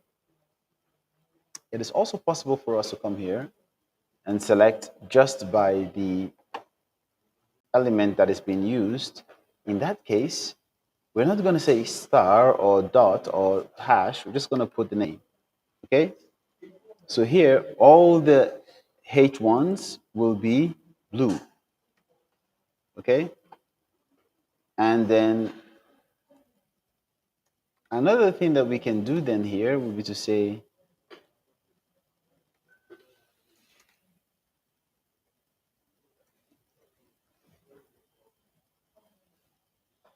because we have put the color here as red, it's all going to be red. Let's take that out. You see? So this is a normal color and this is blue. Even though they are both headers, because we selected the H1, only the H1 is going to be that color. So when you want to select the normal HTML element, you just type the element. So this is how it goes, okay? You type the selector, you start with a curly brace, okay? You type the property, and you type the value, okay?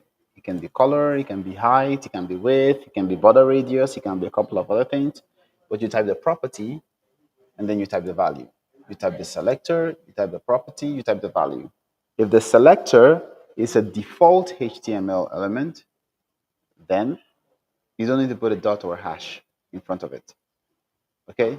If it's a default HTML element, you don't need to put a dot or a hash in front of it. You're good. If that's not the case, then you need, of course, to put a dot if it's a class and a hash if it's an ID. Okay? So here, we can come here and we can say P, which will select all the P tags. And then we can say we want the font family to be Arial. And now we have what we wanted. Okay? So now when we take a look at CSS, CSS is all about selecting. CSS is all about selecting. CSS is all about selecting. Okay? Now, we talked about how styles cascade from parent to child. If you put something on the parent, it's going to cascade all the way to the child. If you put something on a child, it will cascade to its own children, but it doesn't go up to the parent. So it's only parent to child, not child to parent. Okay? It's top down, not bottom up. Top down, not bottom up. And we talked about specificity as well. We said specificity is you go into a, you say all human beings, or you say nursing mothers. One of them is more specific than the other. Is the same thing with CSS.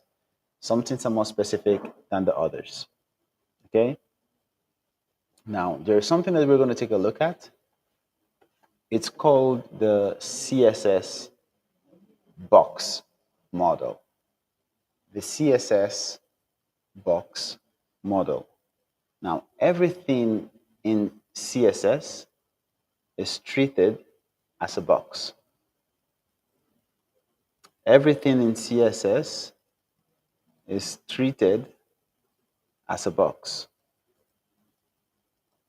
So what we have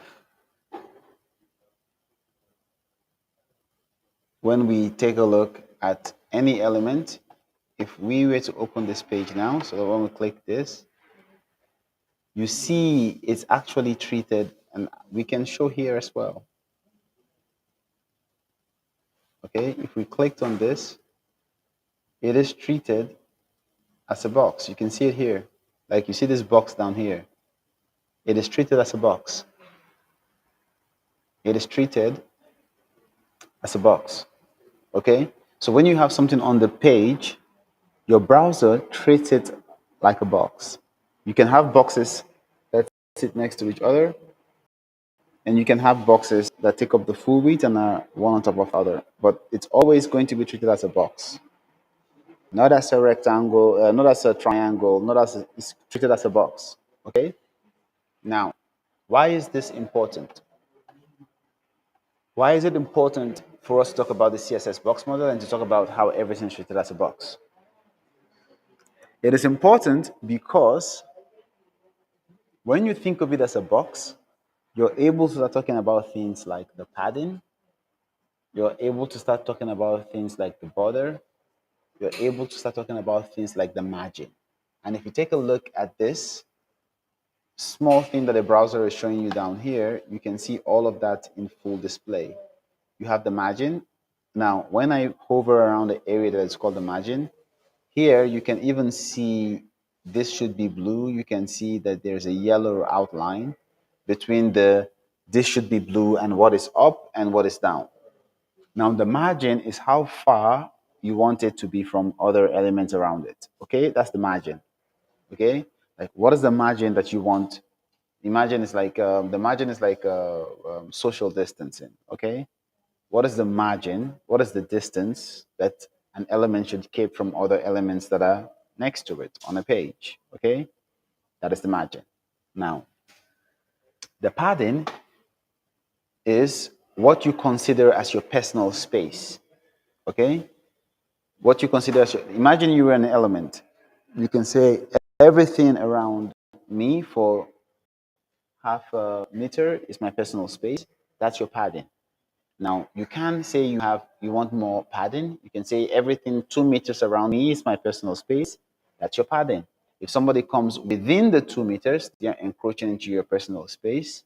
So they need to give you a safe distance, not just within your personal space, but if you say your personal space is 2 meters and you want a margin of 1 meter, then it means the person that is closest to you will be 3 meters far away from you. Now, let me say that again. Okay? If you say your personal space is 2 meters, okay, so around me, okay, 2 meters around me, that's my personal space. So if you say your personal space is 2 meters, okay, my personal space is 2 meters. Around me, there should be no one, like it's like 2 meters, and then my margin is 1 meter. When you put my 2 meters of personal space plus the 1 meter of margin, it means that the person is going to be 3 meters away from me.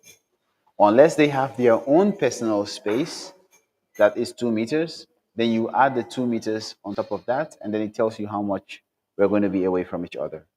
Okay? So that is the way that the margin and the padding works.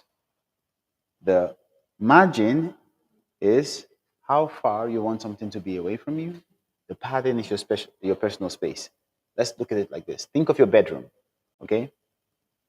If you were the same size as your bedroom, like you were the same width and the same height as your bedroom, and there is no space between you and your bedroom wall, then you have very small padding space because you're exactly the same size as your bedroom. Okay?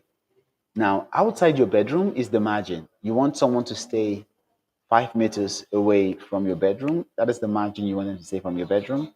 But the padding is about the space inside. The margin is about the space outside. Is it clear?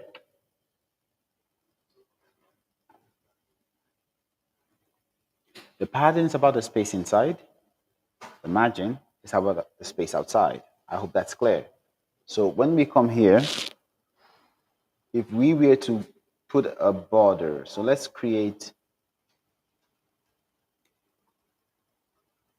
say we have a div, okay?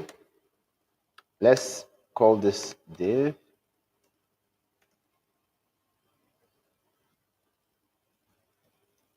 Lenin, okay?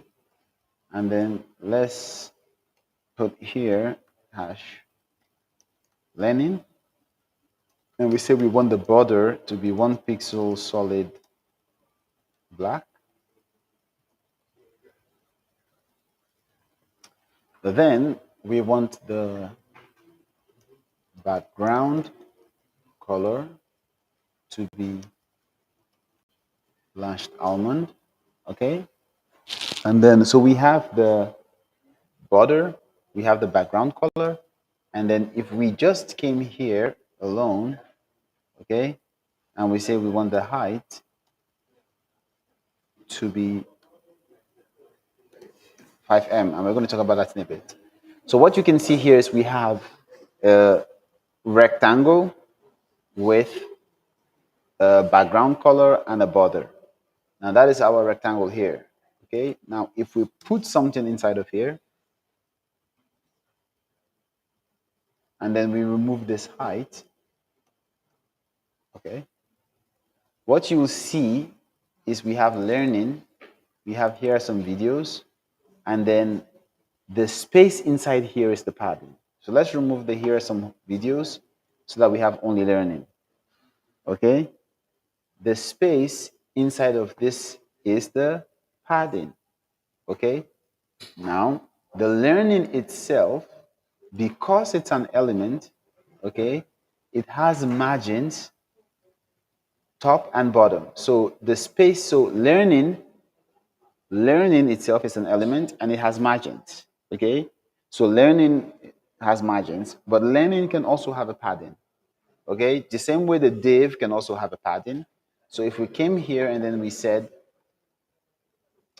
for learning, we said the background color should be red. You see what we're talking about. So learning itself has a background color, okay? And you can see that the size of the learning is like there's not a lot of padding, okay? If we come here and we put padding and we say 8 pixels, what you notice now is that the space around learning has increased. Like learning has put space because the red area is the learning area, okay? The red area belongs to learning, and the learning says that the red area is the room that learning is in. So the padding is the space that increases in that room. The margin is the space outside of the room. So the margin is the place that exists here, and then the padding is the one that is inside here, okay? So you have the padding, and then you have the margin. I hope what I'm saying makes sense. You have the padding and then you have the margin. Again, the padding is like the space you have in your room, and the margin is like the space that is outside your room. Okay? Now, moving on.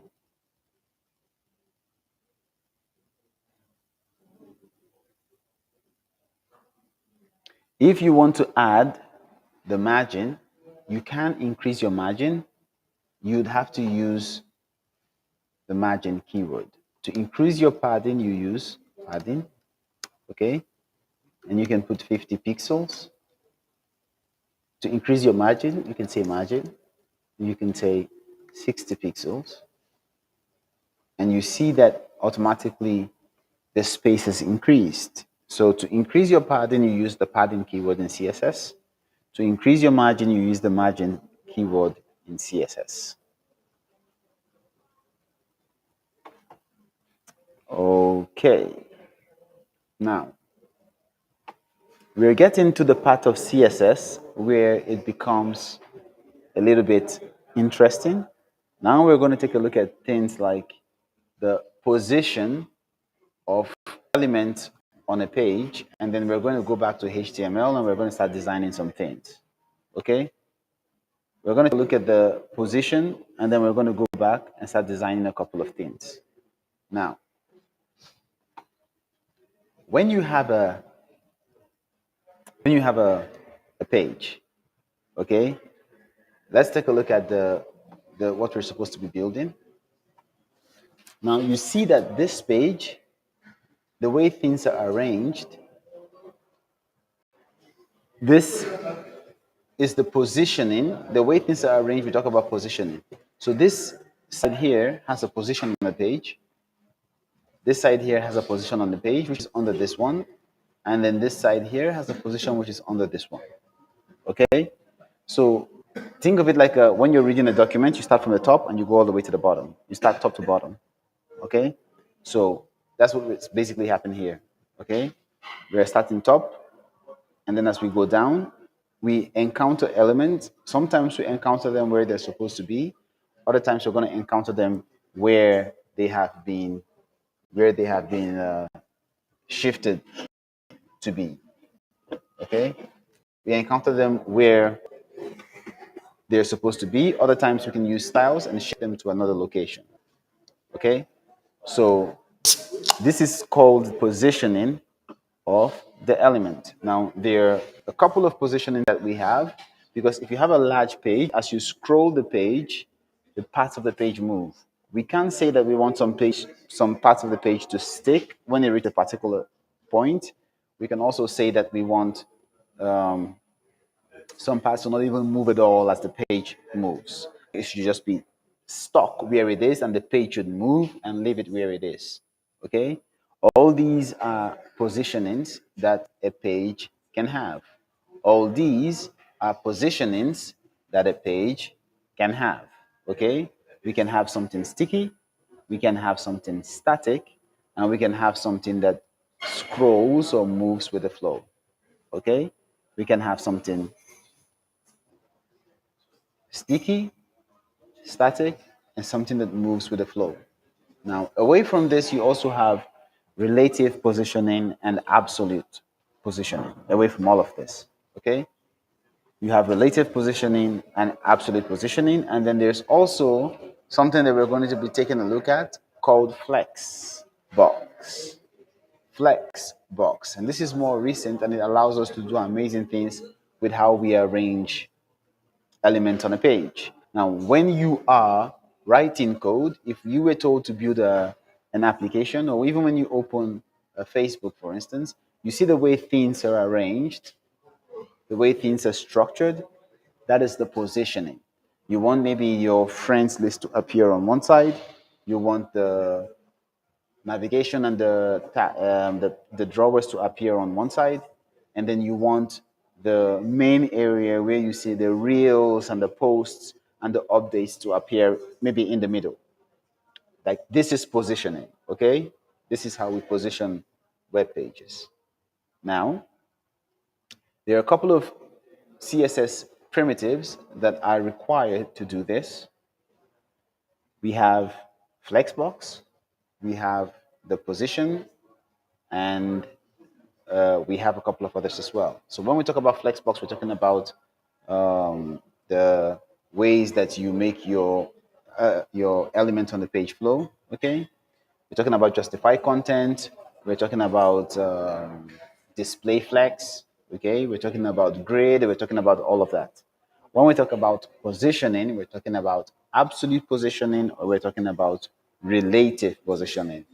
Now, an absolute position is that the position has an absolute space on your page, like it's absolutely placed. So, enough talking, let's write some code. Enough talking, let's write some code. So, as we write some code, one of the first things that we're going to do is now we're going to move into the realm of having actual pages that are going to be built. And we're going to start working with some libraries, okay? We're going to start building actual web pages. So you're going to be seeing a live page as it is built. It might not make some parts that might not stick necessarily, that's fine, okay? But other parts will stick, and then any part you don't understand, I'm going to come back and cover in a bit. So we're going to go back to HTML, and then we're going to have CSS as well. So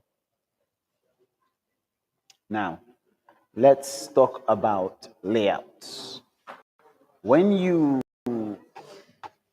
create a web page, so first, before we do that, let's open this up and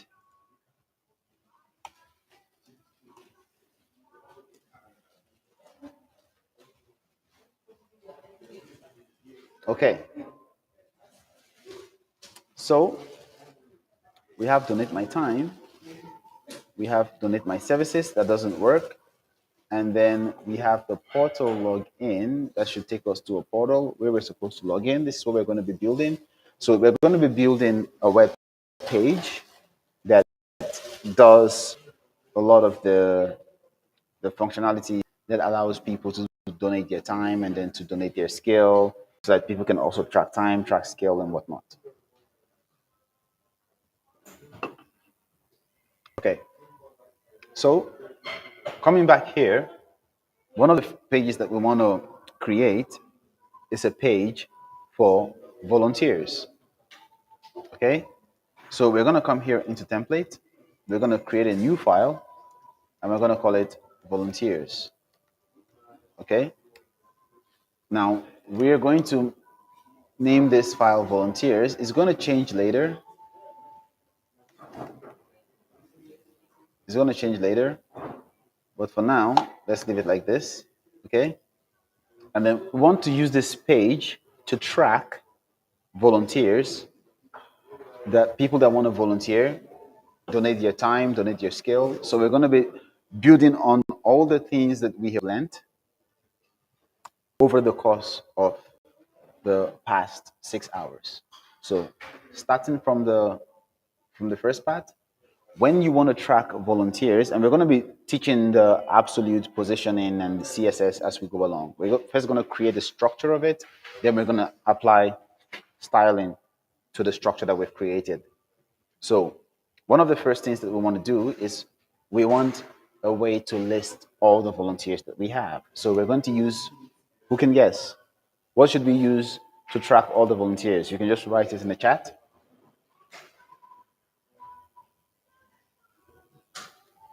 What HTML element are we going to use to track volunteers?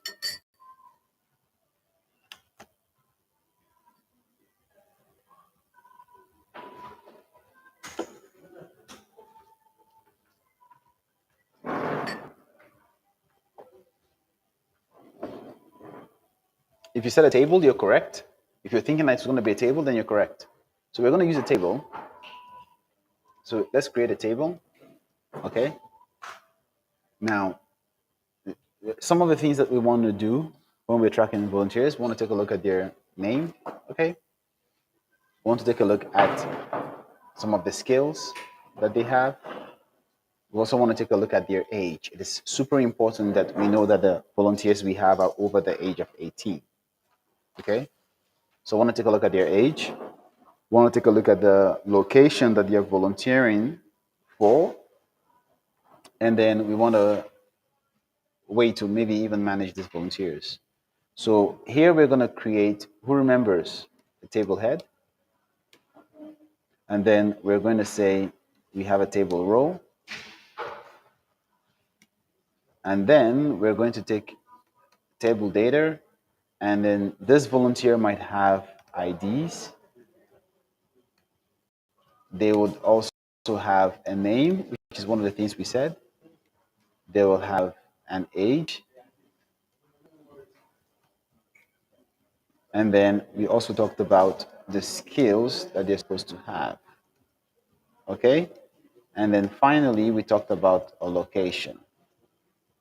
Now, if we open this up,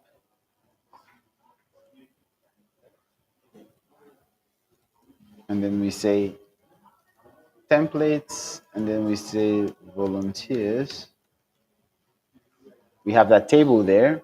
It's not pretty, but yep, we have CSS, so we can do some magic on this. Okay, so we have a list of volunteers. Now, we also want a way to be able to search for volunteers. Okay, want a way to be able to search for volunteers. And then we also want the table, in this case, to take up the full width of the entire page. Okay? So we want to have the ability to search. We want the table to take up the full width of the entire page. And maybe we also want to position a couple of other informations in different places. Okay? So remember, the aim of this is the layout. We're dealing with CSS layout, and we're talking about having volunteers. So we're going to have a form on one side, and then we're going to have the table for volunteers on the other. So let's come back here. We want to have a form on one side. So we have a form on one side, and then we have the table on the other side. Okay? Now for the form, we want to have the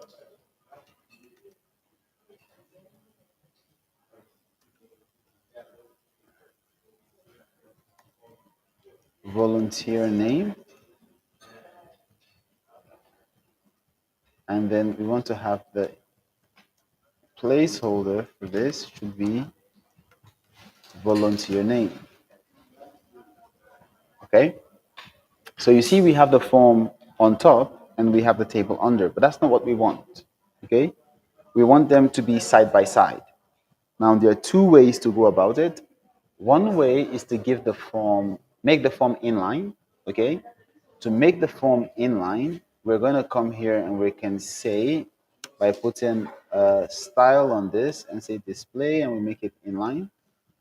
Okay, and then or we can even make it an inline block, and then we make the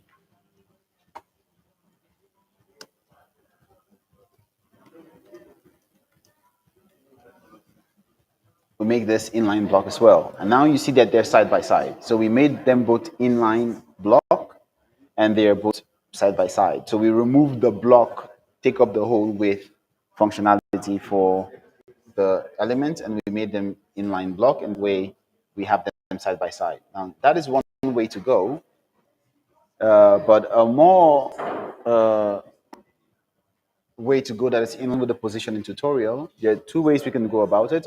We can position things absolutely, or we can use display. We can use the flex box. Okay. So when you say you want something to be flexed, then we get into the territory where we can say we want things to take up the full height, or want things to be aligned in different ways on the browser page.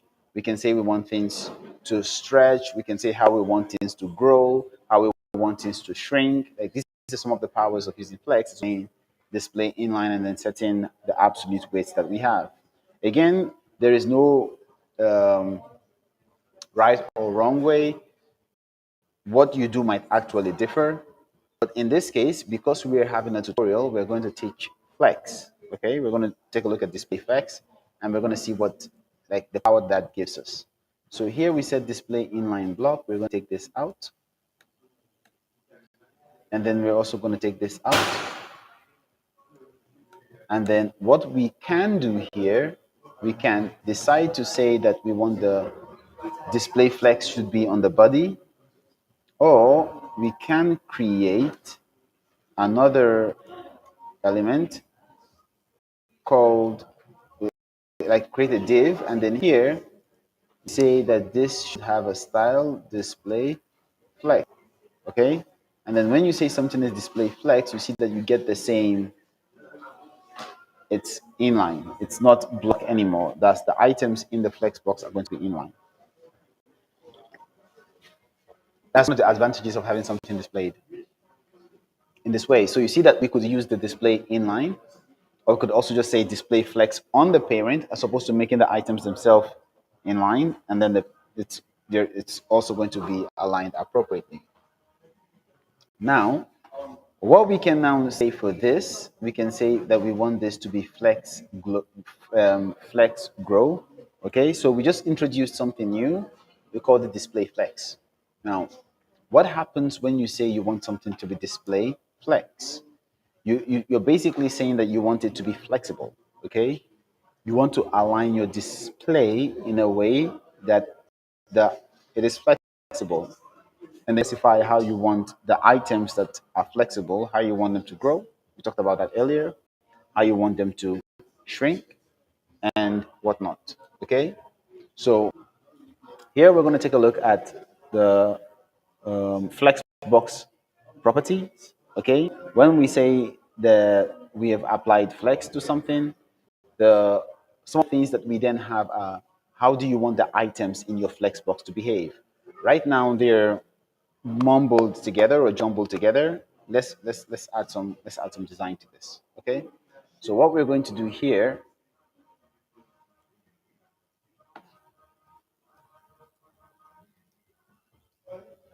okay, so what we're going to do here is we're going to make the table, and we're going to say the background color for the table should be antique white. And then if you come here, you'll see that it's antique white. Okay, and then we say we want the background color for this to be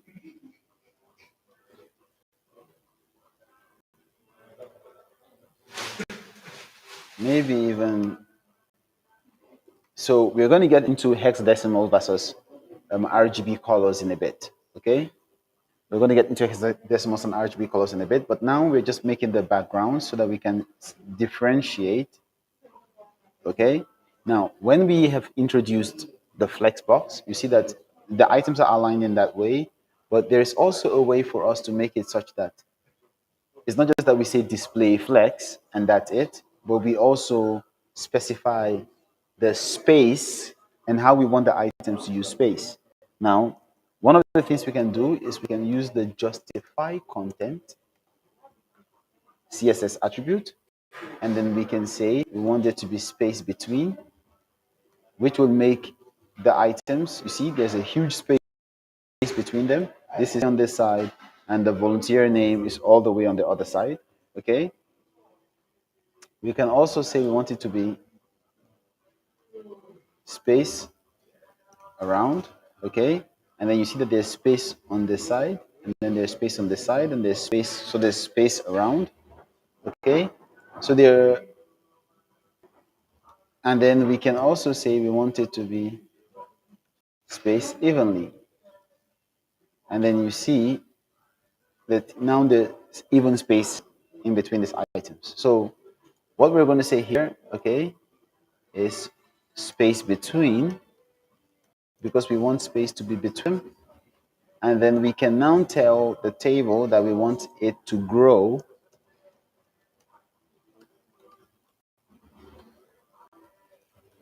more than the side where we have the volunteer form.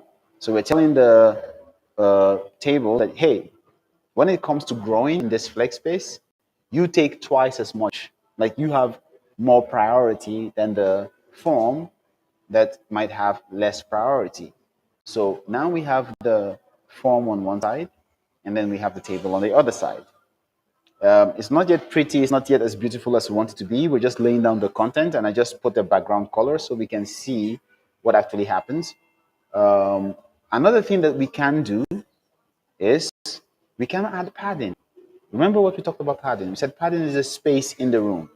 If you take a look at the, if you take a look at the form as we have it right now, the form is kind of choked. Like there is no space per se.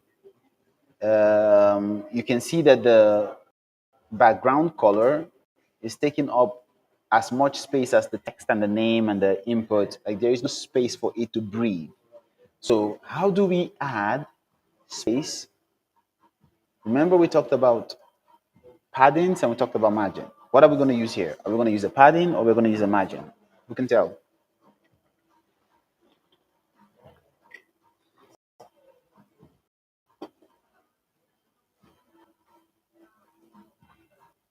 Yes, you're going to use a padding. You're right, you're right, you're right. So we're going to use a padding, and then here we're going to say padding, and we can say 4 pixels, okay? And then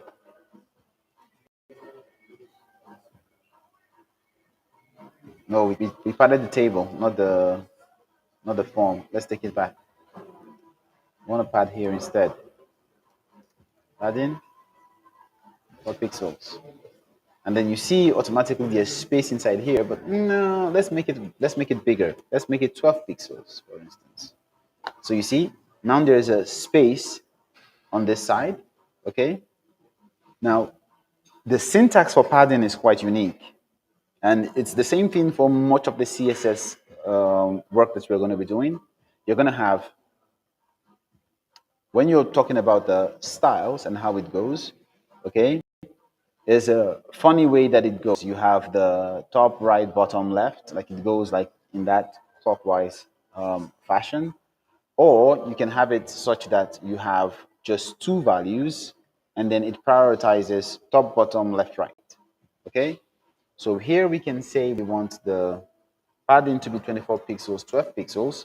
And when we do this, you see that the top bottom has more and then the left right has less. So you see the first one is the top bottom, the second one is the left right. Okay?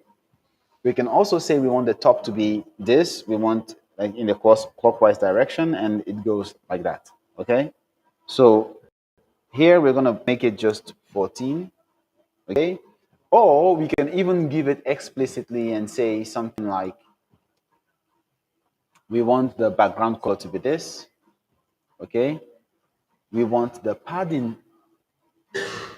top to be 20 pixels. We want the padding bottom to be 30 pixels.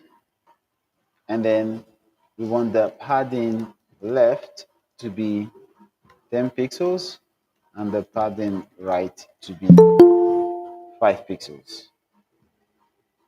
Okay? So we can do this, and when we do this and we come back here, what you notice is we have different paddings for different sides. So you can specify how, what exactly you want to happen in the different areas. If you want the top to be bigger, you say this. If you want the padding bottom to be smaller, you say padding bottom this, padding right, padding. So you can specify what you want to happen for the different areas. Okay, so let's move on because we're talking about sizing, not necessarily. So let's move on and let's now take a look at the label for volunteer name, and then we're also going to put another one here. We're going to say the next thing we were talking about, we said the age, which when we come here now, we see we have the age underneath it. And it's kind of close to each other, don't you think? Like the age and the volunteer name, like they're super close to one another, maybe it might make sense for us to have the sort of margin between the div at the bottom and the one at the top. So for this, we can come here and we can say style and we can say margin top 4 pixels. Now, what that is going to do, it's going to create a margin. It's going to say, hey, give me space. It's going to say, I want to be at least 4 pixels away from you. Okay. And if you come back, you see it has done that. It has said, give me space. Okay. We said margin top 4 pixels. We can also say margin bottom 4 pixels. But no, we're just going to leave it like this. Okay. And then later on, we're going to say how we can move all these styles away from the actual elements themselves and then putting them in a class and then reusing that class wherever we need to. So instead of saying margin top 4 pixels, we can just say empty 4, for instance, and then wherever we put empty 4 is going to be margin top 4 pixels. So we're going to get to that in a bit. For now, let's continue our positioning tutorial. So here we say margin top 4 pixels. So we're talking about the margins. We already talked about flex. Now we're talking about the margins and the spacing. Okay. And then the next thing we have is we have scales. Okay. So later on down the line, we're going to take a look at how we go with the multi-select box. But for now, we're going to just assume that there are specific skills that are being looked for. And then we're going to say here we want to have specific skills in place. So we're going to say skills here.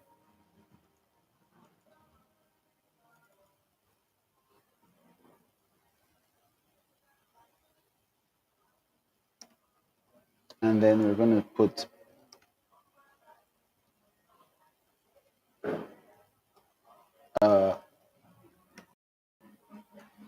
horizontal, and then we're going to put here checkbox, and we're going to say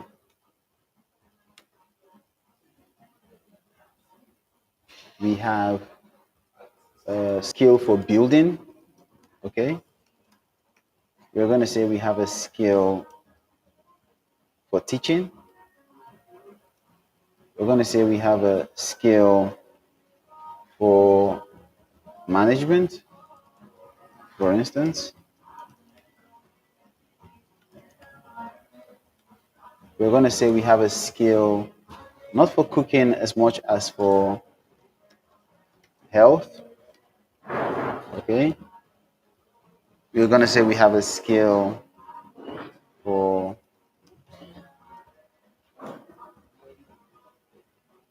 other. Okay.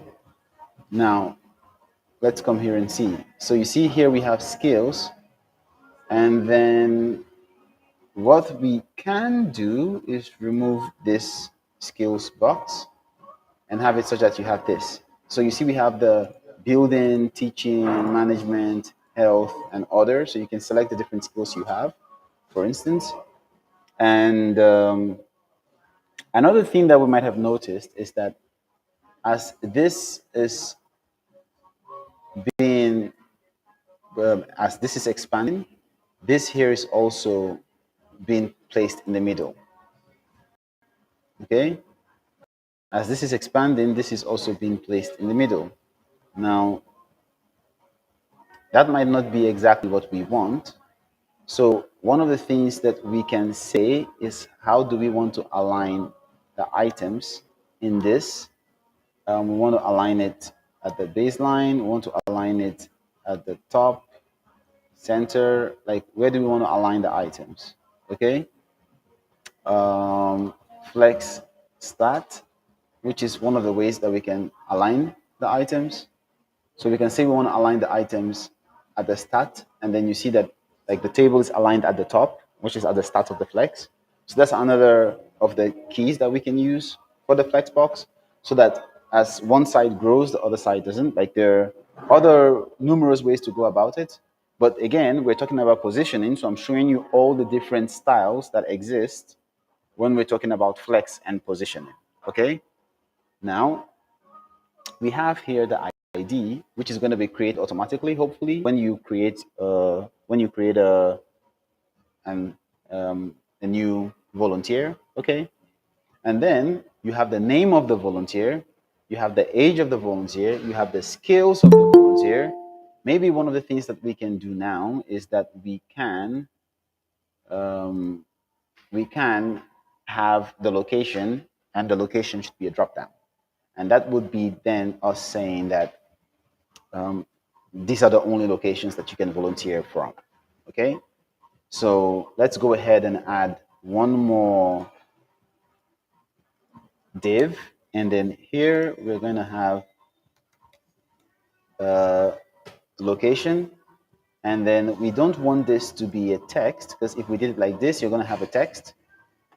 Again, we might want to have a style here, and then say margin top, and we want this to be 5 pixels, for instance, and then that, or maybe even 8 pixels, so we can increase the space.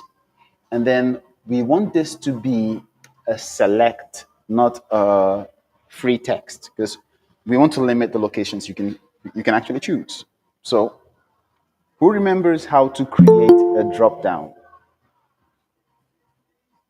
Who remembers what is the HTML element that we're going to use here if we wanted to create a drop down?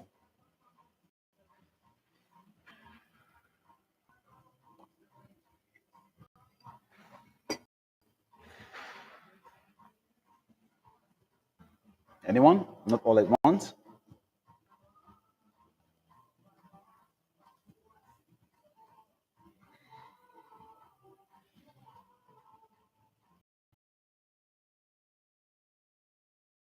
Select, and if you're thinking select, oh no, thank you. Yes, most definitely select. Lovely, lovely, lovely, lovely. A cookie to Donald, not a physical cookie, maybe a HTTP cookie. When we get to that section, we'll give you a cookie, Donald. Okay, so select is it. It's exactly that. We're gonna put a select here, and then we're gonna say of this select is a location, and let's forget the ID for now, and then let's go ahead and then let's put a couple of locations where we want this that we want you to be able to volunteer for. Okay, so the first one we have is Nairobi. Okay, Mombasa. Okay, now let's move to somewhere else. Let's even make it countries instead of making it let's say Kenya. Okay, let's say Nigeria. um, let's say um, no, no. What other country should we use?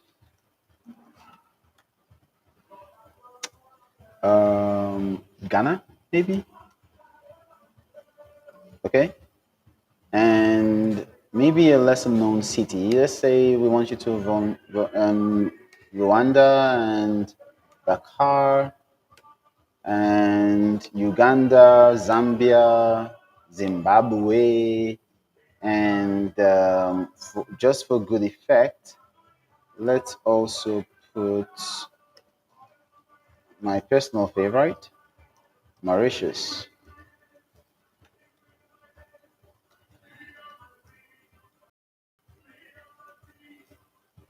And then we can say other, or now we want to limit it, so let's leave this like this. Okay, now if we were to come here, you see the location, it's limited to the ones that we have, and we have the table misbehaving again. We're going to fix that in a minute.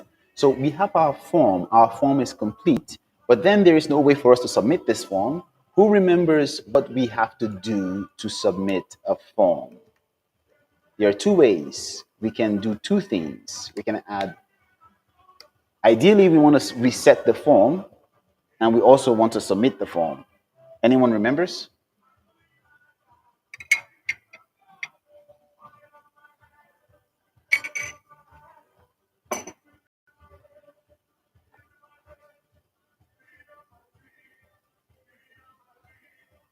Well, we're going to say type.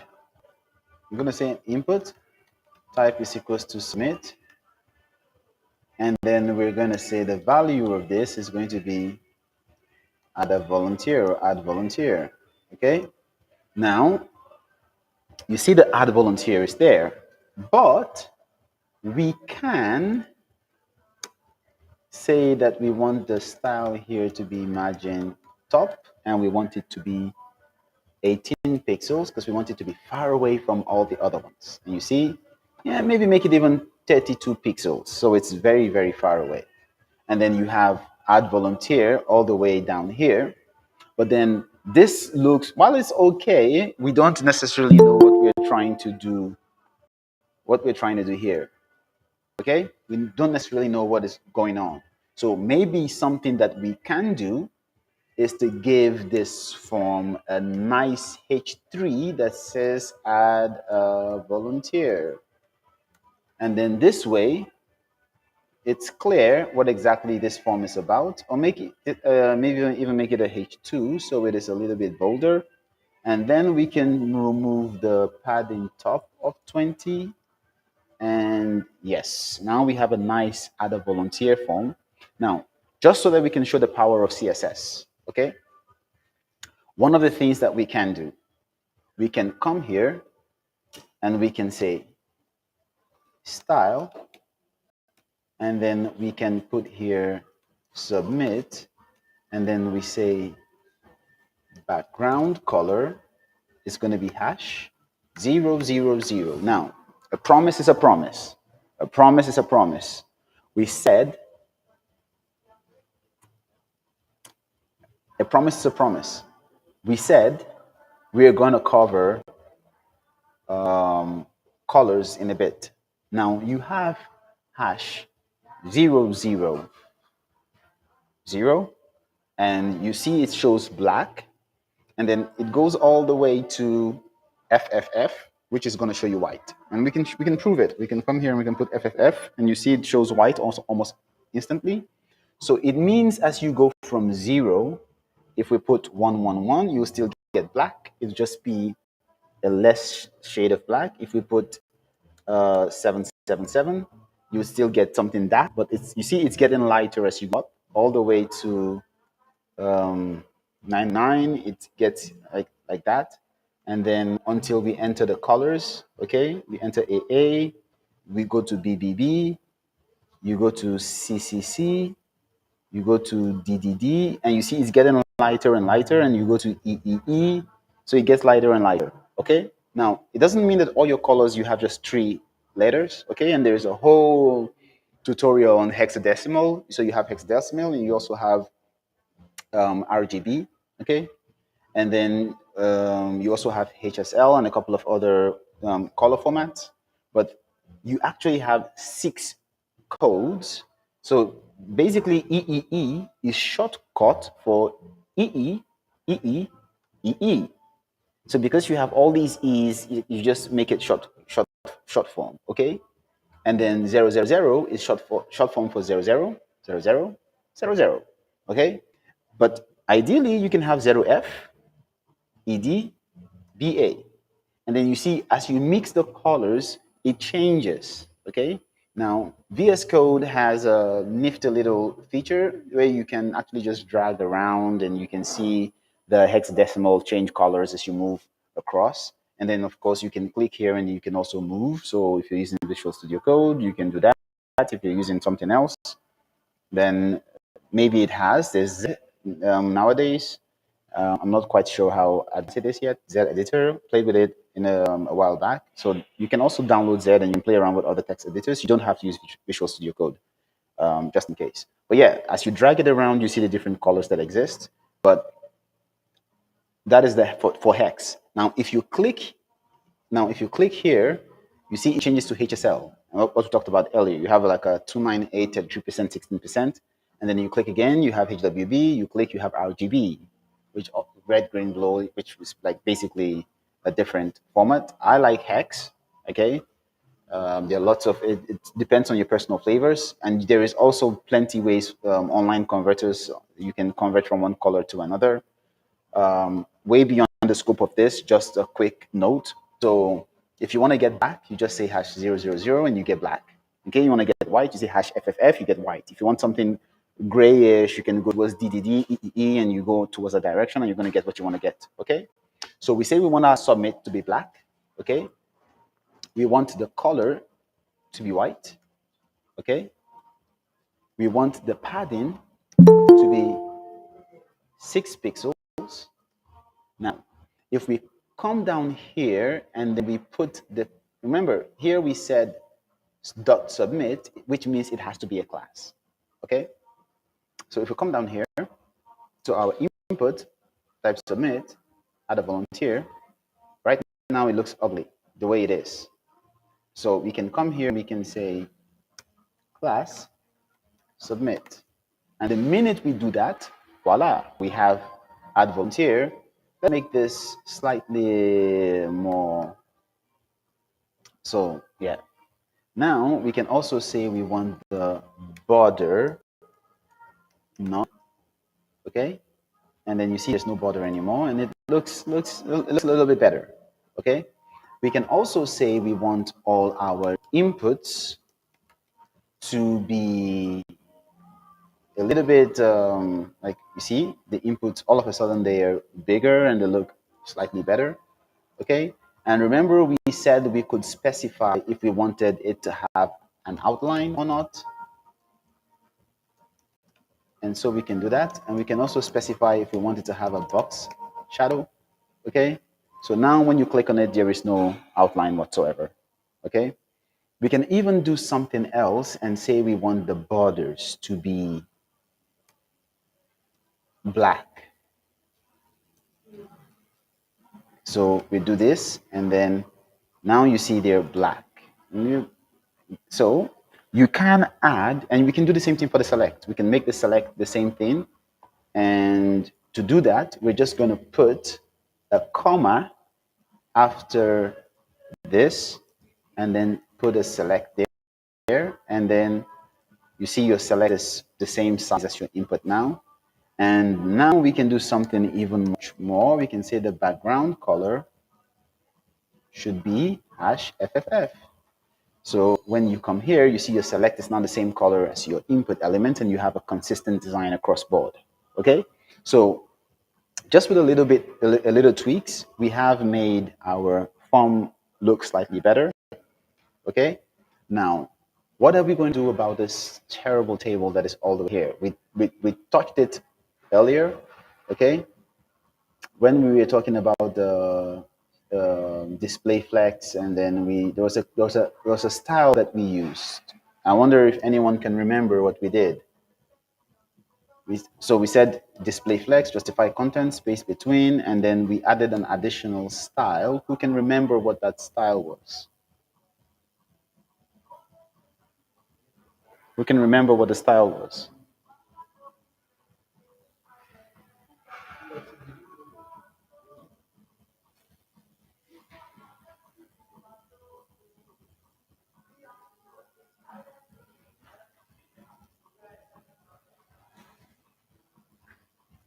Okay, so the style we said was align items, and then we put it at flex start, and there you go.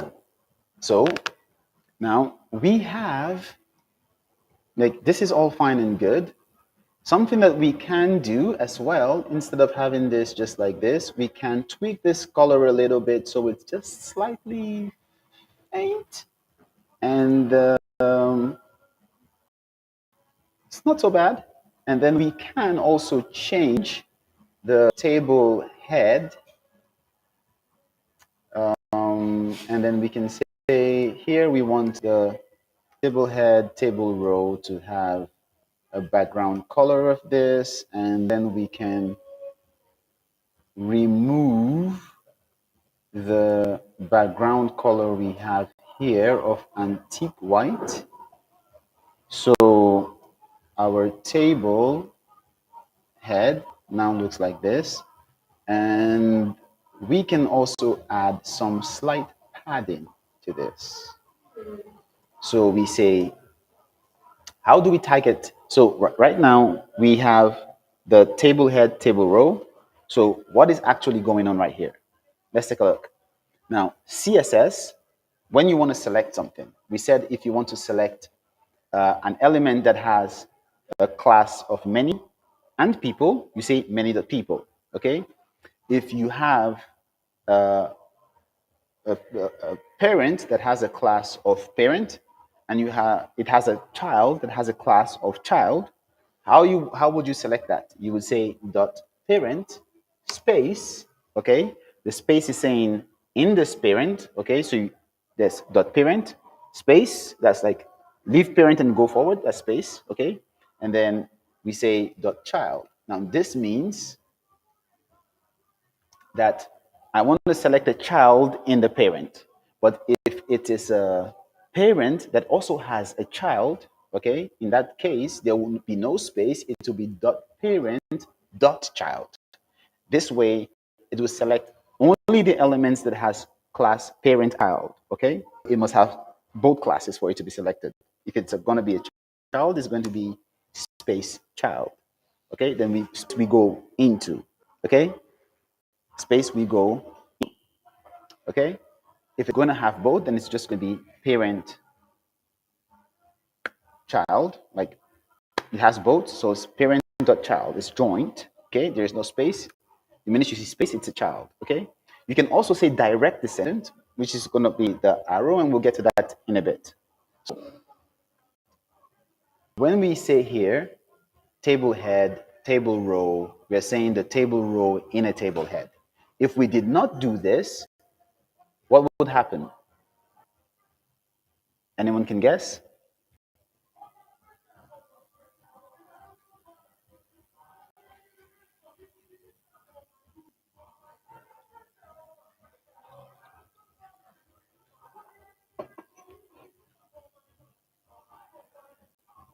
If we did not do this, then every table row in our table will have that background color. But when we say table head, table row, we mean only the table row in table head should have this background color, okay? And we can actually even say we want to select the first child, and we'll go into pseudo elements later, okay? We'll go into pseudo elements much later when we start targeting just the first. So this way, if we have something else, then it's not going to be selected because it's not the first child. But yeah, let's leave that for now. So we have here the table head, table row, but we want to go in and select the table data. So what are we going to do? We're going to go table head, table row, table data, and we set the padding. Okay, and then you see that it now has the appropriate padding. So now we have the table on one side. Our form is actually looking quite nice, and then we have the form on the other side. So this way we can add a volunteer, and as we're adding volunteers, when we get into JavaScript, maybe we'll click add a volunteer, then it will show up automatically in the table as we're adding volunteers, and then we'll add the ability for you to search for volunteers, maybe add a small search bar. Then later we're also going to start talking about adding external style sheets, icons, font icons, and a couple of things. So you have icons and it starts looking pretty. We're still in the land of CSS and we're adding small styles to the page. It doesn't look as super, but it's good.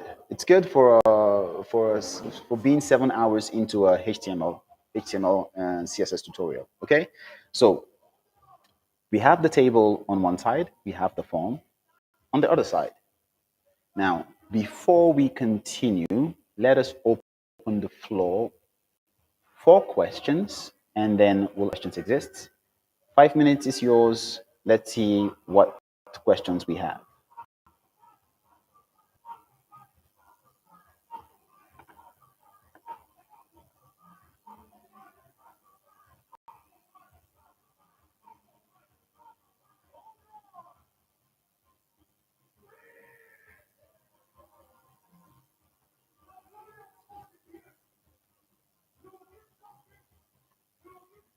If you have questions, please go ahead and ask.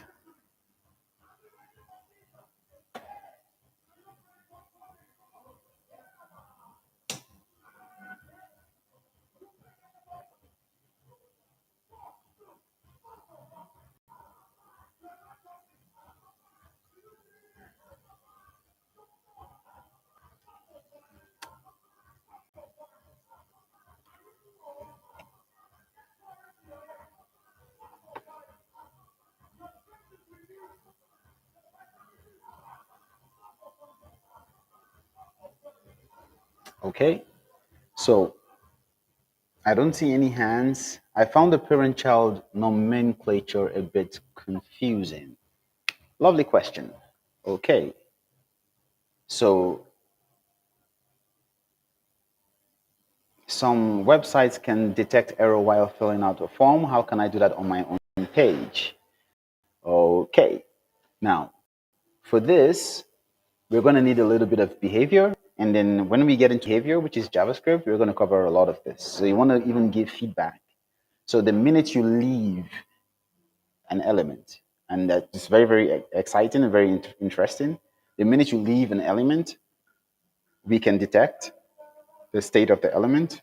Okay. We use CSS to style the element, but we use JavaScript to traverse and find out if the some like the event when you leave an element, there are things that happen. The browser is firing events, and then you can use JavaScript to find out what is going on. Okay, so we're going to get to that when we enter the JavaScript section. But we are for now we are not yet in JavaScript land, so we are going to like you use JavaScript basically to detect, but you use CSS to style and to give feedback. Okay. So, found the parent-child nomenclature a bit confusing. Can we quickly go over it again? By all means. That is why we're having this section. We can go over it as many times as necessary, and then hopefully we get it like it sinks in. We still have a couple of minutes, so yeah, let's do that. So cascading style sheets. The idea behind cascading style sheets, which we mentioned that already, is like you have a style and it cascades to the children. We wrote color on the HTML, and then you found that all the paragraphs inherited that color. Okay, there are certain styles, okay, that are inherited, and we can Google and you'll see them. Okay, let me show you. There's certain styles that are inherited. Okay,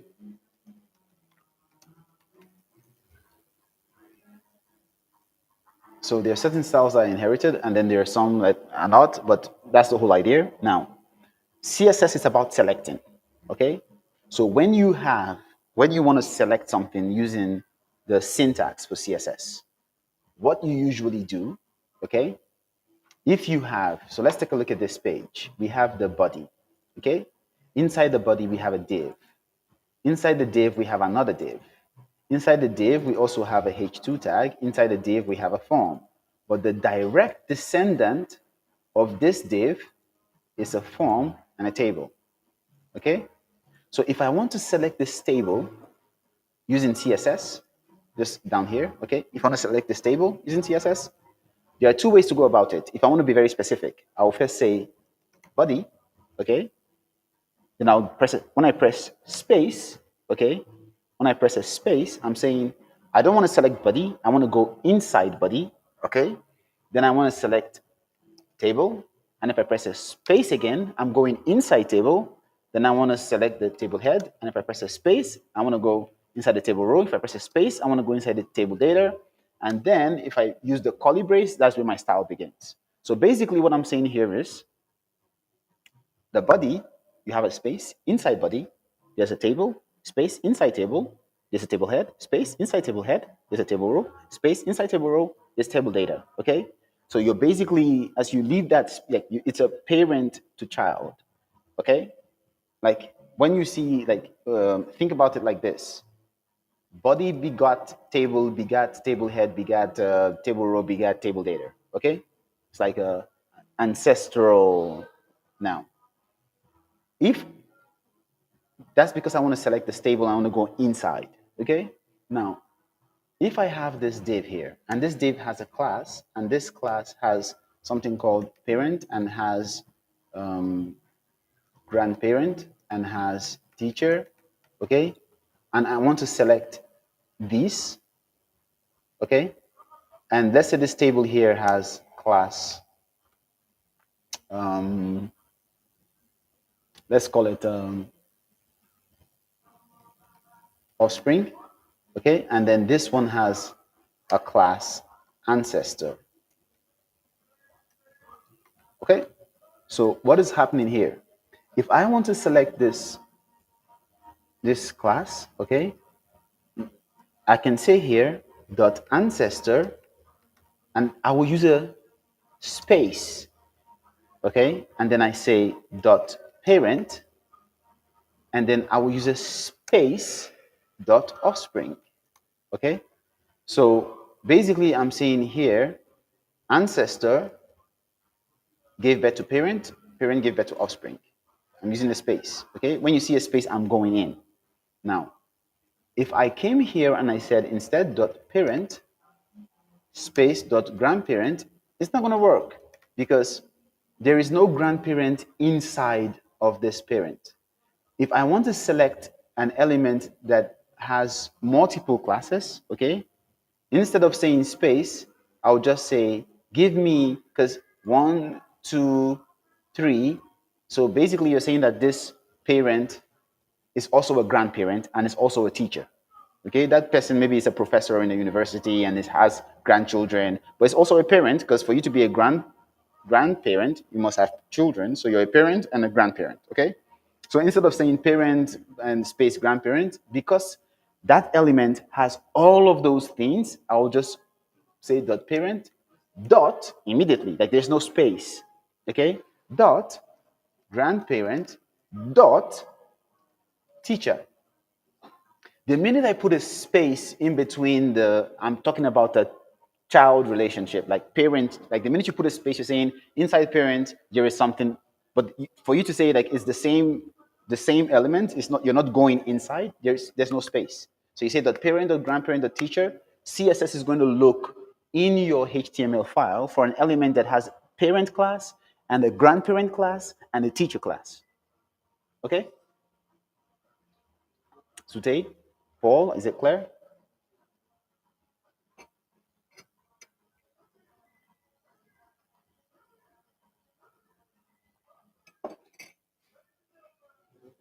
Okay, no news is good news. I'm guessing that it is clear.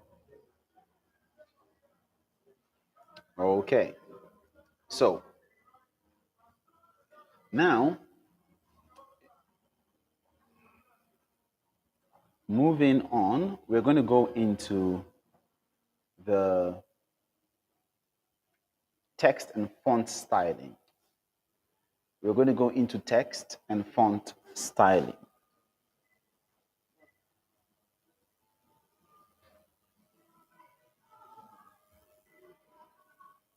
So we have our design, like we have the what we see here. It looks good, but it's like this. The text is not.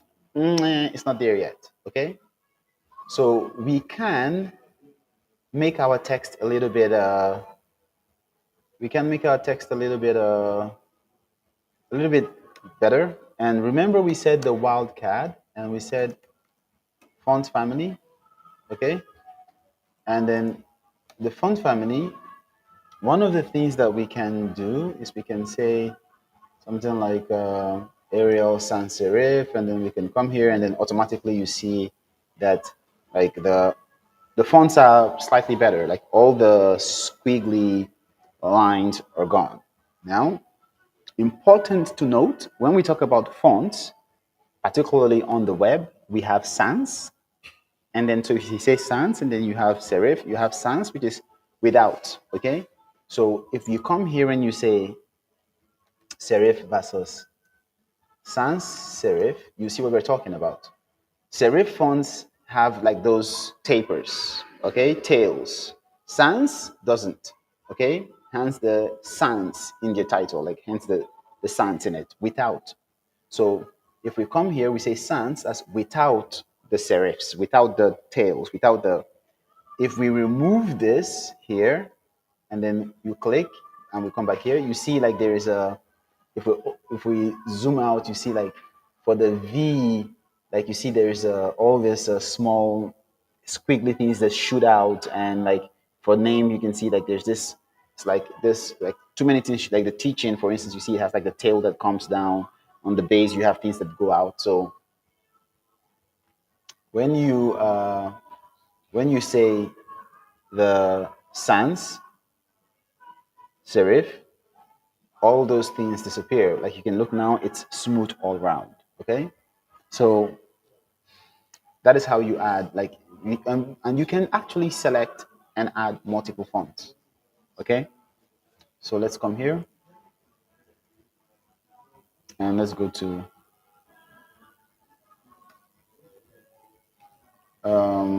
Google and let's say Google Fonts. Okay, so you can also extend the font, particularly when you're on the web. You can extend, it's not just the fonts you have on your computer, you can extend the fonts on your website.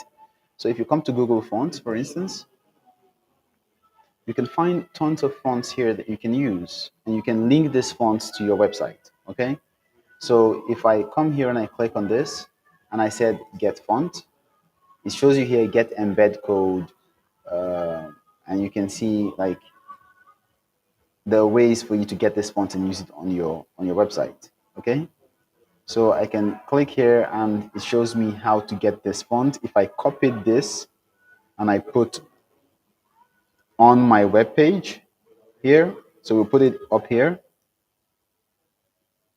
we will be able to use the Roboto font. So now we can come here and we can say Roboto. Okay, and then if we come here, you see that the font is now the Roboto font. So you can actually extend the font on your web page with other fonts. And so you can have some very, very nice fonts. You can go on Google Fonts and search for the one that you like, that suits your palette, or the ones that fit your branding, the branding of your company. In case you have designers and they give you like some branding, you can go and choose that and then use that as opposed to using the font that comes with the embellishments on your computer. Okay. So there is that. Another thing that we can also take a look at is how do you increase the weight, the size, the boldness. Okay, so there are different levels of boldness. Okay, so right now we have the building, teaching, management, and whatnot. We have location. What if we want to make add a volunteer bolder? Now, one of the things that we can do is we can add a couple of font weights. Okay, so we can come here and then we can open the form and we can say we're going to add it on every label. Okay, or we can just basically come here and then say we want to add in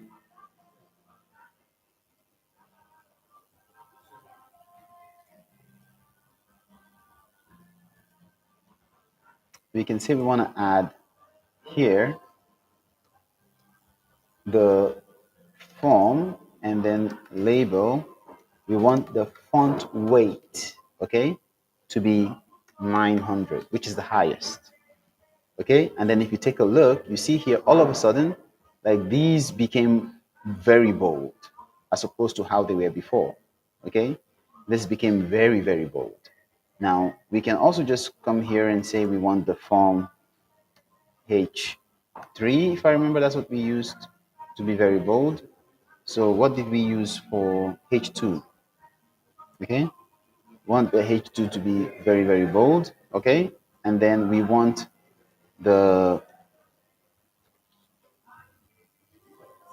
form labels to be bolder as well. We can come here and we can say form label and then we say font weight and we say they should be 600. Okay, now it goes all the way from 100 to 900, with 100 being light and 900 being very bold. Okay, it starts all the way from 100. Font weight specifies the weight. Okay, think about it like a hippo or an elephant. Okay, what is the weight? Like how bold, how big it is. Okay, so the font weight specifies the weight of the font, how thick, how big, how bold the font appears. It starts from 100 and it goes all the way to 900, 900 being the biggest, heaviest, 100 being the lightest. Okay, so if we come here now, you'll see this is, they're all bold. But if we made this 100, for instance, and we came back here, you see they're very light. Okay, they're super light. And then if we made it 500, then you see that they are bold but not as bold. Okay, so that is how you add the font weight. Okay, that is how you add the font weight.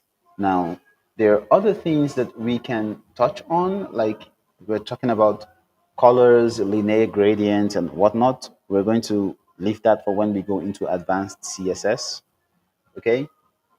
We mentioned earlier that there is a way for you to add images, but more like a background as opposed to having it as an image. You can use CSS to make something a background image.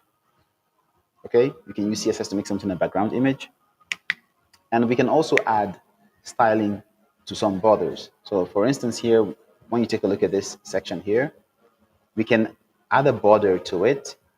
Okay, we can make it border 1 pixel solid black, for instance. So let's come here and let's take a look at the side, which is the form. Okay, so we can come here and we can just say the form. We want to make the form itself have a border that is 1 pixel solid and it's black, which is hash 000. And then you see the form has that border. Or we can say dotted. In this case, you see that it has like dots instead of it being solid. Or we can even say 1 pixel dashed. And this time you see it has like dashes as opposed to being dotted. Okay. So you can style your border how you see fit. Now, what we are going to do before, I'm going to just show one more thing and then I'm going to give an exercise. Another thing that you can do around the border is to say you want the border radius, which basically means how curved should this be. You can say you want it to be 12 pixels, and then if you come and check, you see it is round. See like this, how round it is here. Okay, and the larger, the higher you go, the more curved it is going to be. See? So you can have it like really, really curved, or you can have it flat, like but radius 0. So now we're gonna have a 25 or a 20-minute exercise where we create this image that we have here. You create it on your own computer. If you have questions, like this is one of the largest exercises that we're having so far. Okay. If you have questions, please ask. Okay. If you have questions, please ask. If you have questions, please ask. We covered quite a lot in this short time. And so when you type and you implement it, it will help it stick. And then if you have questions as you're doing it, then you can start asking. Okay, so you can say, oh, how did you create a border? Like, try and reproduce this. How did you make the check boxes? How did you make this? Just try and reproduce it on your computer. If you can't, I'm super happy to jump in and show you how it's done. Just send a message in the chat and say I'm having an issue with this, and then we're going to jump in together and make sure that the we solve it. Okay.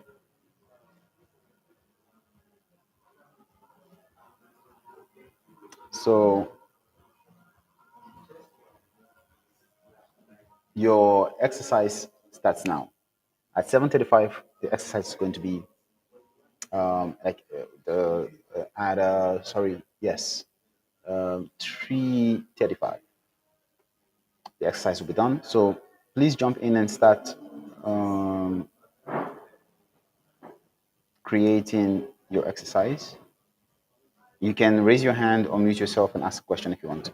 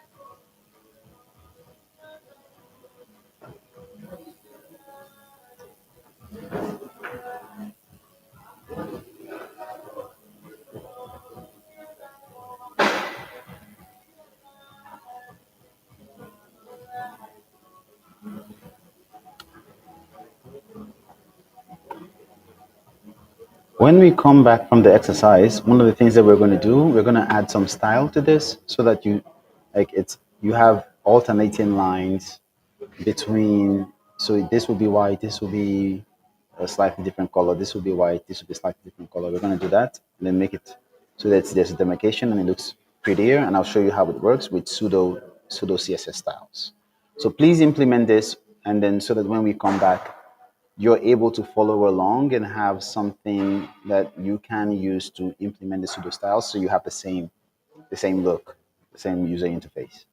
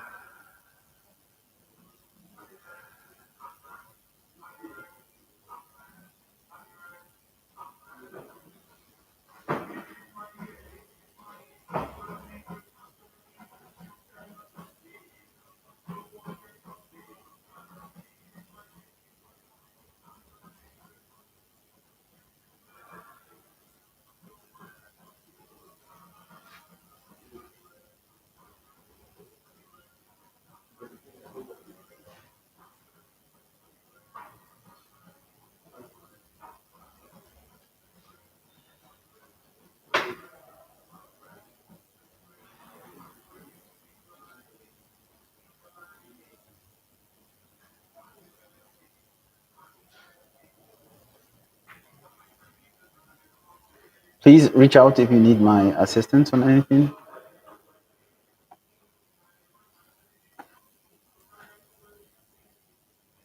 Please reach out if you need my assistance on anything. I'm here to help you. This is not an exercise where you do it all by yourself. You can ask questions. I am hoping you ask questions. If everything is good by you, then that's fine as well. So we're building the user interface that is on the screen. Okay. And the idea is that you're going to ask, hey, how do I do this? How do I do that? For the form on the left, remember, we use display flex. So you want to use display flex. Just to lay it out. To get the table, we said we are going to use align items. We also talked about justify content, okay, to separate the two. And then we made one of them bigger. If you can remember what it is we used flex grow, okay, and then we gave it a value so that it appears bigger than the form that is on the left side. So ask questions. Again, the assignment is pretty clear. This is a sizable exercise. You know to do it by yourself. I'm here to give you input, but the questions must be specific.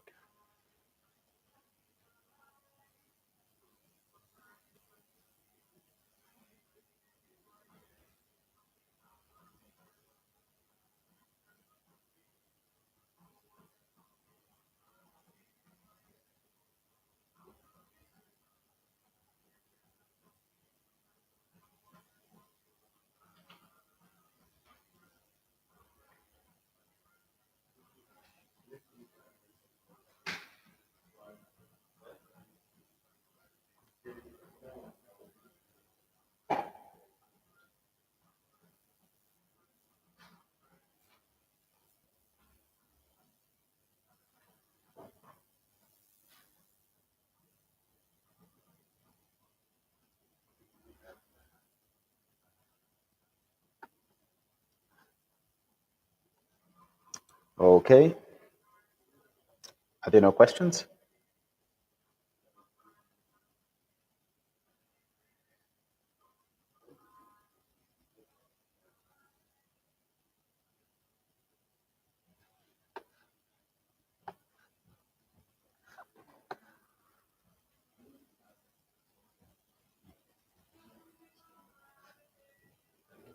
Does anyone have any? Has anyone built anything? You can post it in the chat so I can see. It doesn't have to be complete. You can just post it and I'll take it and I'll give feedback.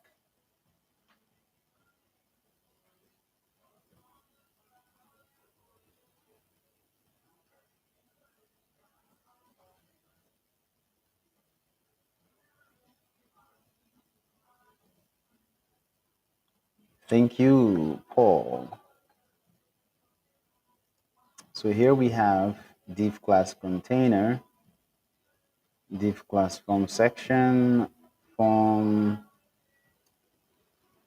Yep, I can see that. I can see that. This is quite nice. So you have the left side and you used a HTML comment, which is a beautiful thing and not something we have covered, but to see that you used it, it's good. And this also is very this indication that like a lot is being learned. I can also see like the label for skills and the input type text ID is equals to skills, and you made that required. I can see like the information on the required lesson that has been picked up. That is good, very very good. And you give your form an ID, which is the volunteer form, which is also very very nice. So that is very very good. It's very good. It's I'm happy to see that the concept that has been explained in the previous videos have been picked up. Thank you, Sudey.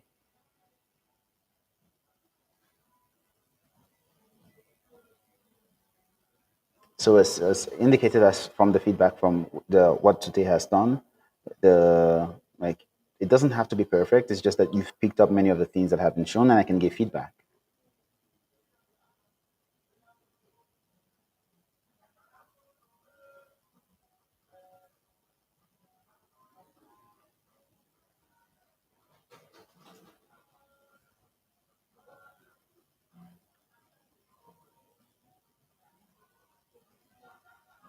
You can also use this time to ask questions. So whilst people are sharing what they have done, you can also ask questions. Again, I'm still giving some hints. Remember for the table, we talked about how you use a space. So if you want to go from parent to child, you use a space as you go down. Okay, from parent to child, you use a space as you go down. So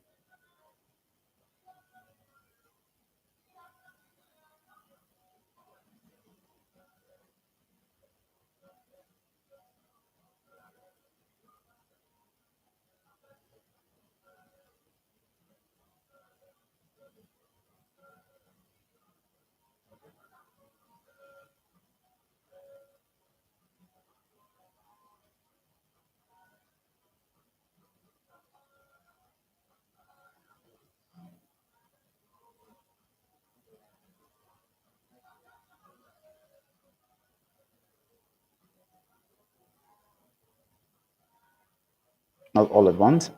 Any questions? Anybody who also wants to give an example of what they have done, just like Sute did?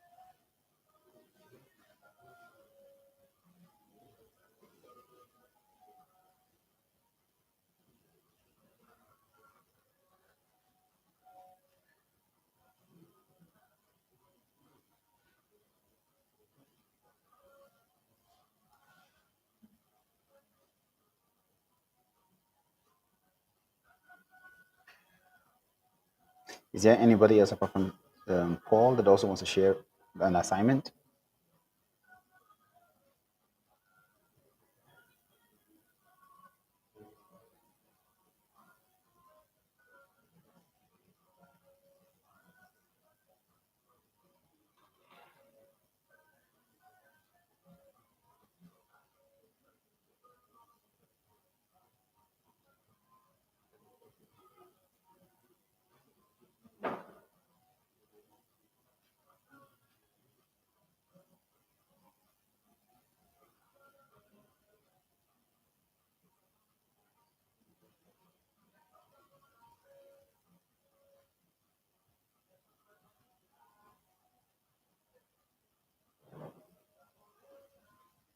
Do we all understand?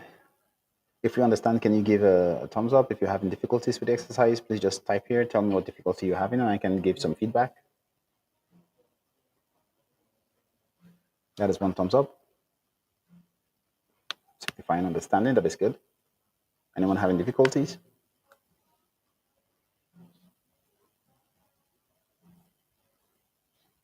If you're having difficulties, you can raise your hand and then, or you can also just unmute and say, I'm having difficulty with this. And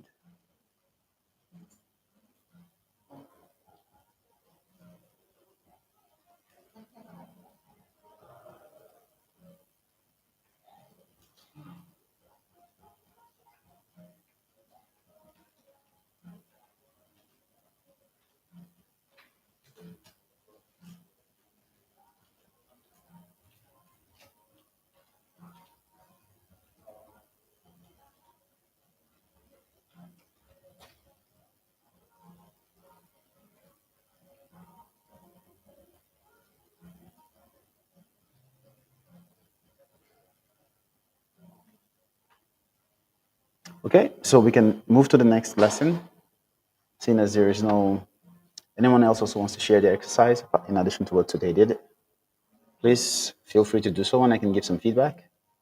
I got a couple of thumbs up for understanding, not a couple of thumbs up for not understanding, a couple of questions earlier. Remember, this is an interactive session, so feel free at any point in time to raise your hand and I'll stop. Feel free to put whatever topic you want us to cover again and we'll cover it again. Okay, so we talked about implementing pseudo selectors and then making the table that we have here. Okay, I'm not as fast in typing, but I'm not having any difficulties. That's good. That's good. Typing speed increases with time. That's good. Is there anyone else? So far, Sute Paul is active. Is there anyone else that is active? I know it's for some it might be early. We have people joining from different places. Maybe the time difference is different, and it's morning your time, and you're sipping a cup of coffee. If that's the case, you can share some coffee, but or bagel or whatever you're eating, but you can share some code. So moving to the next exercise. So here we have the table showing. Now the we want to make the rows a little bit bigger. So one of the first things that we can do is in the head,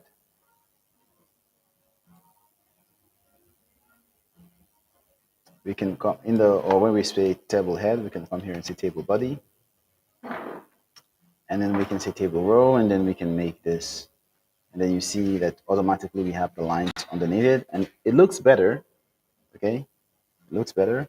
But another thing that we can do is we can come here and say table body, and we can say table row and child. So what you see here is we're saying the nth child. Okay, this is a pseudo letter. Okay, so what we're having here is to say every nth child that is odd. Okay, or every nth child that is even. Okay, we want to give it this background color. So if you come back here, you see that you have the background color for every nth child that is odd. 1 is odd, 3 is odd, 5 is odd, 7 is odd, 9 is odd. What if you wanted to make it so that it's 2? What are we going to type here? And then when we come here, you see 2 is this, 4, 6, 8. And then if we added another row after 9, it's going to get that color. Okay?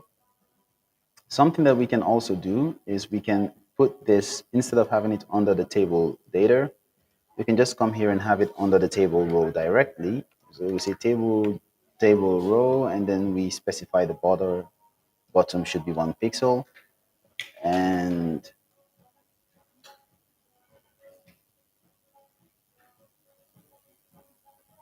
so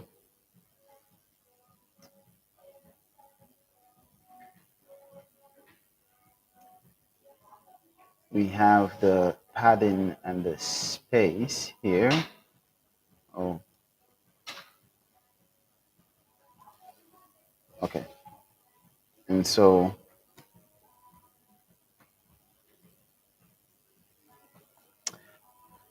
we have the padding between the columns showing here.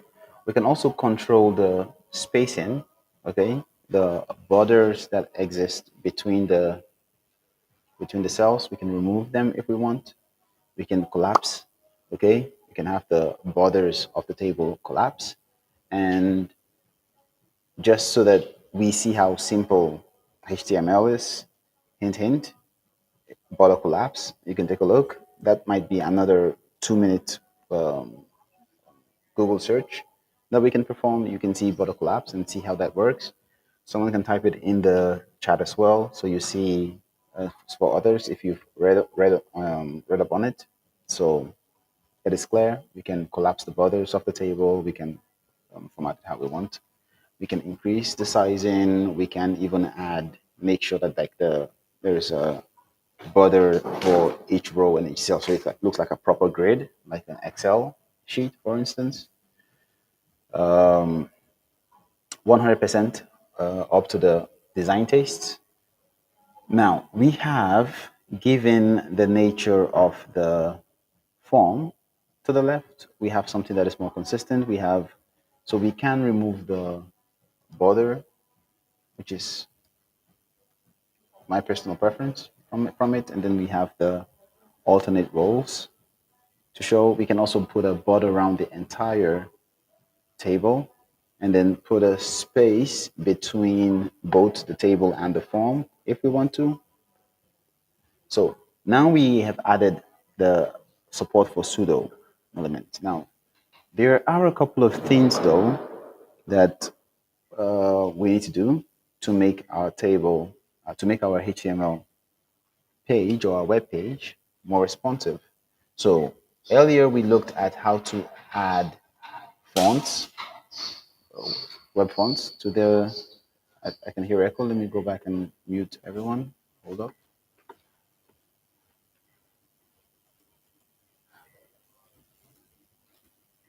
Okay. So earlier we had the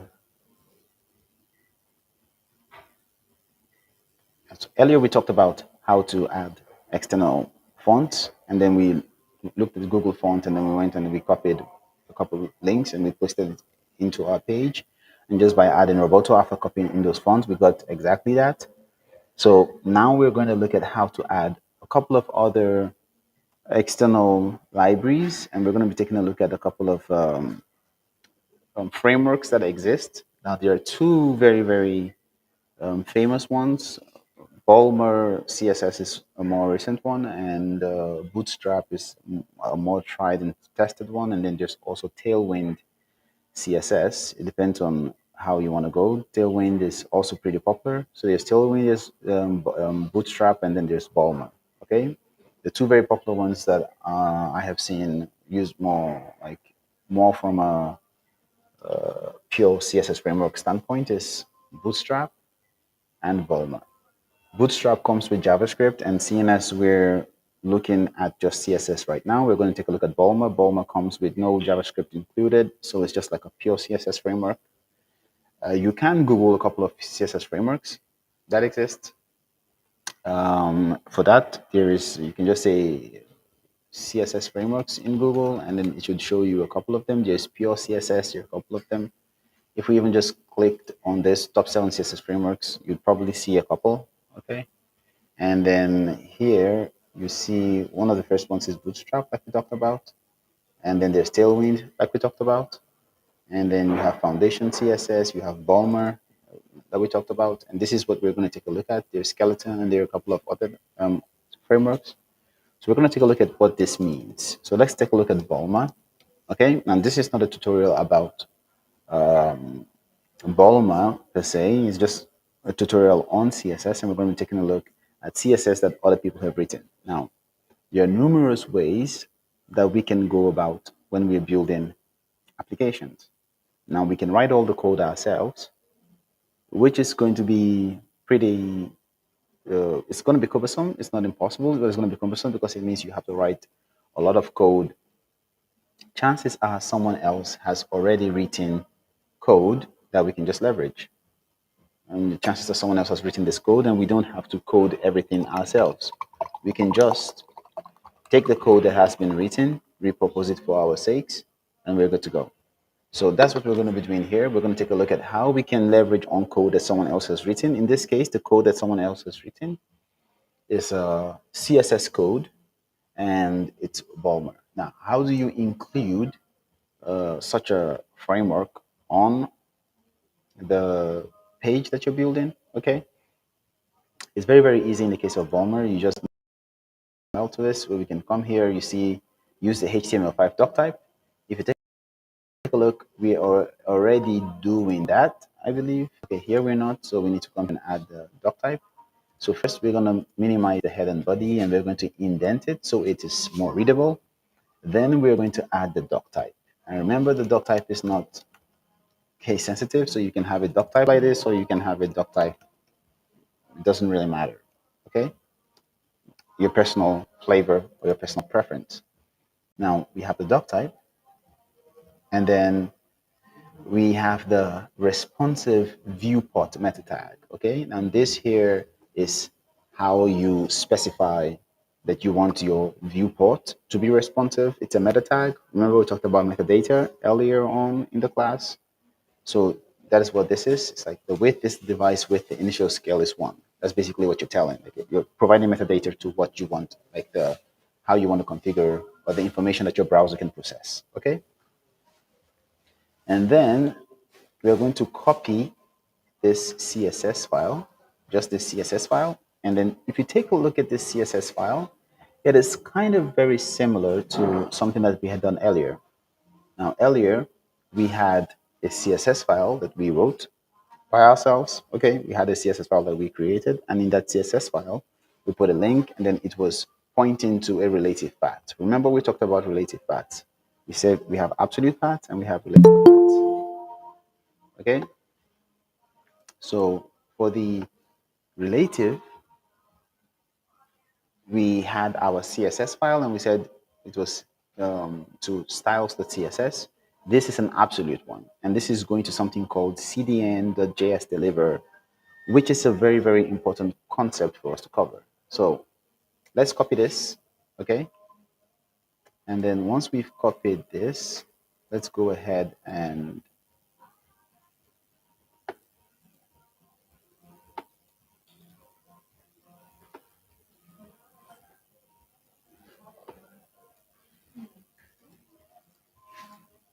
let's copy this. And then let's go ahead and paste it in our head. And just by doing this, one of the things you'll notice is that our page is going to change significantly. Now, we haven't pasted it yet, okay? But the minute we do, let's go ahead and do this, okay? You see that our page has changed significantly. Like the space between the table cells has disappeared. The look has changed. The space that also existed around our page is no more. Okay, so there's a significant change in the overall look of our page. Okay, now the styling that we applied is still there, but something has happened. Now, the reason why these frameworks are popular is because they come with responsiveness outside the gate. So there are two things that we're going to cover. The first one we're going to cover is going to be on CDNs, okay? And then the second one is going to be on responsiveness, okay? The first one is CDNs, the second one is going to be on responsiveness. So, what exactly do we mean when we say we want to cover something called CDN? And what is a CDN? Okay? New word alert, CDN. What is a CDN? A CDN stands for a content delivery network. And it is exactly what the name sounds like. A CDN is a content delivery network. Now, what does that mean? Many websites across the world, many websites across the world, they all rely on many of the frameworks or the tools. Like there are many websites that are built using React, many of them Facebook principle because they are the progenitors of React. So you have Facebook, you have Netflix, you have, I think, Airbnb, and a couple of them. Some of them might be built using something called Vue.js, which is in the JavaScript section. But many of the websites that you visit use Bootstrap as the CSS framework. Many of them use Bulmer as the CSS framework. And if we visit Bulmer, you should see that here there might be a couple of, you see, like this. They support Bulmer, they use Bulmer to some degree. And so there are numerous websites that are using this CSS framework. So we're not using something that is just frill, okay? Numerous websites that are using Bulmer. Now, the idea behind a content delivery network is that because many websites use some of these things, okay, content delivery networks are networks that are optimized to deliver these libraries, these links, these toolkits, this content, okay? There are servers or there are networks that are optimized to deliver this content to the user. And the idea behind it is chances are if you went to Facebook and Facebook was using let's say Bulma or Bootstrap or a specific library, that library is going to be cached such that the next time you visit another website that is using the same library, the speed at which that content or the website loads is going to be significantly faster because of the caching mechanisms and because of how the content delivery networks are optimized to resources you need at the point closest to your location. So let's say you are in Nigeria or in London, and there's a website that is built in the US. Okay, instead of you going to the servers in the US, the content delivery network might have a server in Lagos if you're in Nigeria, and the content will be delivered from the server in Lagos. So it will be faster for it to load on your computer than going all the way to the US. Like so, they are optimized for location. They're optimized for reusable libraries to give you content. That's why they're called content delivery networks. Many popular libraries host their content on these content delivery networks. You can also host your content on a content delivery network. You can build a library and you can go to any of these content delivery networks and then have them. There are a couple of them that work off GitHub. Once we go into the Git section, we're going to be taking a look like at GitHub and what you can do for there. But for now, when we talk about content delivery network, think of it as a super network that enables your pages to load faster.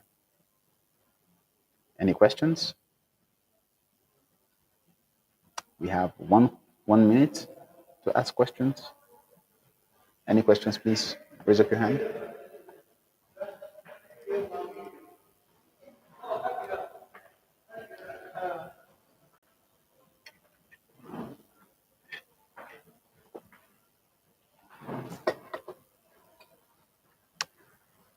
Can I get a sneaker chocolate bar? No questions? 30 seconds. Speak now or forever hold your peace. No, not forever hold your peace. You can still ask questions later.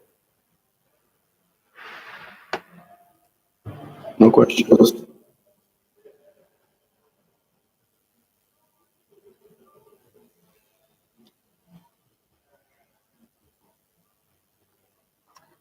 5 seconds, 4 seconds, 3 seconds, 2 seconds, one.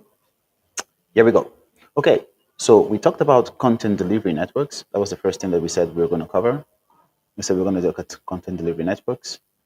And away from content delivery networks, I think there was something else we were talking about covering. Hold on.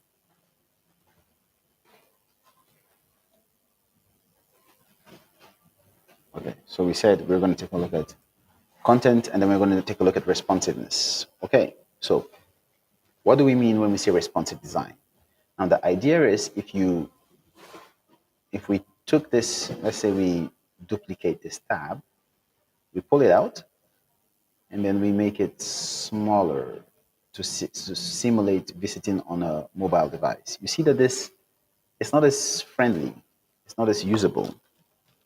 So what we have here, like someone visiting on a mobile phone, is not optimized. Like the content that's the page, I mean, it looks good on a web browser, but if someone visited from a mobile device, then they would have a terrible time using our web application.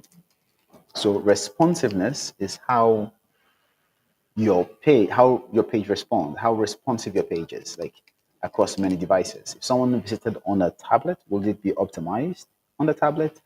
If they visited on a mobile device, would it be optimized on a mobile device? That's what responsiveness is all about. Okay? So responsiveness is, I'm sure many of us have visited some websites and those websites we visited were responsive. And many of the reason why people use these libraries is because responsiveness is baked into the library. Okay? So we have written our code, and then when you take a look at our code is here, and then it does, we have a lot of formatting that we have done to make our code the way it is. Okay? So we have a lot of formatting that we have done. Now we're going to be taking a look at the Bulma library, and we're going to be using the Bulma library to create the page for not volunteers but enablers.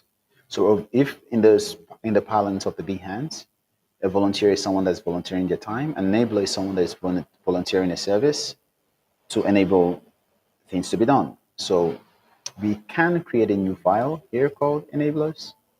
Okay, and then we're going to call this enablers file. We're going to go ahead and create a document. And then here the, we're going to have the, we're going to have it called enablers. Okay. But one of the things that we want to do is here we're going to use a framework called Balmer, like we're talking about. We'll go over what it does and we'll see how easy it is to build a responsive page, get almost the same kind of user experience, and see how these frameworks might help you to create web pages faster. It is not a replacement for understanding of CSS. So as we build and as we review Balmer, we will be talking about responsive design. We're talking about media queries. We're talking about creating responsive layouts. We're talking about creating responsive navigation bars and grids with Flexbox. We'll talk about the viewport meta tag. We already talked about that with the initial width and the scale and whatnot. And then when we are done creating, we're done creating this CSS, then we're going to go into JavaScript and start talking a little bit about JavaScript so we can start adding logic and we can start implementing front-end optimization techniques, introduce a couple of libraries. So we're going to go into JavaScript land for a bit, but we're going to create all the pages that we need. We're going to create the pages in CSS. Okay, we create the pages in CSS. We'll have external sheets that link to the HTML pages using Bulma CSS in this case as a vehicle to teach CSS as we create the pages. Okay, so again, this is not a replacement for CSS knowledge. We're using it as a vehicle to teach CSS. So we'll go over the framework. We'll talk about how it's done. We'll talk about responsive design, and then we'll take it from there. Okay, so having said that, let's get to some typing.